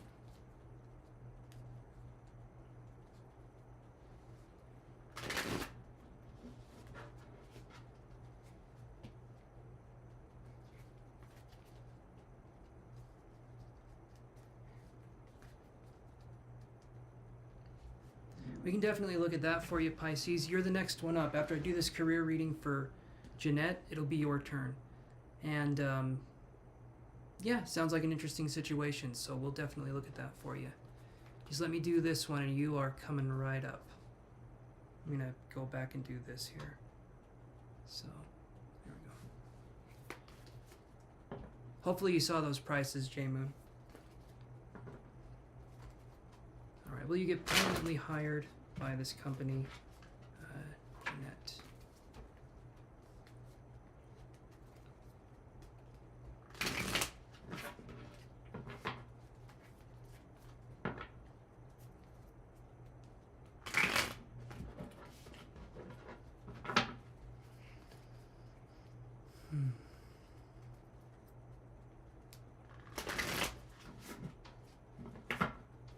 Okay.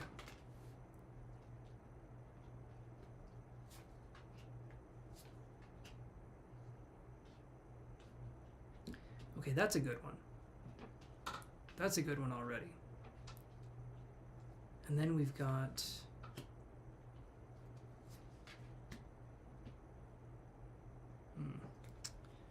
Okay, here's what I'm seeing, Jeanette. So we have the Son of Pentacles. This one's in reverse. Son of Pentacles is going to be the Knight of Pentacles in any other deck. So it's basically like, and this one's in reverse. So the Knight of Pentacles can be people that are prone to extremisms or like extreme ways of being. So we could have someone, maybe your boss or maybe somebody else, that could be kind of maybe domineering or maybe kind of cruel or manipulative. I'm not really sure. If I see the Son of Pentacles in reverse though, it's either someone who can be controlling or manipulative, like I said, or it can be something that's going to take a while. Like maybe it'll take a while to find out if you're hired or not. But from what I'm seeing in this reading, because we have Son of Pentacles, then we have the Ten of Swords, then we have the Nine of Pentacles. Okay, Ten of Swords here. This is significant. You'll notice it's a bull, right? And you'll see that there's a bunch of swords inside of its head. No, there's the camera. There's a bunch of swords in its head, and generally speaking, the Ten of Swords is a card of a lot of worry, like mental exhaustion. We're worried, we're wondering what's going to happen. I do get this. This is the Ten of Pentacles, not the Nine. I was thinking it was 9, it's 10. That's a really good card to have. Here's what I'm thinking though. So we have two 10s right next to each other, okay? And then we have 5. And so, hold on. Then we have the 5 of Wands, and then we have the Hermit in reverse. Here's what I'm thinking is going to happen. I don't think you're going to get this job. I don't think you're going to be hired on from them, but I think something better will come along. Something that's going to be better than what you're currently doing. Maybe another project opens up and it's a better position, or maybe something happens along those lines. But the Hermit in reverse is like, to me, that's going out there. That's doing something, and it could be difficult, but it's like putting ourselves out there, trying to do something, and I feel like you're going to have some success if you put yourself out there a little more, maybe in the industry or whatever it is that you're trying to do. But this, the 10 of Coins, that's why I'm hopeful. I don't, because we have the Son of Pentacles in reverse and we have this, I don't think you're going to get this job, but I do feel like there's going to be something in the future that will come up. I'm going to say maybe, hopefully sooner than this, but a month or two from now. Hopefully it is sooner though, but that's just kind of my feeling that I'm getting. Does that make sense to you, Jeanette?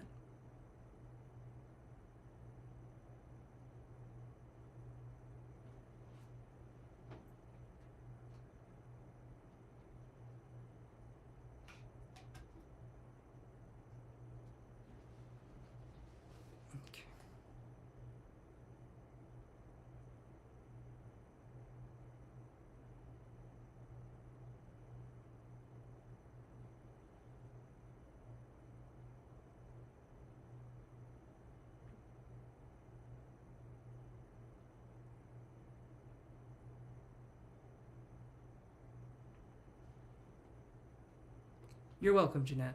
You're welcome. I'm glad I could be of service. Okay, then we got Pisces. All right, we'll do 3 cards for the Pisces out there. Actually, let's do this.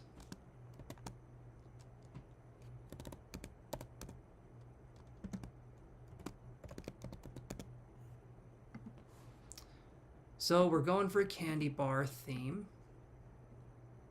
And we're going to do this here.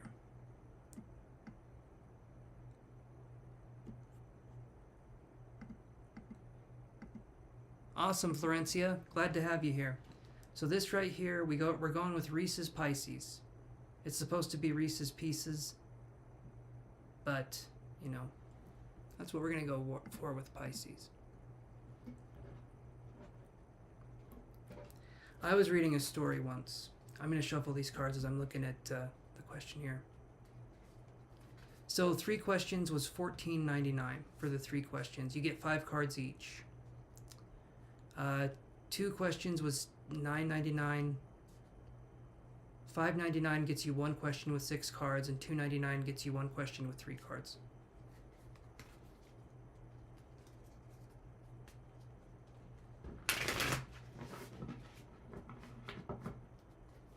Okay, let's do this here.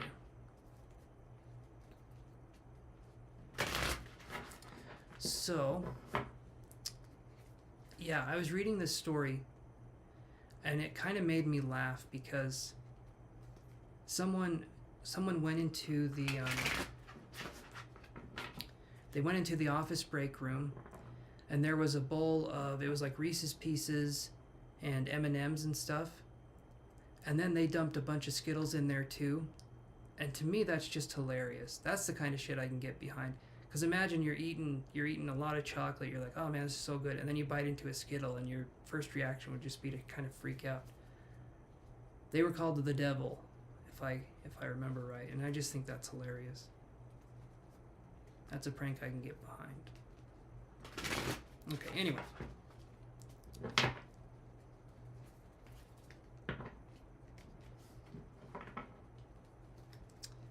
All right.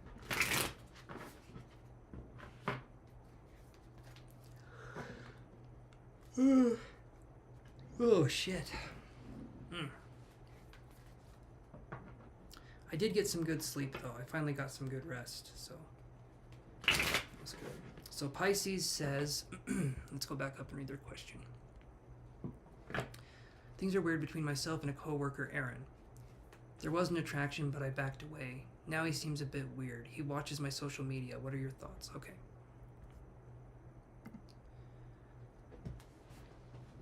So, awesome, Pisces, awesome. Okay, so I've got this here. The first thing I'm thinking of when I read it is, so you said this. Let me go back up. There was an attraction, but you backed away. Now he seems a bit weird. Okay, so there was an attraction. He backed away. Seemed a bit weird, and now he's watching your social media, but probably not interacting. Right? It's just kind of like you can tell that they've seen it, but they don't say anything.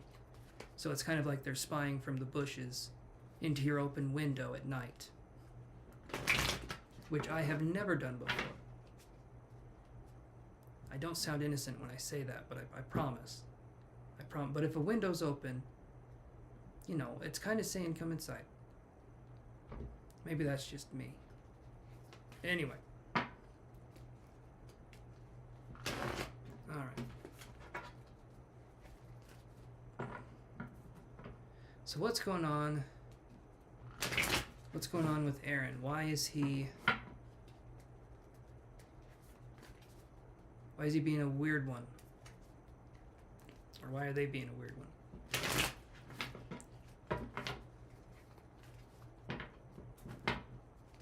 Let's see.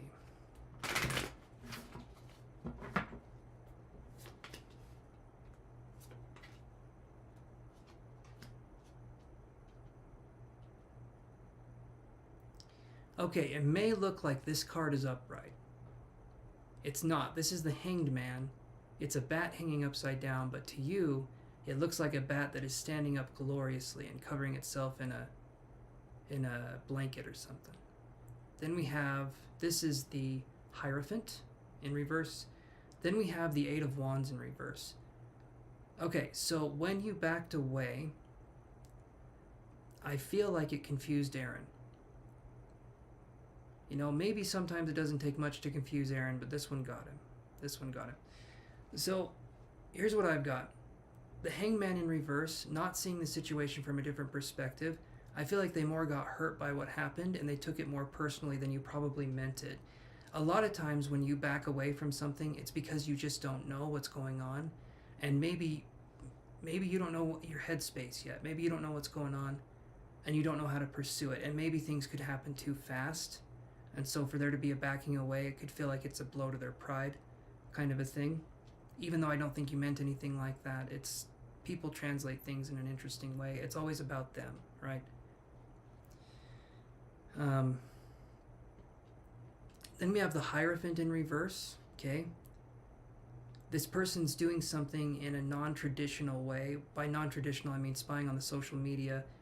They know at this point in time they can't be with you, and they feel weird and they feel kind of strange around you, but they still want to keep an eye on you because there's a connection. So they're still looking, they're still kind of seeing what's going on, but they're keeping their distance at this time because they don't know how to proceed. Yeah, there you go. Then I have this. I have the Eight of Wands in reverse. Yes, you're on there, Lolita. I've just been getting donations over and over, so.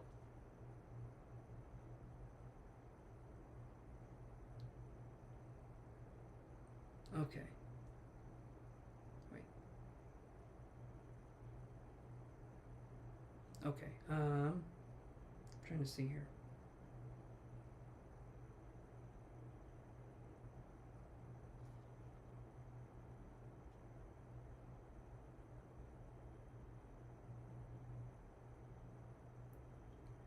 Oh, okay. Was that you, J Moon, who donated? Or who was that? I received a donation just barely, and I don't know who it was from.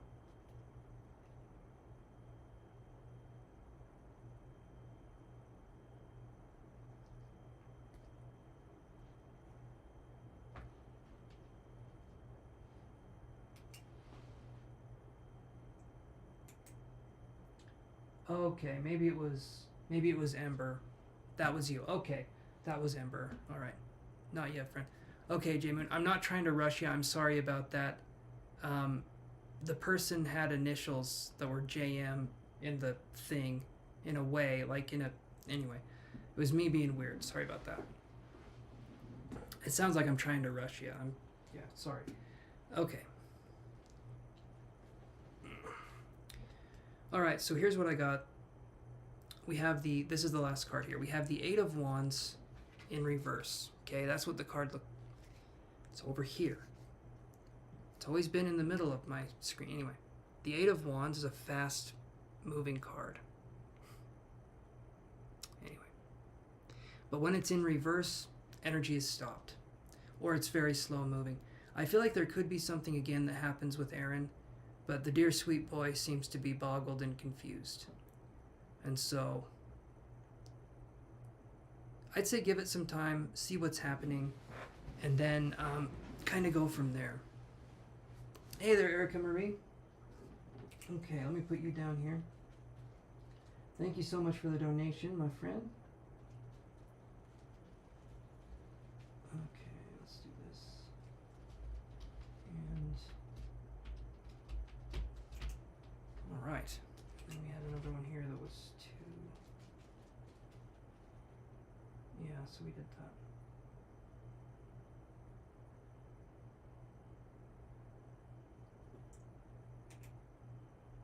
Okay. So that's what I've got for you, Pisces. Just give it some time, and I think things can work out. But also, if there's any way that you can address it and talk with them in an organic way, like it kind of comes up, kind of steer the direction of the conversation that way if you're talking with them, I feel like that would be a good idea to kind of clear the air, because it sounds like it sounds like both of you guys are kind of fumfering around, trying to figure each other out. And it feels like if one of you pulls away, then the other one gets hesitant, and I get a feeling of like a push-pull kind of sensation. It feels like there could be a connection there, but maybe there's some unresolved traumas or past things that we're still working on, possibly for both of you. So it feels like there's just these tender connections, and those can be kind of hard to work with. And people get their pride hurt real easy in those kinds of connections because they rarely put themselves out there, so to have something happen feels like the end of the world. Whereas a more resilient person would be like, that's okay, I'm confident in myself, I know what's going on. So yeah, hopefully that makes sense, Pisces. And so now we're going to go to Ember Jill. Okay, so let me do this. And we'll go like this here.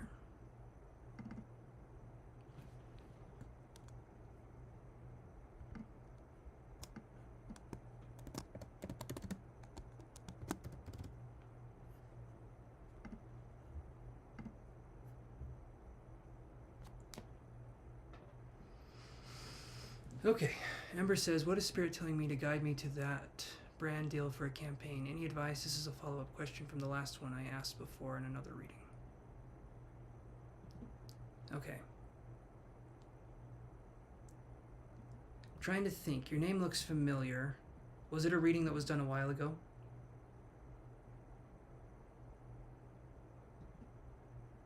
Or was this more recent? I get a lot of readings coming in here, so if I forget, I'm sorry.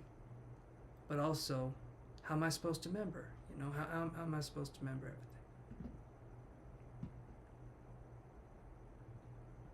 Okay, all right.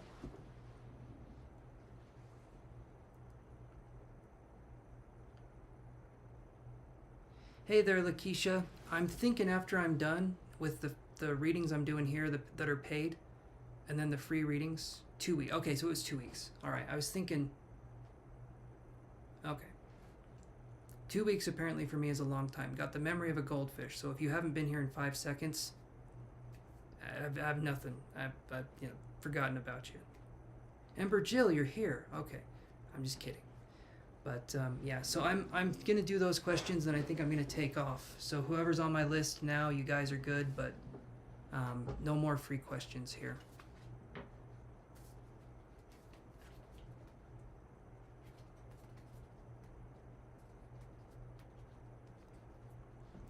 I wish I could help you with that, Lakeisha. I'm not the best at finding lost items at this time. I could, yeah. But that's something. I'm sorry you lost your backpack, though. You're welcome, Pisces. I'm just letting you know up front, so you're not going to like sit here waiting for in the next live. I'm learning how to do that, but haven't quite got it down just yet.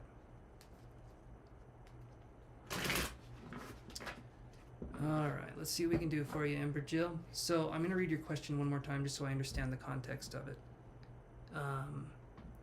Okay, what is Spirit telling you to guide you? Okay, what is Spirit telling me to guide me to that brand deal for a campaign? Any advice?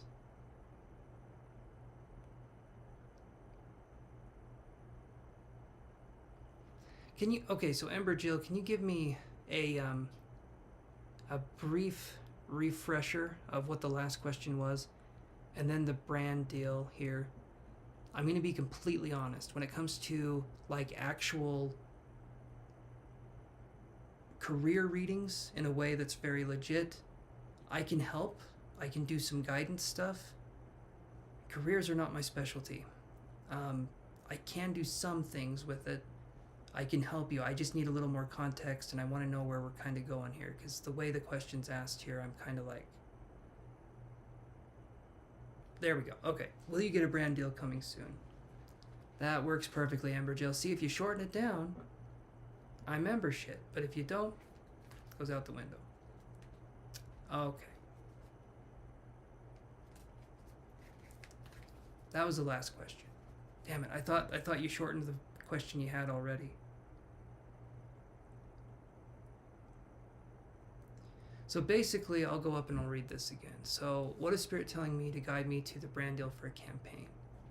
All right, so, like, what information does Spirit have to guide you toward a brand deal? Okay. Let me see here.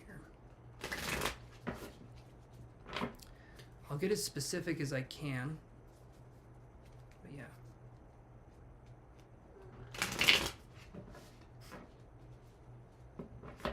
I hear you, Lakeisha. I hear you. I do wish you the best in finding it, though. I know when you lose something.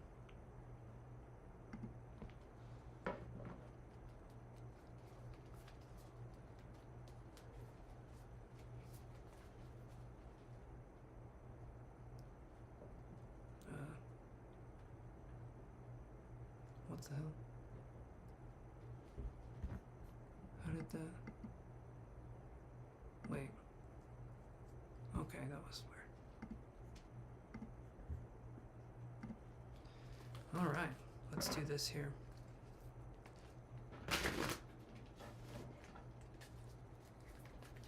What does Spirit have to tell you about brand deal? The kitty. Oh yeah, this one. We have Trixie. She's playing with Yoshi back there. We have Trixie and then we have Yoshi, and Trixie's the calico that's swatting at Yoshi, who's the big gray boy. They love messing with each other. It's kind of funny. The other day, we have a couch close to our kitchen, and Trixie... Sure, I can add you to the list. Trixie was on top of the couch, and Yoshi was right underneath, right?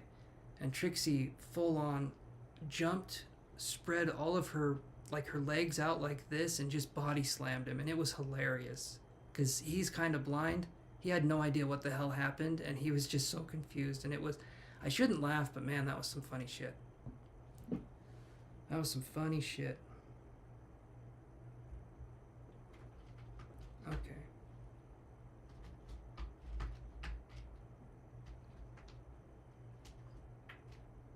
Wait, what?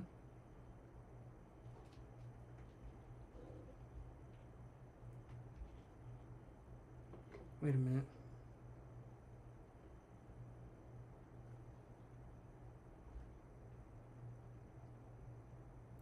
Sorry guys, give me 1 second here.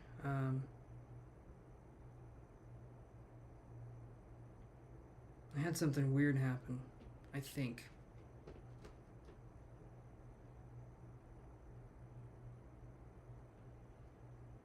How the hell? Ah, okay. That's... There you go. So, J Moon, are you actually... So, does your name start with an N? You don't need to say your name, but does your name start with an N? Just so that I know. Just so that I know that it's you. Does it start with an N? Anyway, Donald Trump impression, I'm sorry. That guy's a caricature. Anyway. Okay.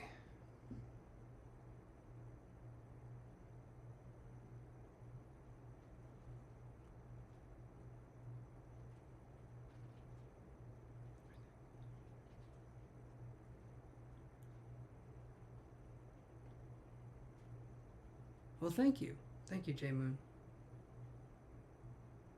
All right. Let's do this for...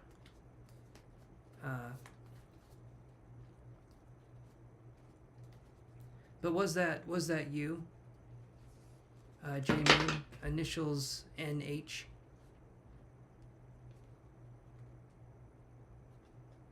For 6.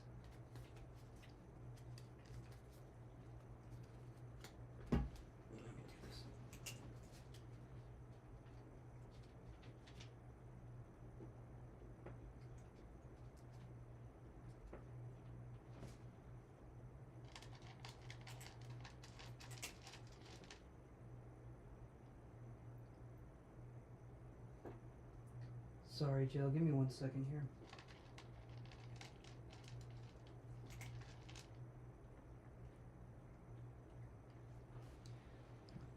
Yes, that's your government name. Okay. All right. I have no idea what a government name is, but it sounds super cool. You will be my 007, J Moon. Welcome, Agent Moon. Your mission, if you choose to accept it, is I dropped my car keys down one of those vents by the store, and if you could help me grab those out of the vent, that would be good. I need some help with that. Yes, you're a spy. You're a spy. We all have our secrets, but you've got a little more than the average person because you're a spy. I don't know where I'm going with this. Awesome. Sweet. You can help. Uh-oh. There, I'm back. Okay, Jillian. What does Spirit have to say about your brand campaign? Ah. Okay. There we go. Okay, so here's what I got. We've got the 8 of Pentacles. We've got the World card. Okay, the 8 of Pentacles and the World card. These little bastards are in reverse. All right, we don't want to do that. When they're little bastards like this, it's not good. This one, though, the 4 of Wands, this is a good bastard right here. Essentially, here's what I see. So we have the 8 of Pentacles, which to me is feeling like we're kind of at our wit's end here, or it's feeling like things are not moving as fast as we would want them to. Generally, the 8 of Pentacles is a card that is saying like we need to work or we need to study more, right? We need to do something that's a little bit different.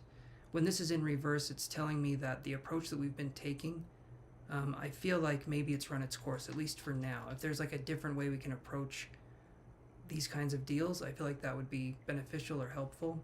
As weird as it sounds, you know, looking on YouTube for how to attract certain things can be good, I'm just throwing that out there, Jillian. You've probably already done it, but I'm just throwing it out there, okay? You can throw it straight back at me. I will not catch it. I'm blind in one eye, and that's rude that you throw things at me. Okay, so then we have this. We have the World card. Nope, right there. World card. This one's also in reverse, things not moving forward. It's kind of like, well, you know this already. That's the reason why you're asking. I feel like Spirit's just trying to rub it in at this point. And so I'm trying to look at this in a different way. We do have this, though. We get the 4 of Wands, right there. Or no. Yeah, that's the 4 of Wands. I know my Roman numerals. So the 4 of Wands is going to be a card, and this one was upright, so I'll do it that way. The 4 of Wands is going to be a card that is telling you that there's foundational energy that needs to form. You need to take a different approach. And because I'm not the best with career readings, 100%, I'm not the best with them.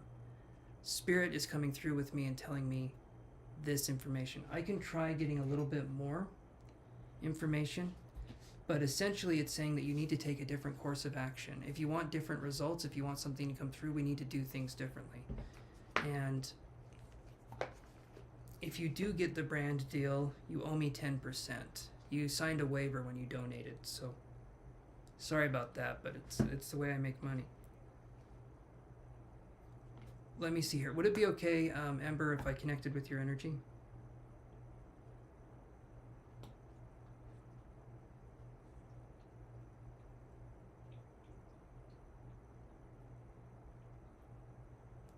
Is there any word that rhymes with purple? And if you say burple, I mean, that's the right answer, but anything besides purple that rhymes with purple. Awesome. Thank you, Ember. Thank you, Jillian.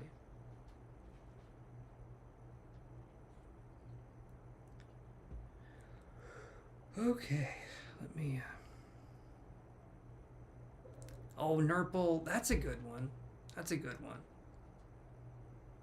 Why didn't I think of Nurple? Purple Nurple.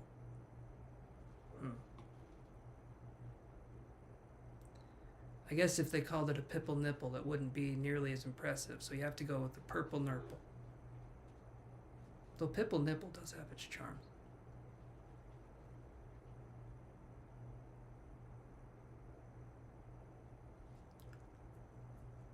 Is Kerple a word, though? I mean, Nurple I don't think is a word either, but... Gene, you probably have an explanation of how the word Kerple is linked to the, you know, a dynasty and the... I don't know. You probably have an explanation for Kerple, I'm sure. Okay. Let's connect with Jillian's energy here. See what we can come up with.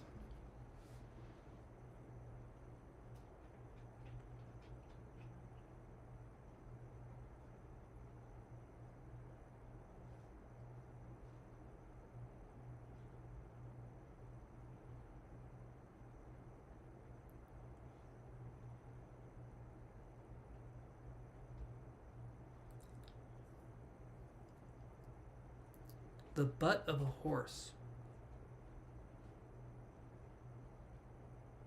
I love that answer. I don't get to hear that sentence enough. Just a statement, the butt of a horse. I love it.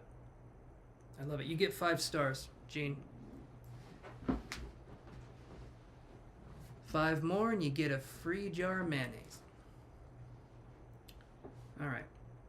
So, first thing I saw, Ember, this is kind of the only thing I was seeing. It felt like you were going to possibly be working with an older woman. I feel like she was thin. I feel like she was maybe someone in the industry that understood things. She seems kind of strict. Maybe even a new mother, but I feel like she's older too, so it's kind of like, and maybe she has a kid from something. But it feels like you're working with somebody who, or maybe you're getting a lead from somebody who is kind of in this industry. It just feels like an older woman, kind of a skinnier build, and yeah, she just seems kind of strict. But to me, that seems like what I'm getting from this. So Spirit would want to tell you that whatever Ebenezer Scrooge is, the female version of that, you know, Ebenezer Scroogette, maybe. No, it did feel like someone who was frugal. It did feel like there was this kind of person. I would say see if you can seek that out, see if you can attract that to you using the law of attraction, but it feels like this person could help you in some way with these brand deals. That's what I'm getting. I wish I could give you more information, but that was kind of the thing that came through. And, yeah.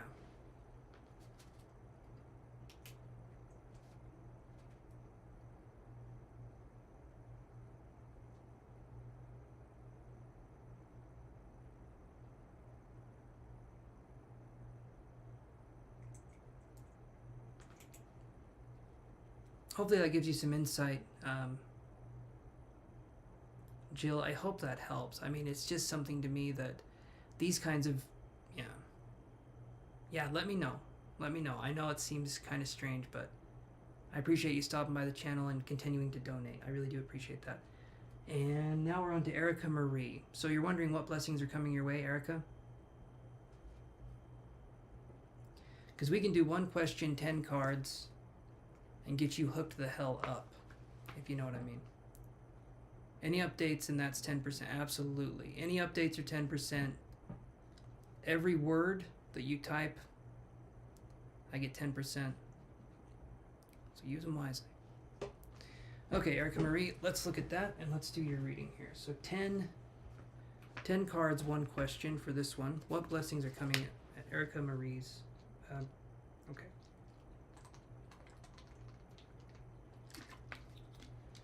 Did you guys hear? I found this out. I woke up and I looked at my phone and Gilbert Gottfried died. And I was thinking, man, comedians, and I'm not trying to sound like tactless or anything, but they're dropping like flies. I mean, we had Betty White, Bob Saget, Gilbert Gottfried, and who else has passed that was a comedian? Like, it just feels like it's one comedian after another. Let me do Erica's name here. Let's do this. So...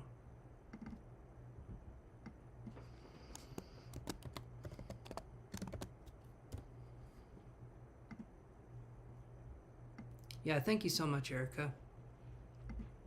Super appreciated. Okay, so let me shuffle these cards. And then J Moon, you are up next after Erica, so... yeah. Okay.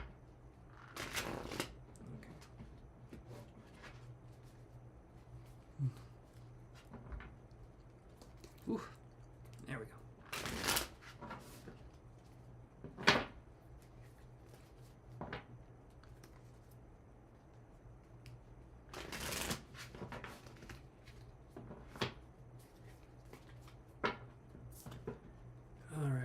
Let's see what we can get for you.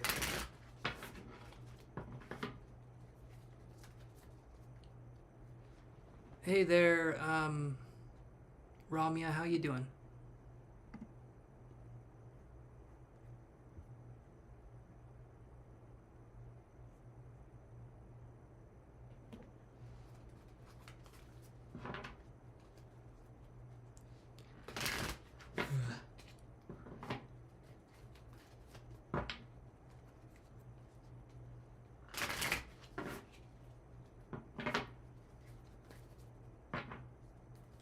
What blessings are coming Erica Marie's way? Doing good, Ramya. Doing good. Glad to hear you're doing well. Okay. So we have the Sun of Pentacles in reverse. So let's do this. Let's do the next 5 months.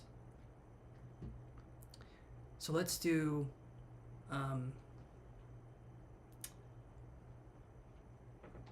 it's up to you, Erica. Would you want to do, let's see, April, May, June, July, August? Or would you want to do May, June, July, August, September? What would you want to do?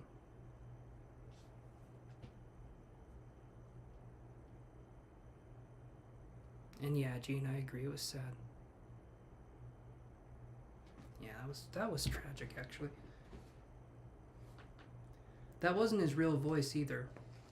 You know that? The way he would talk. Because he was doing an interview and he talked... September, okay. He was doing an interview and he talked normal to Howard Stern. He left a voicemail message for Howard Stern. That wasn't his real voice. So, kind of interesting. How long is the paid list? I have one other person after this. So, it's not too long. The paid list isn't too long. But these are my rates. Right here, if you're wondering. Okay.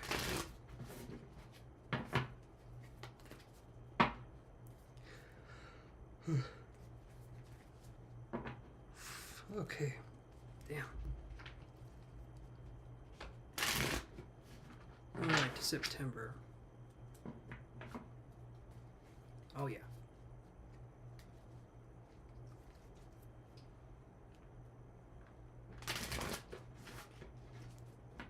Okay, to September. So, let's see.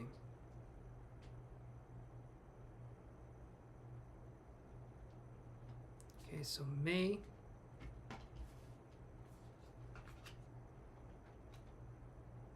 Okay, so that's good. That's actually really good. Okay. So we have these cards here.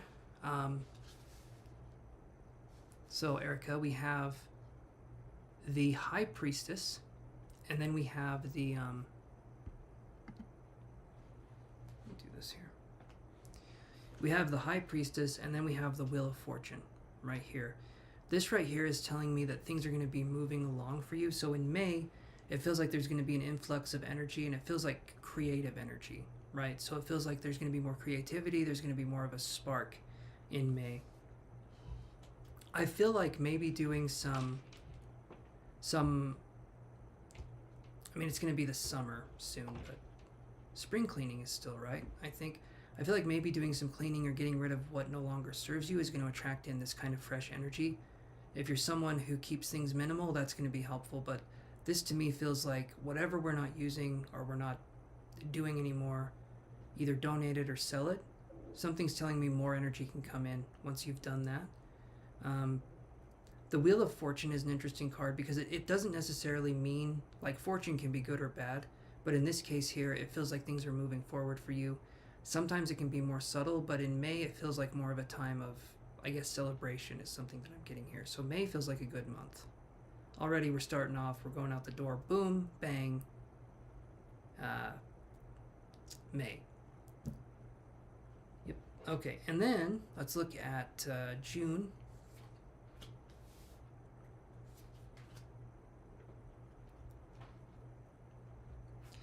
Okay, so in June,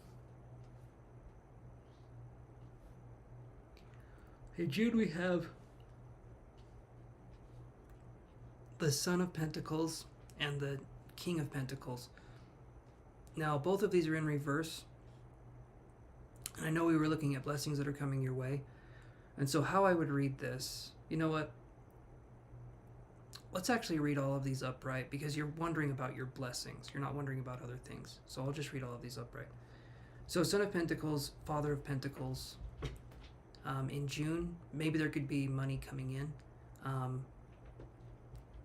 Maybe an investment comes through, or maybe something happens where there's some extra money. You know, like in Monopoly, when you pass go and you collect $200, maybe it's going to be a situation like that. I don't think you're going to find money, but it's like something's going to happen where you're going to have some excess money and maybe plan something fun to do with it. But it feels like it's a good time. Like, it feels like right now, I'm looking at April, I'm looking at May. These feel like really good times to kind of indulge a little bit, to kind of splurge. And you were told money was coming in June. Well, they were completely wrong, okay? Anyone who challenges me, let's just say they don't make it, okay? I'm just kidding, Erica. June might be a month that money comes in as well, but May is what I'm getting here. As in, may I have some more money, please? Or, no, damn it.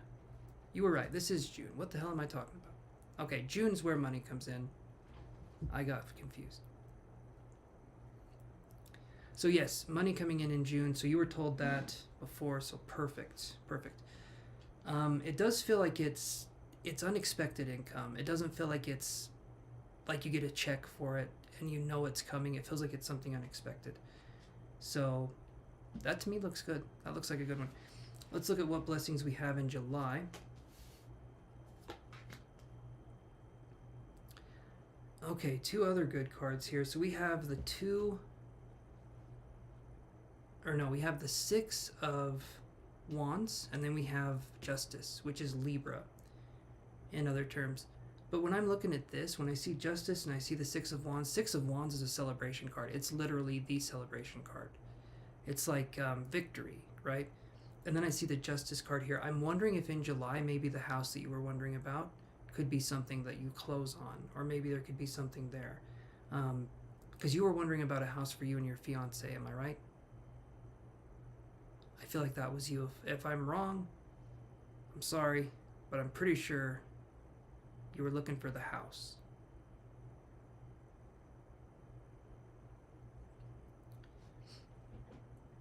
Because Justice, the Justice card here,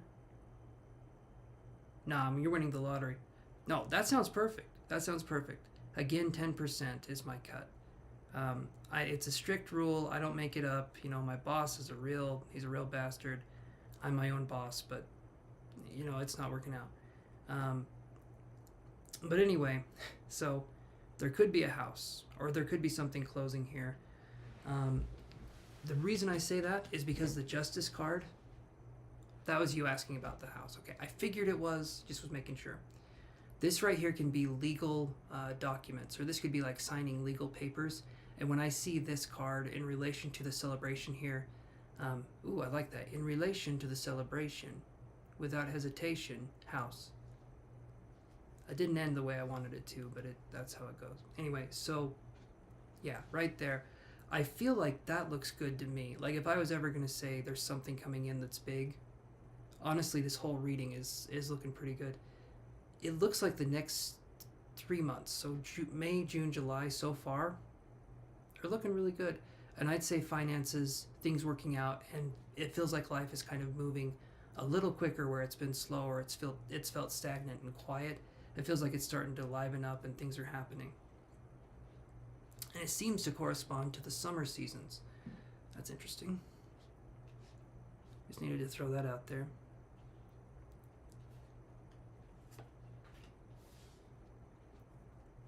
Okay. So then we have these cards here. So I'm going to go over here.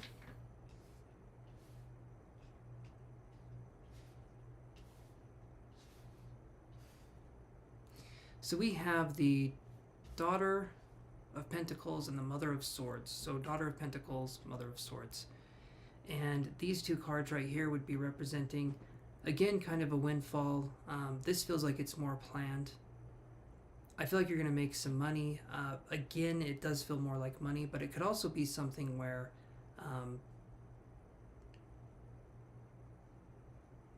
well, give me a second here. Would it be okay if I connected with your energy, Erica?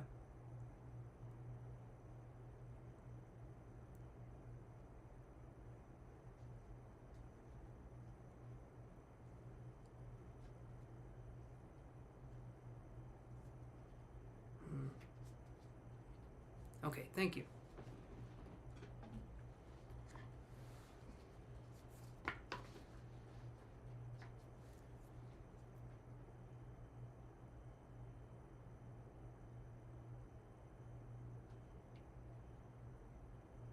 All right, give me a second here.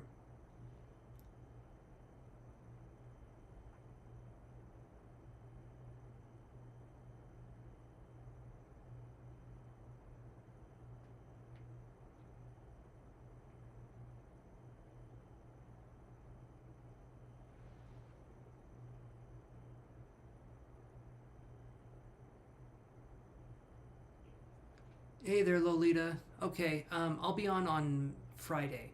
Sorry we didn't get to you, but maybe we can get to you tomorrow. And Yogurt,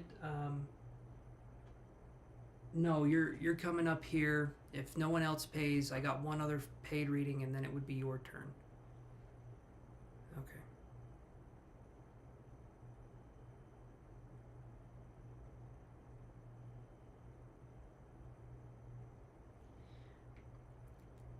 What I'm seeing here is this. So as I was tuning into this energy, guys.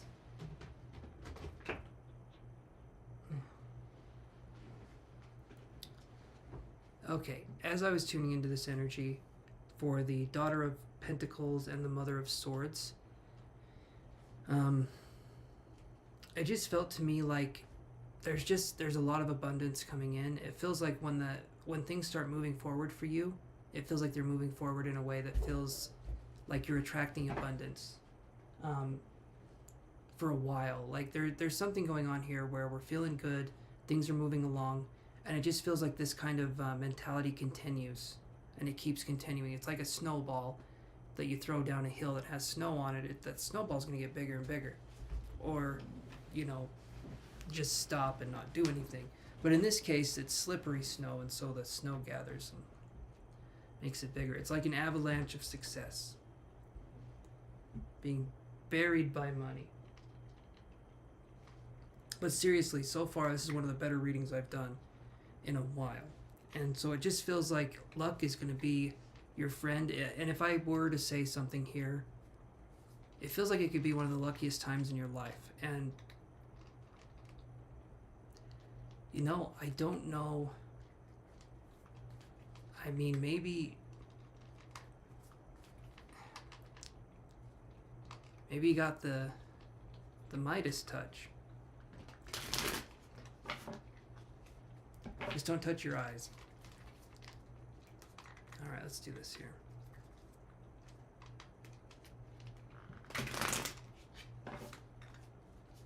So let's look at September here, because this was, let's see, so this was August, so we did May, June, July, August, so this is going to be September.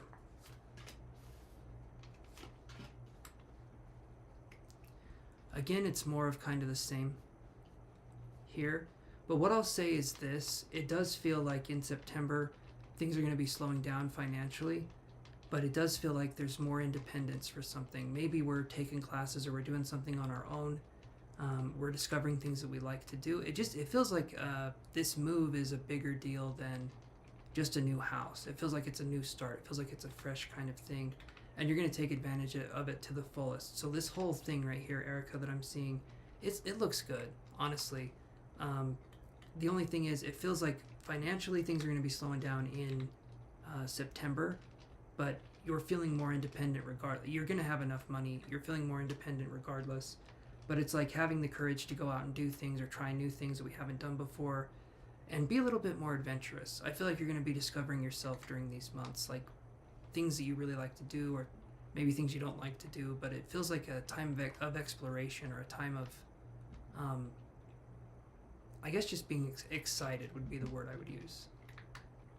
So I would say, does that resonate? But you don't know. So, hopefully it does, though. Hopefully you come back on here and let me know. But that's what I've got for you. And you can come back to this video and just search for your name. That's why I put the names up like I do, so that you can find them after you've paid. So just so you're aware. But yeah, so thank you, Erica. I appreciate that. And I'm going to go to Nadia's reading here. So Nadia, or J-Moon. J-Moon.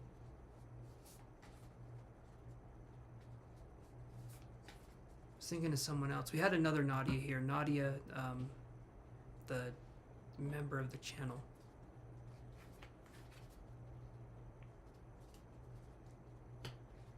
Thank you, Erica. I appreciate the donation. And yeah, so J-Moon.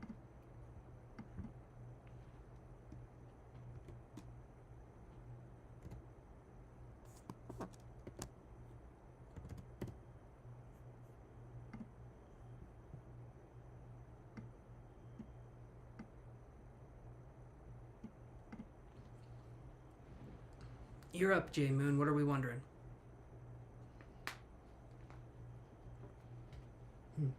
Oh, man. What are you guys doing? No, Trixie, honey. No. No, we don't do that, hon. Honey. Oh, Trixie,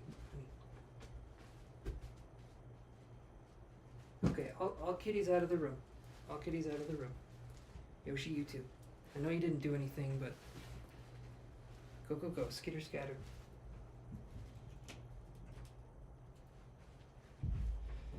Okay.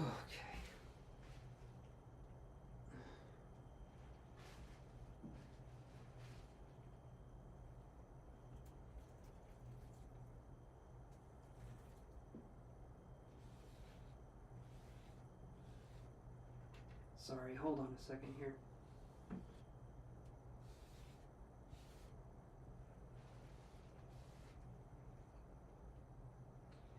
Oh, kittens. It sounds like I'm swearing and I go to church. It's how I curse. Oh, kittens. Oh, fiddlesticks. Okay.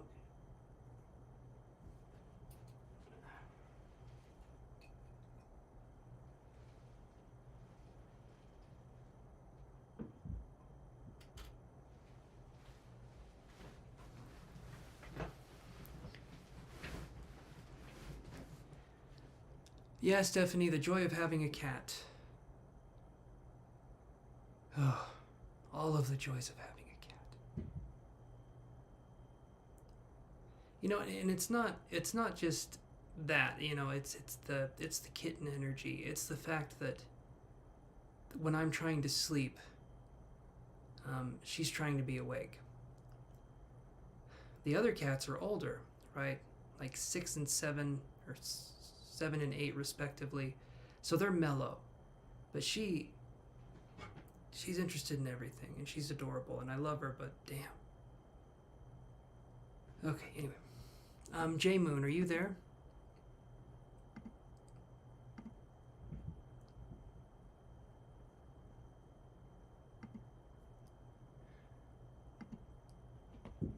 And I don't think I've seen you here. Is it Stefane?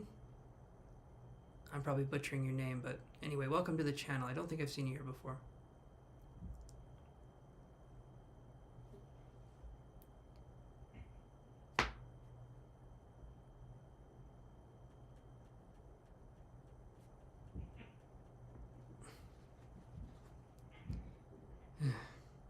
Hold on, they're fighting out there.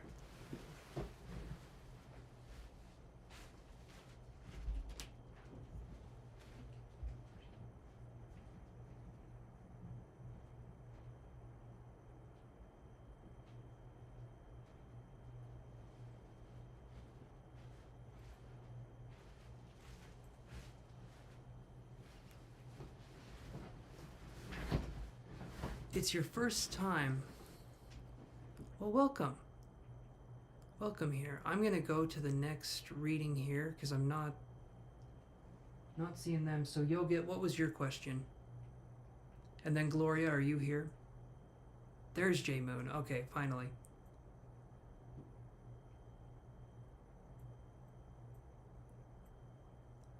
All right. You want to do 2 questions for 3 cards each? Is that what you're thinking? You're okay, J Moon. You're fine. We can do that. We could do 3 cards each because you donated 6, so that's 3 cards each. If you wanted to do 2 questions. Okay, perfect. All right, what's your questions? And we can go from there.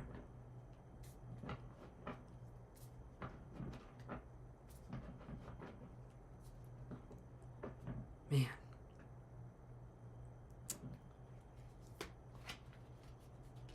Sometimes I think it'd be easier to, just so you guys can understand the context here. Sometimes you wonder if having a pet porcupine wouldn't be a bad idea compared to a kitten, compared to a very young cat. They're so full of energy, and I'm a hobbit. I love peace. And that peace consistently gets disturbed. But she's so cute. Anyway.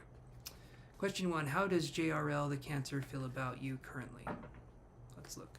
How does JRL the Cancer feel about J Moon currently?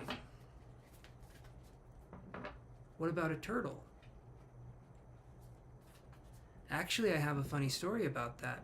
It wasn't a turtle, but on my front yard, and it happened on more than one occasion. I'm not even kidding about this.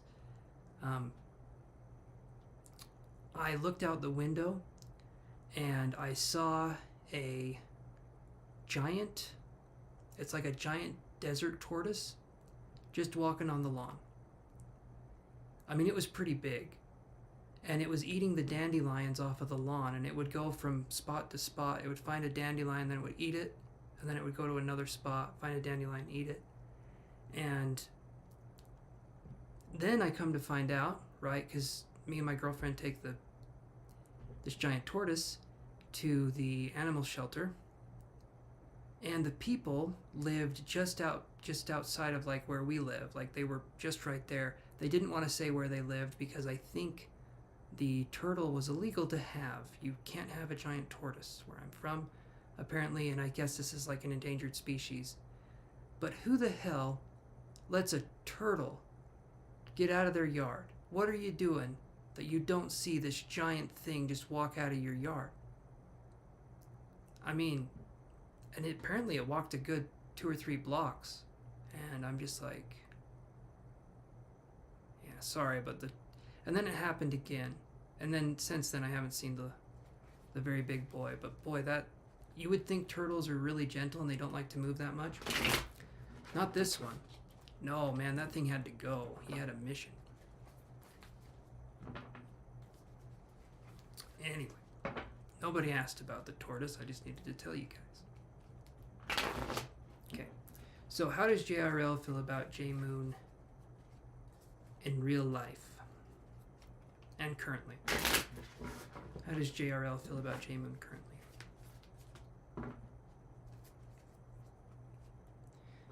I'll have to see if I can find the pictures, because I took pictures of that magnificent land turtle.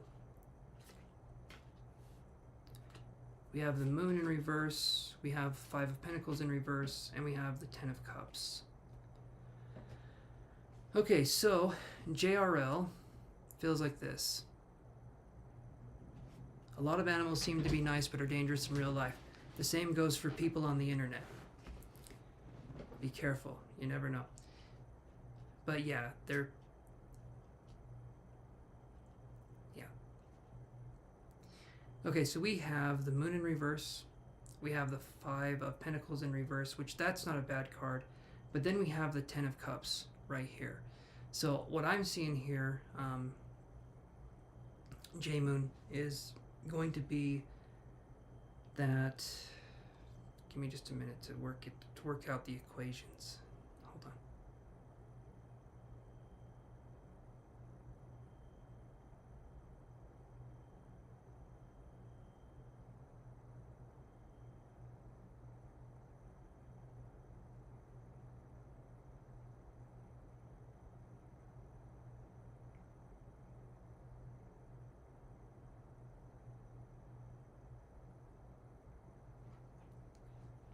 All right, overall outcome of this connection with JRL. I'm going to draw an extra card here just because.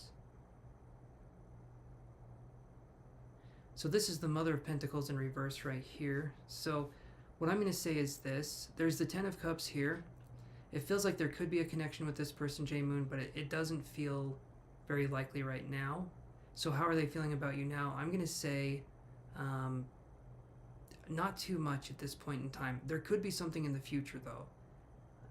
And maybe they're just not feelers, but the 10 of Cups is a really good card to have, but it feels like it's in the future. It doesn't feel like it's now. So right now, maybe they're busy, or maybe they're doing something, or maybe they're just not much of a feeler, but that's kind of what I'm getting here.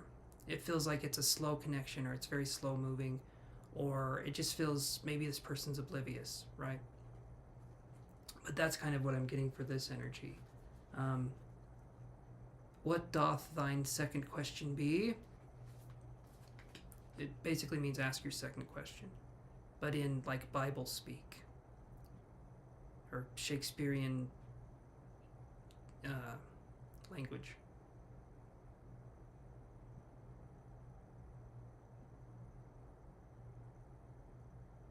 He's an ex of yours, so you don't know. Okay, well that would make sense why the connection would be, yeah, okay, that makes sense. But if he's an ex, he's probably an ex for a reason, and, you know.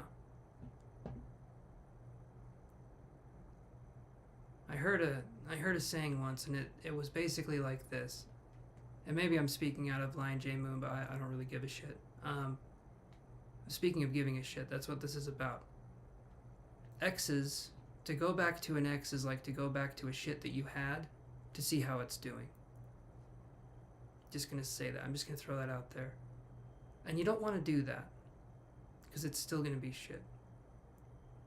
Okay, let's do that one for you. So J Moon says, what would be the outcome of a relationship with the R the Leo? Okay, let's do that. What would be the outcome of a relationship with R the Leo?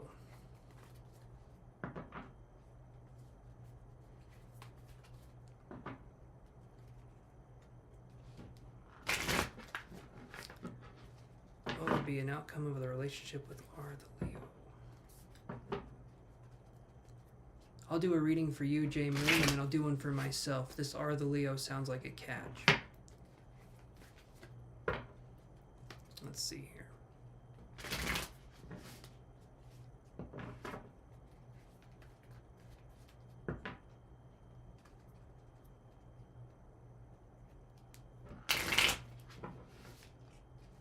That's what I feel, J Moon. I get a sense of like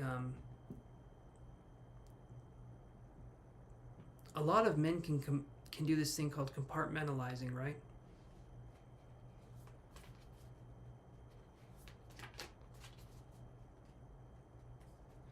Yeah, if you're gonna be a kiss ass reader, Stefane, like what you're talking about, the kiss asses out there, I've delivered really hard news for people to hear, but I do it to try to make the situation better, because honesty is a much better, it's a much better antidote than having someone stay delusional, you know? A lot of people on these channels, these tarot channels, and even though there's good-hearted people, there's a lot of people that are stuck on limerence, and it's basically pining over someone they know they can't have, but they use it as a way to keep distant from actual relationships that would be good for them, and they kind of enter into a world of delusion in this limerence phase. And they'll take everything to be a sign that their crush is thinking about them. They'll be like, oh, they looked at me, they must love me, and it's like, no, they were just looking at you, you know. And they'll try to find signs, big signs, and little things that things are moving forward, but ultimately it's a way to escape having to deal with the responsibility of being in a relationship, and they use it as a form of escapism. So trying to crush that as much as we can on the channel. Anyway, relationship with R the Leo. What would that be like for J-Moo?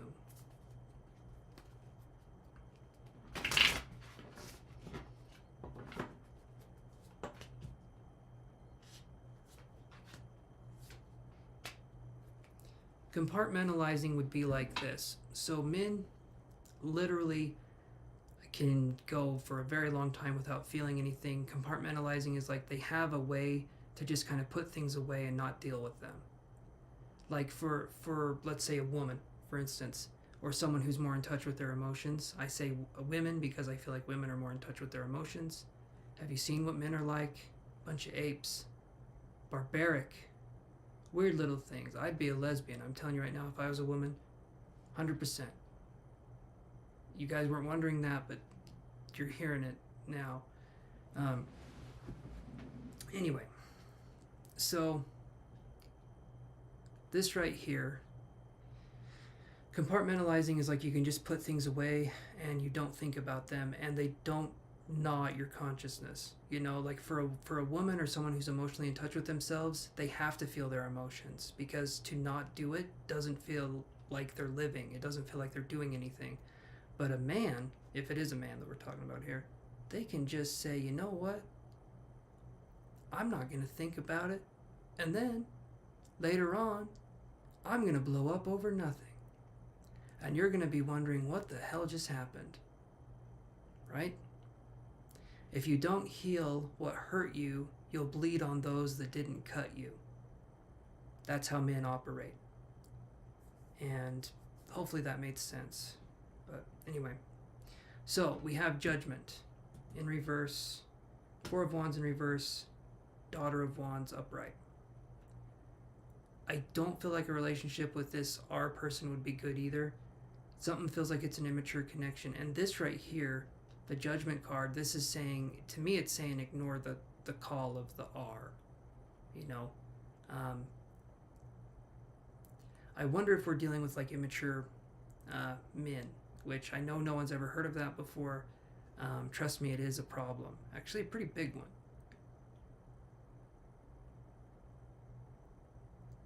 I sound like I'm a man hater, and maybe... Yeah, okay. I'll just go for it.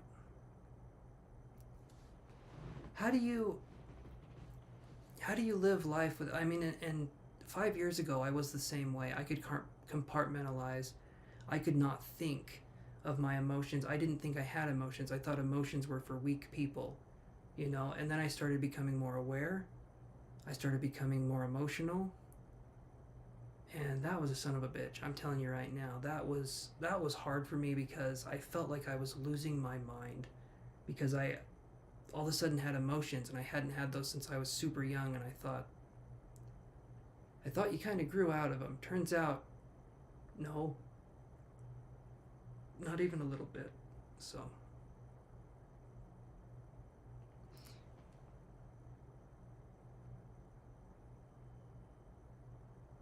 Yeah, Gene makes a good point there. That's, yeah, separating logic from emotion.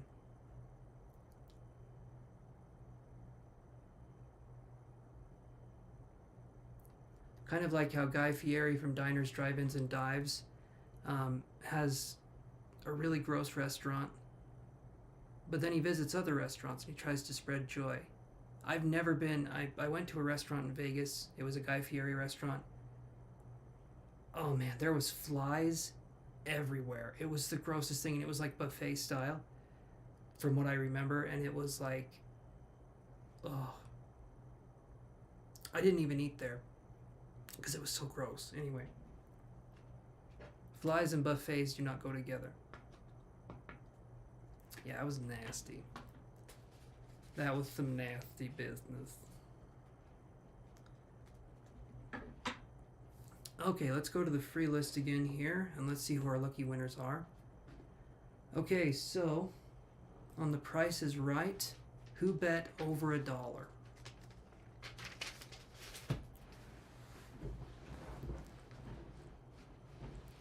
Remember to spay and neuter your pets. Okay. I don't know, like, he keeps wearing the clothes I got him all over the place, and it's so stunning to me that there is no emotional significance there. So you're saying the Leo's immature and not ready. Yes, it doesn't mean, okay. It does not mean that they don't care for you or that there's not a connection. I feel there's an immaturity. That's what I'm talking about. If they're wearing the clothes, they're doing that, that's awesome. That shows that there's a sign. But if it's an immature connection, it means getting with the person, you'll run into a lot of roadblocks. That's what I mean. It feels like the soul of the person hasn't developed. Like, you know, this is guidepost stuff. And what I mean by that is that you can take the advice that I'm giving you or not, J Moon, and if you need to come back on here and tell me what's going on, again, or not, that's completely up to you. You know, I assume you're an adult. I actually assume that of a lot of people. You know, and sometimes it's two kids wearing a trench coat, so you got to be careful. But most of the time, people are adults that I speak with.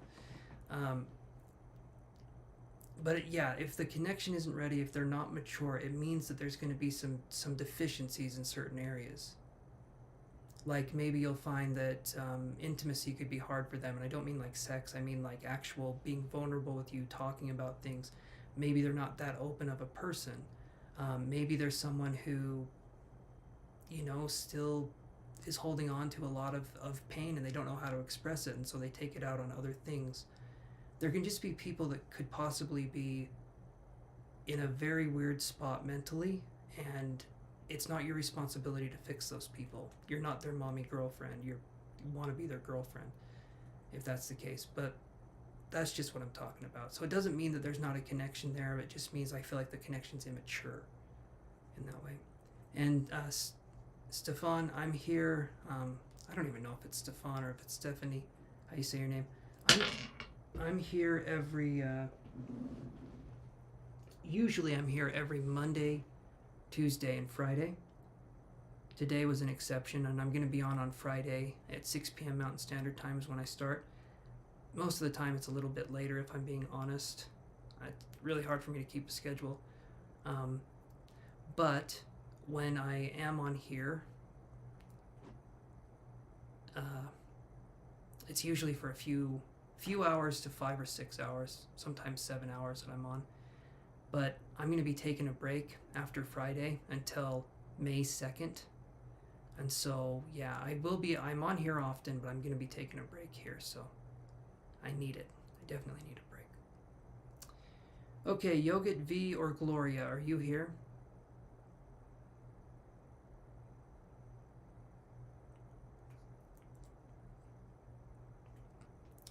Yogurt V or Gloria?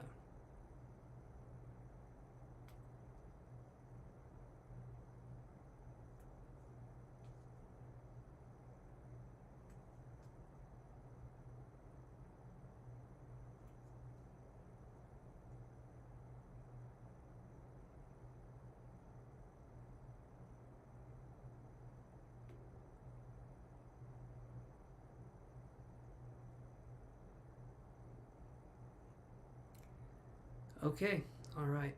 I'm thinking with that, guys. I normally would stay and chat a little bit more. But, perfect. Perfect. Yeah, go for it, Stefan. We can do that. I do one card, one question readings. So think of your question, unless you want to do a paid reading, in which case we can kind of address things a little more in depth. But just so you know, that's how we do things on here. It's free though, so you just have to wait sometimes. All right, everybody. I think I'm going to take off. Thank you guys for tuning in. I appreciate everyone for being on here.